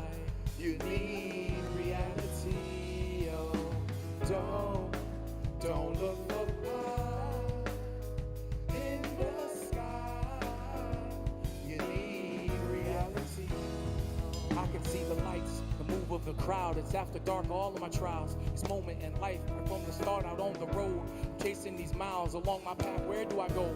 I'm working so hard, no looking back. The time has come, step to the stage. To my surprise, the rise of dawn. It's only a dream, I opened my eyes and now it's gone. The joy that I feel within my grasp, I started to run. Ambition is strong, but funds I lack in need of help. But so full of pride and scared to ask nowhere to go. I'm faced with this feeling so trapped, and all my friends are chasing their dreams in foreign lands. And so I watch. Ambition is strong, but funds I lack, so I can't go. I watch all the success and fall back, try to counter-react all the things that I lack, and this is not a comeback. My heart's where hip-hop lives. This is the air that I breathe. I need this music to live. So listen, some days I'm really hungry, some days I'm really thirsty, some days I sit in my house because I have no money. They tell me that you're winning, you're all over the country. Success is just what they see, but not the lack of funding. Sometimes I have to wing it with no real plans behind me. I say a prayer to the Lord and hope that He will guide me. I do the best that I can, not everybody likes me. You see the results of work. I want you to just live your life of the moment. Love and put all your hope in. Like not forever we shine and build a solar system. Leave every breath with purpose. Move towards the life you want to achieve, to follow your dreams. Tomorrow's never promised. Feel all the fields of glory. Trust you can move a mountain. Whatever's hurting your soul, know you can meet the challenge. No one will give it to you. You have to go and find it. Something that works for your friends may not be what is best for you to fulfill your purpose. Sometimes we never find it, but we must try to the end, and life's no longer granted. It's not about the fortune, it's all about the journey. Some say they're tired of life because they don't really live it. You say you love this music, but you won't suffer through it. When you're not booking shows and no one buys your music, this is the life I'm choosing. This is the path I'm moving, and this is no fairy tale because I love this. Sometimes I'm really hungry, sometimes I'm really thirsty. Sometimes I sit in my house because I have no money. They tell me that you're winning, you're all over the country. Success is just what you see, but not the lack of funding. Sometimes I have to wing it with no real plans behind me. I say a prayer to the Lord and hope that He will guide me. I do the best that I can, not everybody likes me. You see the results of work, not what I'm sacrificing. Don't wait for pie in the sky. You need reality. No, don't look for pie in the sky. You need reality. Oh, don't look for pie in the sky. You need reality. Oh, don't look for pie in the sky. You need reality. Oh, yeah. Give it up for Aki one more time. Yes.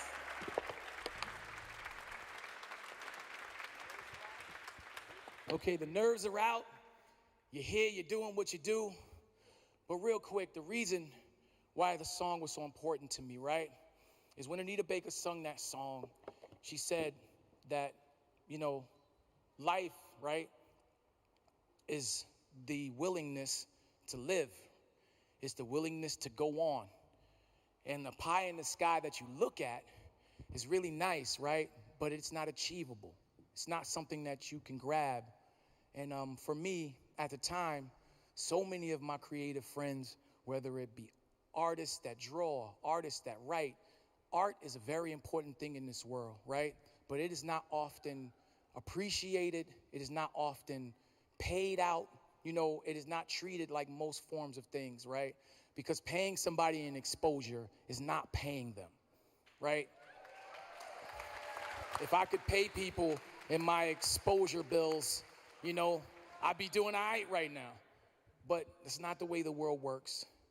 And so for all my creatives, man, that song was for you guys because I understand your struggle. I'm going through your struggle. I've been through your struggle. And no matter what you do, man, art makes this world go round. Love and support art. So guys, I got 2 more for you. And, you know, we're going to call it a night.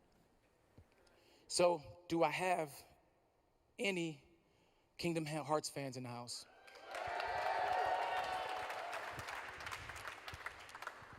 Okay, so this next song is called In My Heart. And so I had a friend who's like a brother to me, and his name was Sander.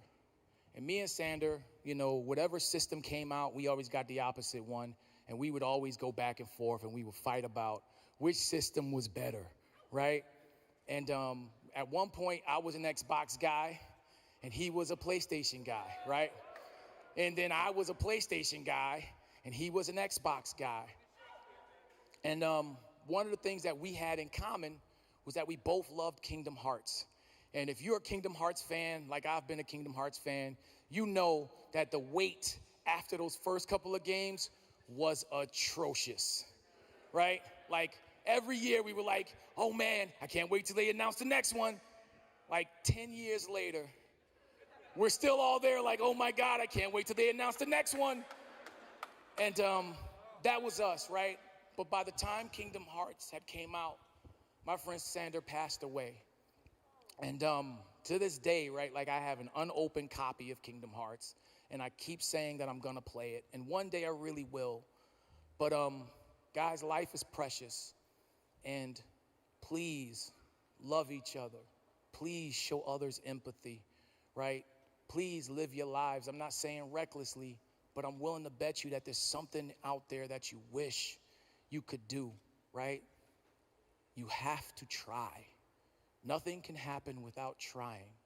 And so I wrote this song for my brother Sander.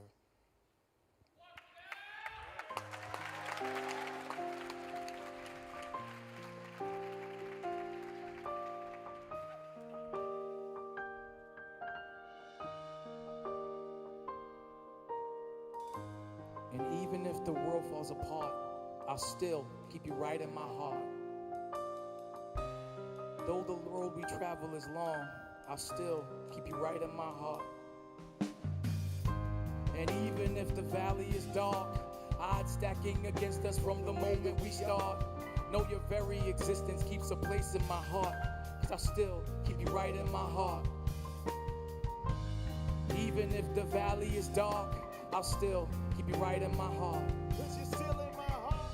And even though it's long, I'll still keep you right in my heart. Hey yo, I wake up to all the madness, the pain that I feel inside, leaving me hollow about your passing. Never thought it would happen. One day you were here, the next you were gone, wondering with the time when disbelief my reaction. If life were an RPG, I'd scour the world to undo the madness, something to bring your life back. See, it was just yesterday Daddy was telling me he was happy. Now all I see is sadness.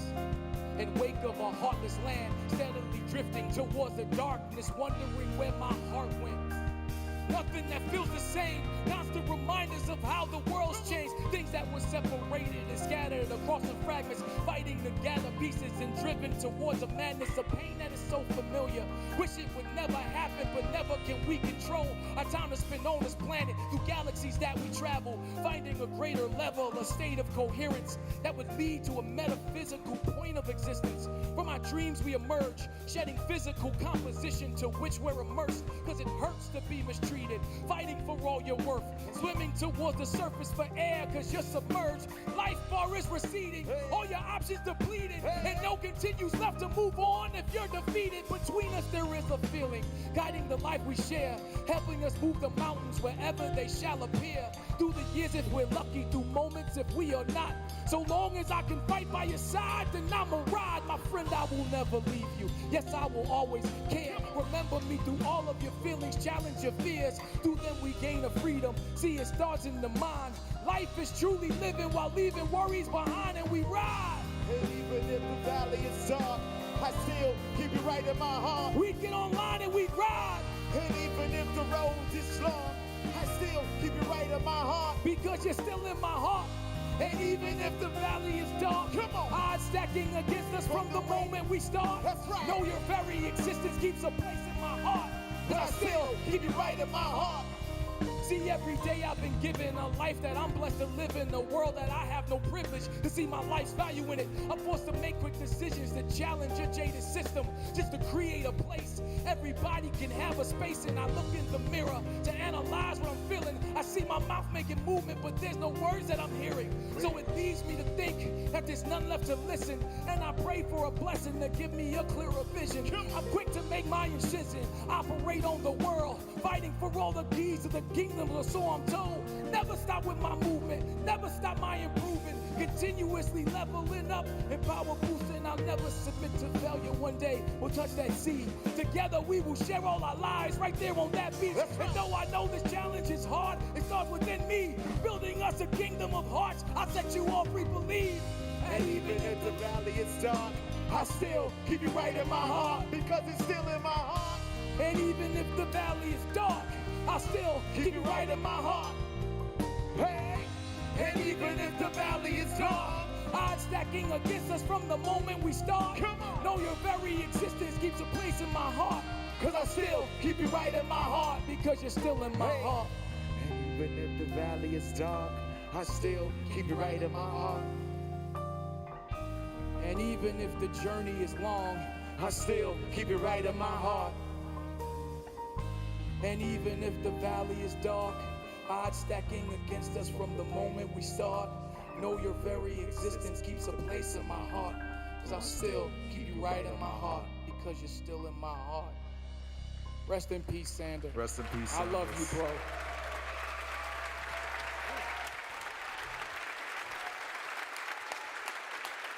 So guys, I got one more for you. And this last song is called Linda Slade. And this is dedicated to Mrs. Linda Slade, the person that got me to make music and believe in myself. Yeah.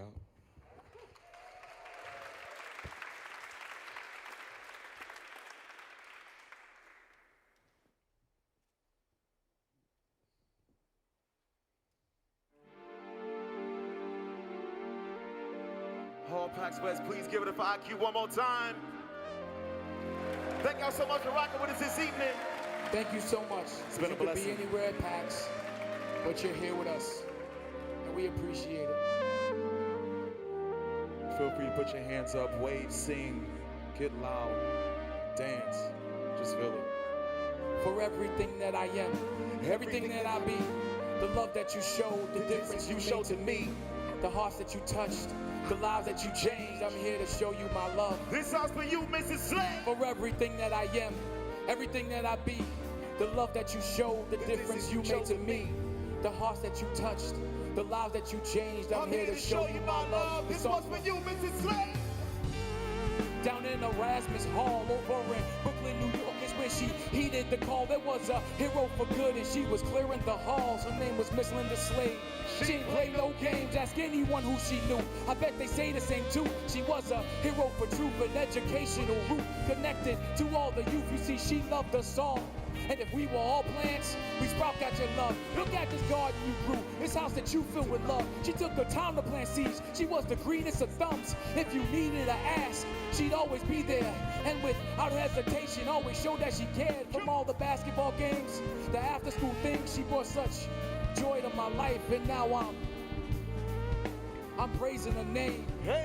Every chance that I get. So come on, for everything that I am and everything that I be, for all the love that she showed, the distance she showed to me, for every heart that she touched, the lives that she changed, I'm here to show you my love. This song's for you, Mrs. Slade. For everything that I am, everything that I be, the love that she showed, the difference she made to me, the hearts that she touched, the lives that she changed, I'm here to show you my love. This one's for you, Mrs. Slade. Everything that she did with class and grace. And even in her last days, there was a smile on her face. As we talked on the phone, I started to cry. She told me she was okay, though there were tears in my eyes. Said we all had our time, for all of us this day comes. I feel that she smiled, told me to follow my heart. Mislaid you, left me too soon. It tears me apart, but we all have our seasons and our missions from God. For everyone that I meet, it's like they get to know you. I represent who you are, and everything that I do, and every heart that I touch, every breath that I breathe. She gets to spread all her love through everything that is me. For every person she met, each heart that she felt with love, I know she's looking down on me, smiling from heaven above. From heaven above, and I love you. For everything that I am and everything that I be, for all the love that she showed, the difference she made to me, the hearts that she touched, the lives that she changed, I'm here to show you my love. It's all for you, Mrs. Slade. For everything that I am, everything that I be, the love that she showed, the difference she made to me, the hearts that she touched, the lives that she changed. I'm here to, I'm here to, I'm here to, I'm here to, I'm here to. Everyone needs a hero. Someone to stand strong, fight this world's wrongs. Come on. Everyone needs a hero. To guide us on through our lives, so yo, that's you. Come on. Everyone needs a hero. To help us achieve if we just believe. Come on. Everyone needs a hero. To guide us. Hey yo. Sometimes we think in people they don't see in themselves. When our confidence breaks, we feel alone in this world. Sometimes it takes that one soul to show that they care. Say they share your world and you mean something to them. Just to hear someone say, you're not alone in this world. You saw the joy in my heart, cried the tears in my soul. Anyone who knew you knows what I'm talking about. See, I wrote this in tears because it's filled with my love. This song is filled with my hopes. It's filled with my dreams. It's filled with the things in life she helped me to see. We can be great things in this world if we only believe. I graduated from school because she believed in me. Not here to say goodbye. She said I'll see it again. I'll teach all she taught me till I see her again. I'll spread all my love. I'll conquer my fears. I'll fight for what's right no matter how far or near. And I will lift someone up every chance that I can. I represent to this world what she instilled in a man. For everything that I am and everything that I'll be, the love that she showed, the difference she made to me, the hearts that she touched, the lives that she changed. Ladies and gentlemen, I'm standing here in front of you today because of her and my mother. This song is for you, Mrs. Slade, and thank you for everything. My name is IQ. Thank you guys so much. Real quick, just give it up for my band. Thank you guys so much. PAX, thank you. Have a good night. And definitely please wait around for the next act. Thank you.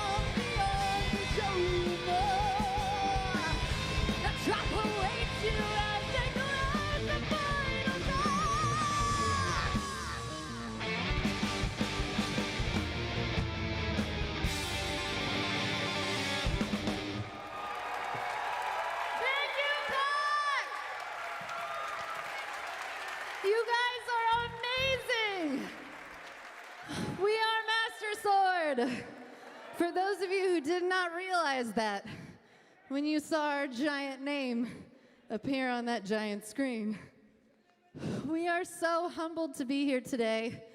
We have never played PAX. We have never played the Paramount.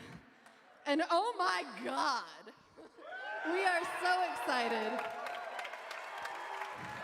Thank you. How many of you have never seen us before? I love it. I'm so happy you guys could catch us here tonight. We have a fantastic set for you guys. This next one is one of my personal favorites. This one is Let Me Show You the Night.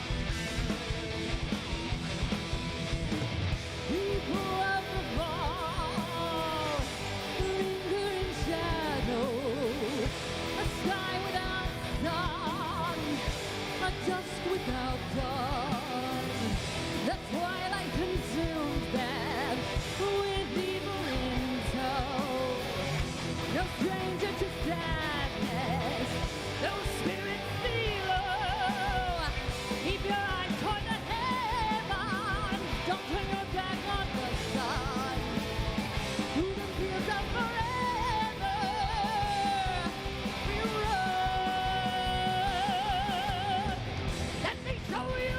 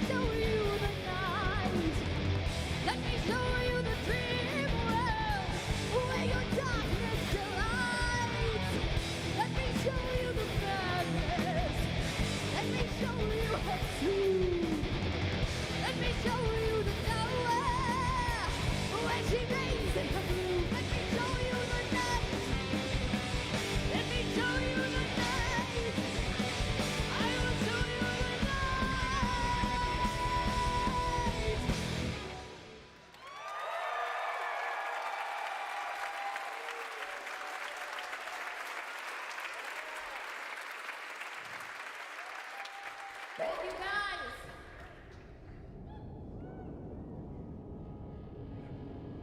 Some of you may recognize this one.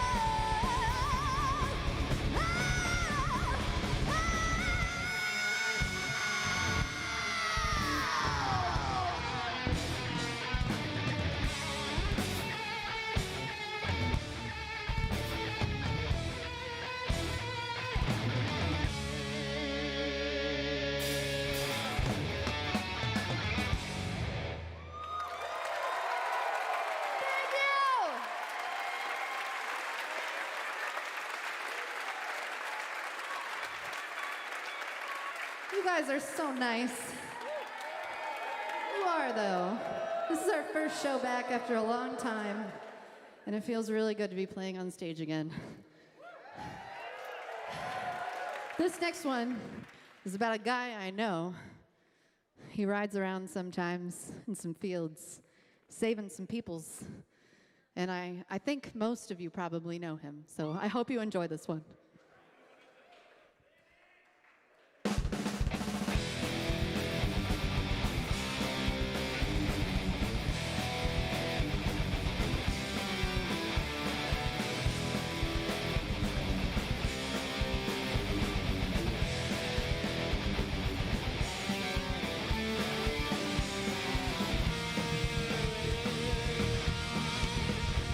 Like the sweat from your brow in battle, death in my shield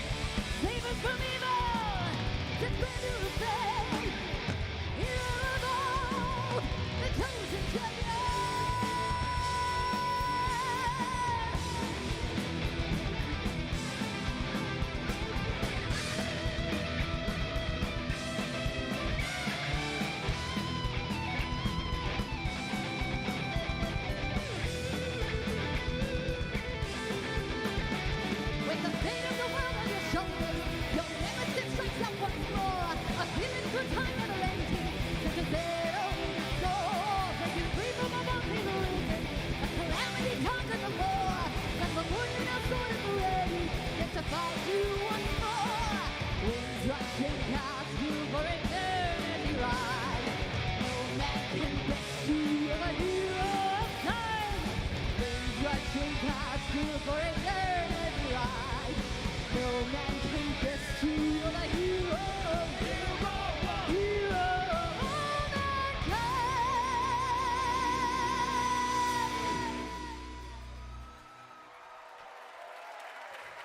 Thank you so much.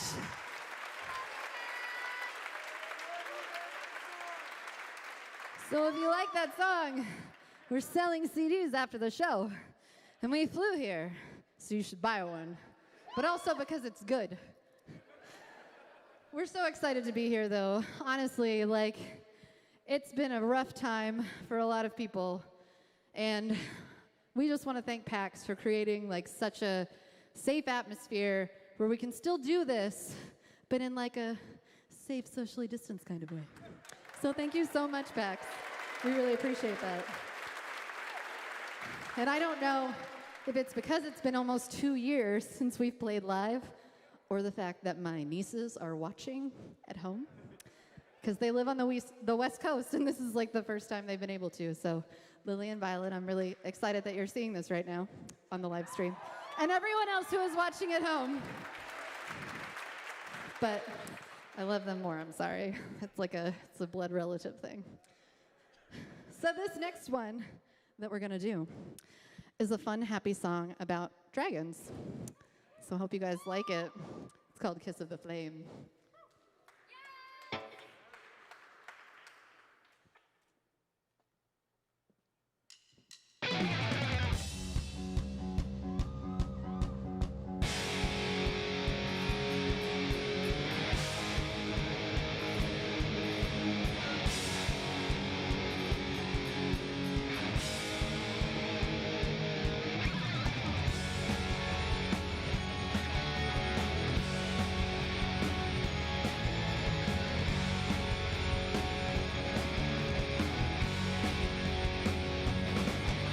He thinks on the stone, the breaker of bones, avenger of those who fight. A tyrant of slaves, a helmet he reigns, spoke of the evil's light. Who is the black consumed them? What's in it to dead free? Long for the hero to break the hammer free.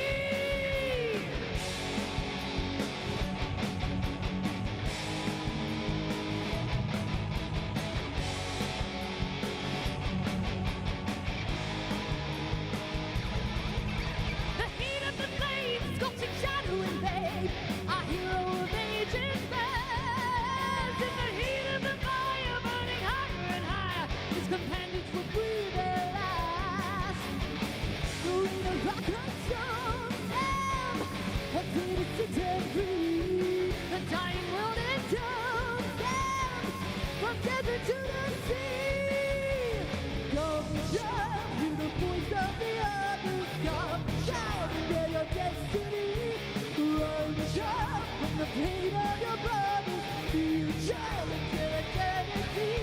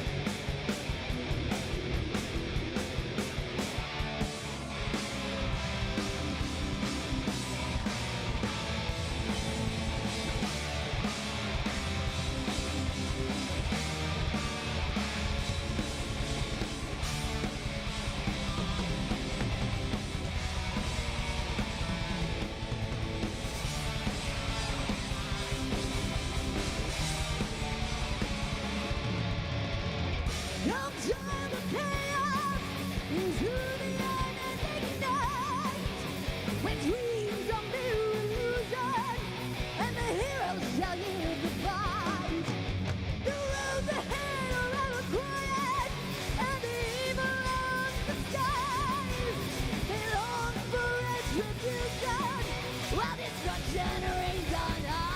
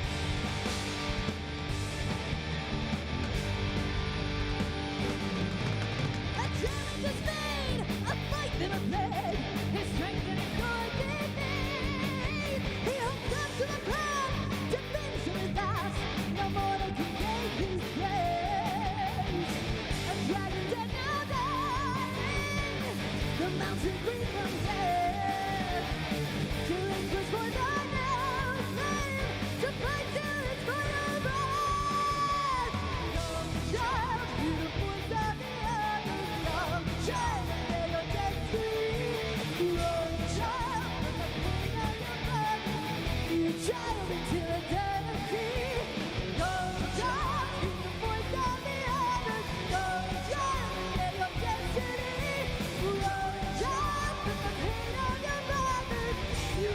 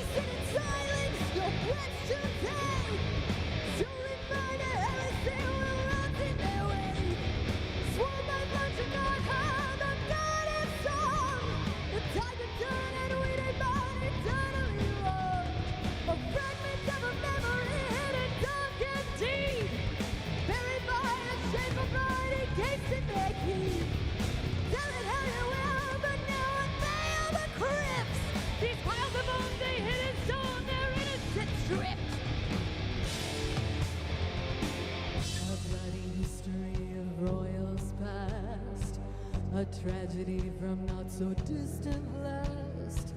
A truth disguised through crying eyes revealed. A horrid past behind these walls concealed.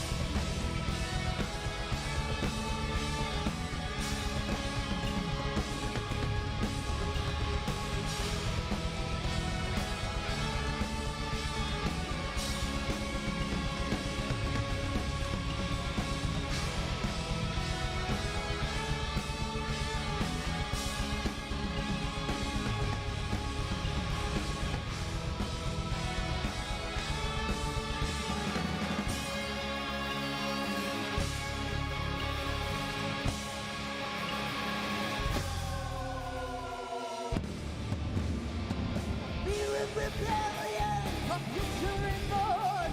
They murdered our brothers, they sought to record. The city of thunder, our people now torn. Those blinded by reverence, those buried by scorn. One champion now present, the rest in the dark. One born to the bloodline, alone with their mark. Entombed in their haven, betrayed by their trust. Forgotten in darkness, imprisoned to dust. Heroes sorrow.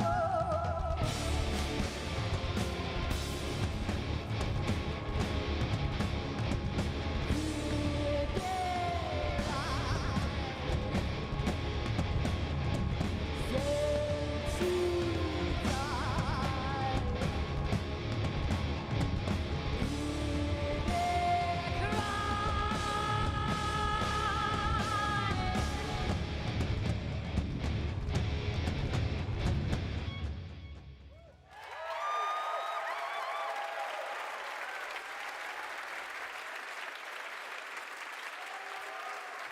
Thank you!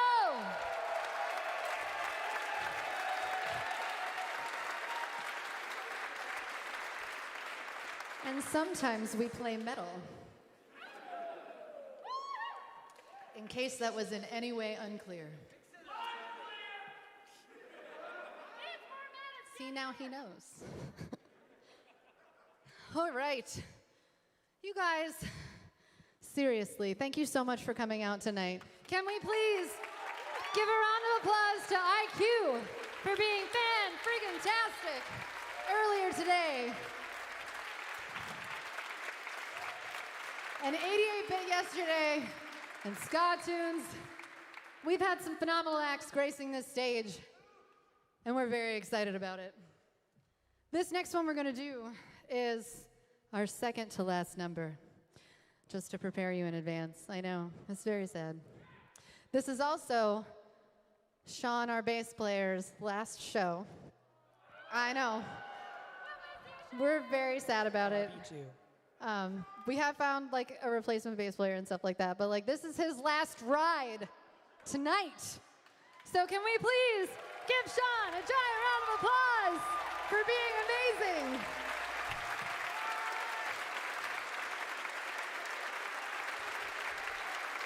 We are going to miss him so much. This next one we're going to do is a fan favorite. It's off of our new album, The Final Door. Make sure you pick up a copy before you leave. It is imperative that you do if you don't already have it. This one is called Forgotten in Stone.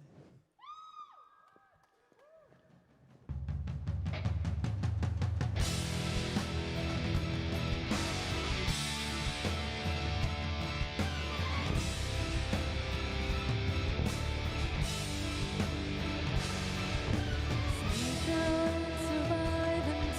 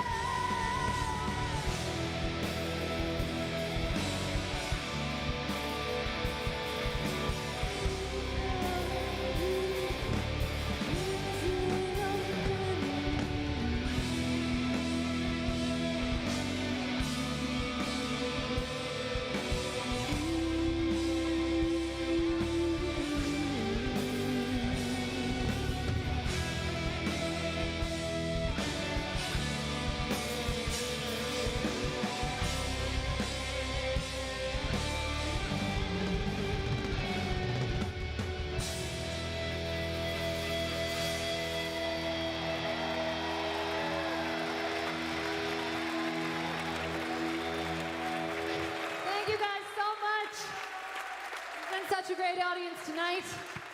Again, we are Master Sword. We will be right outside there once we're done. And make sure you say hi because we're flying out tomorrow very early in the morning, so we will not be back at the Expo Hall tomorrow. Sorry. But this next one, it would not be a Master Sword show if we did not play the mountain.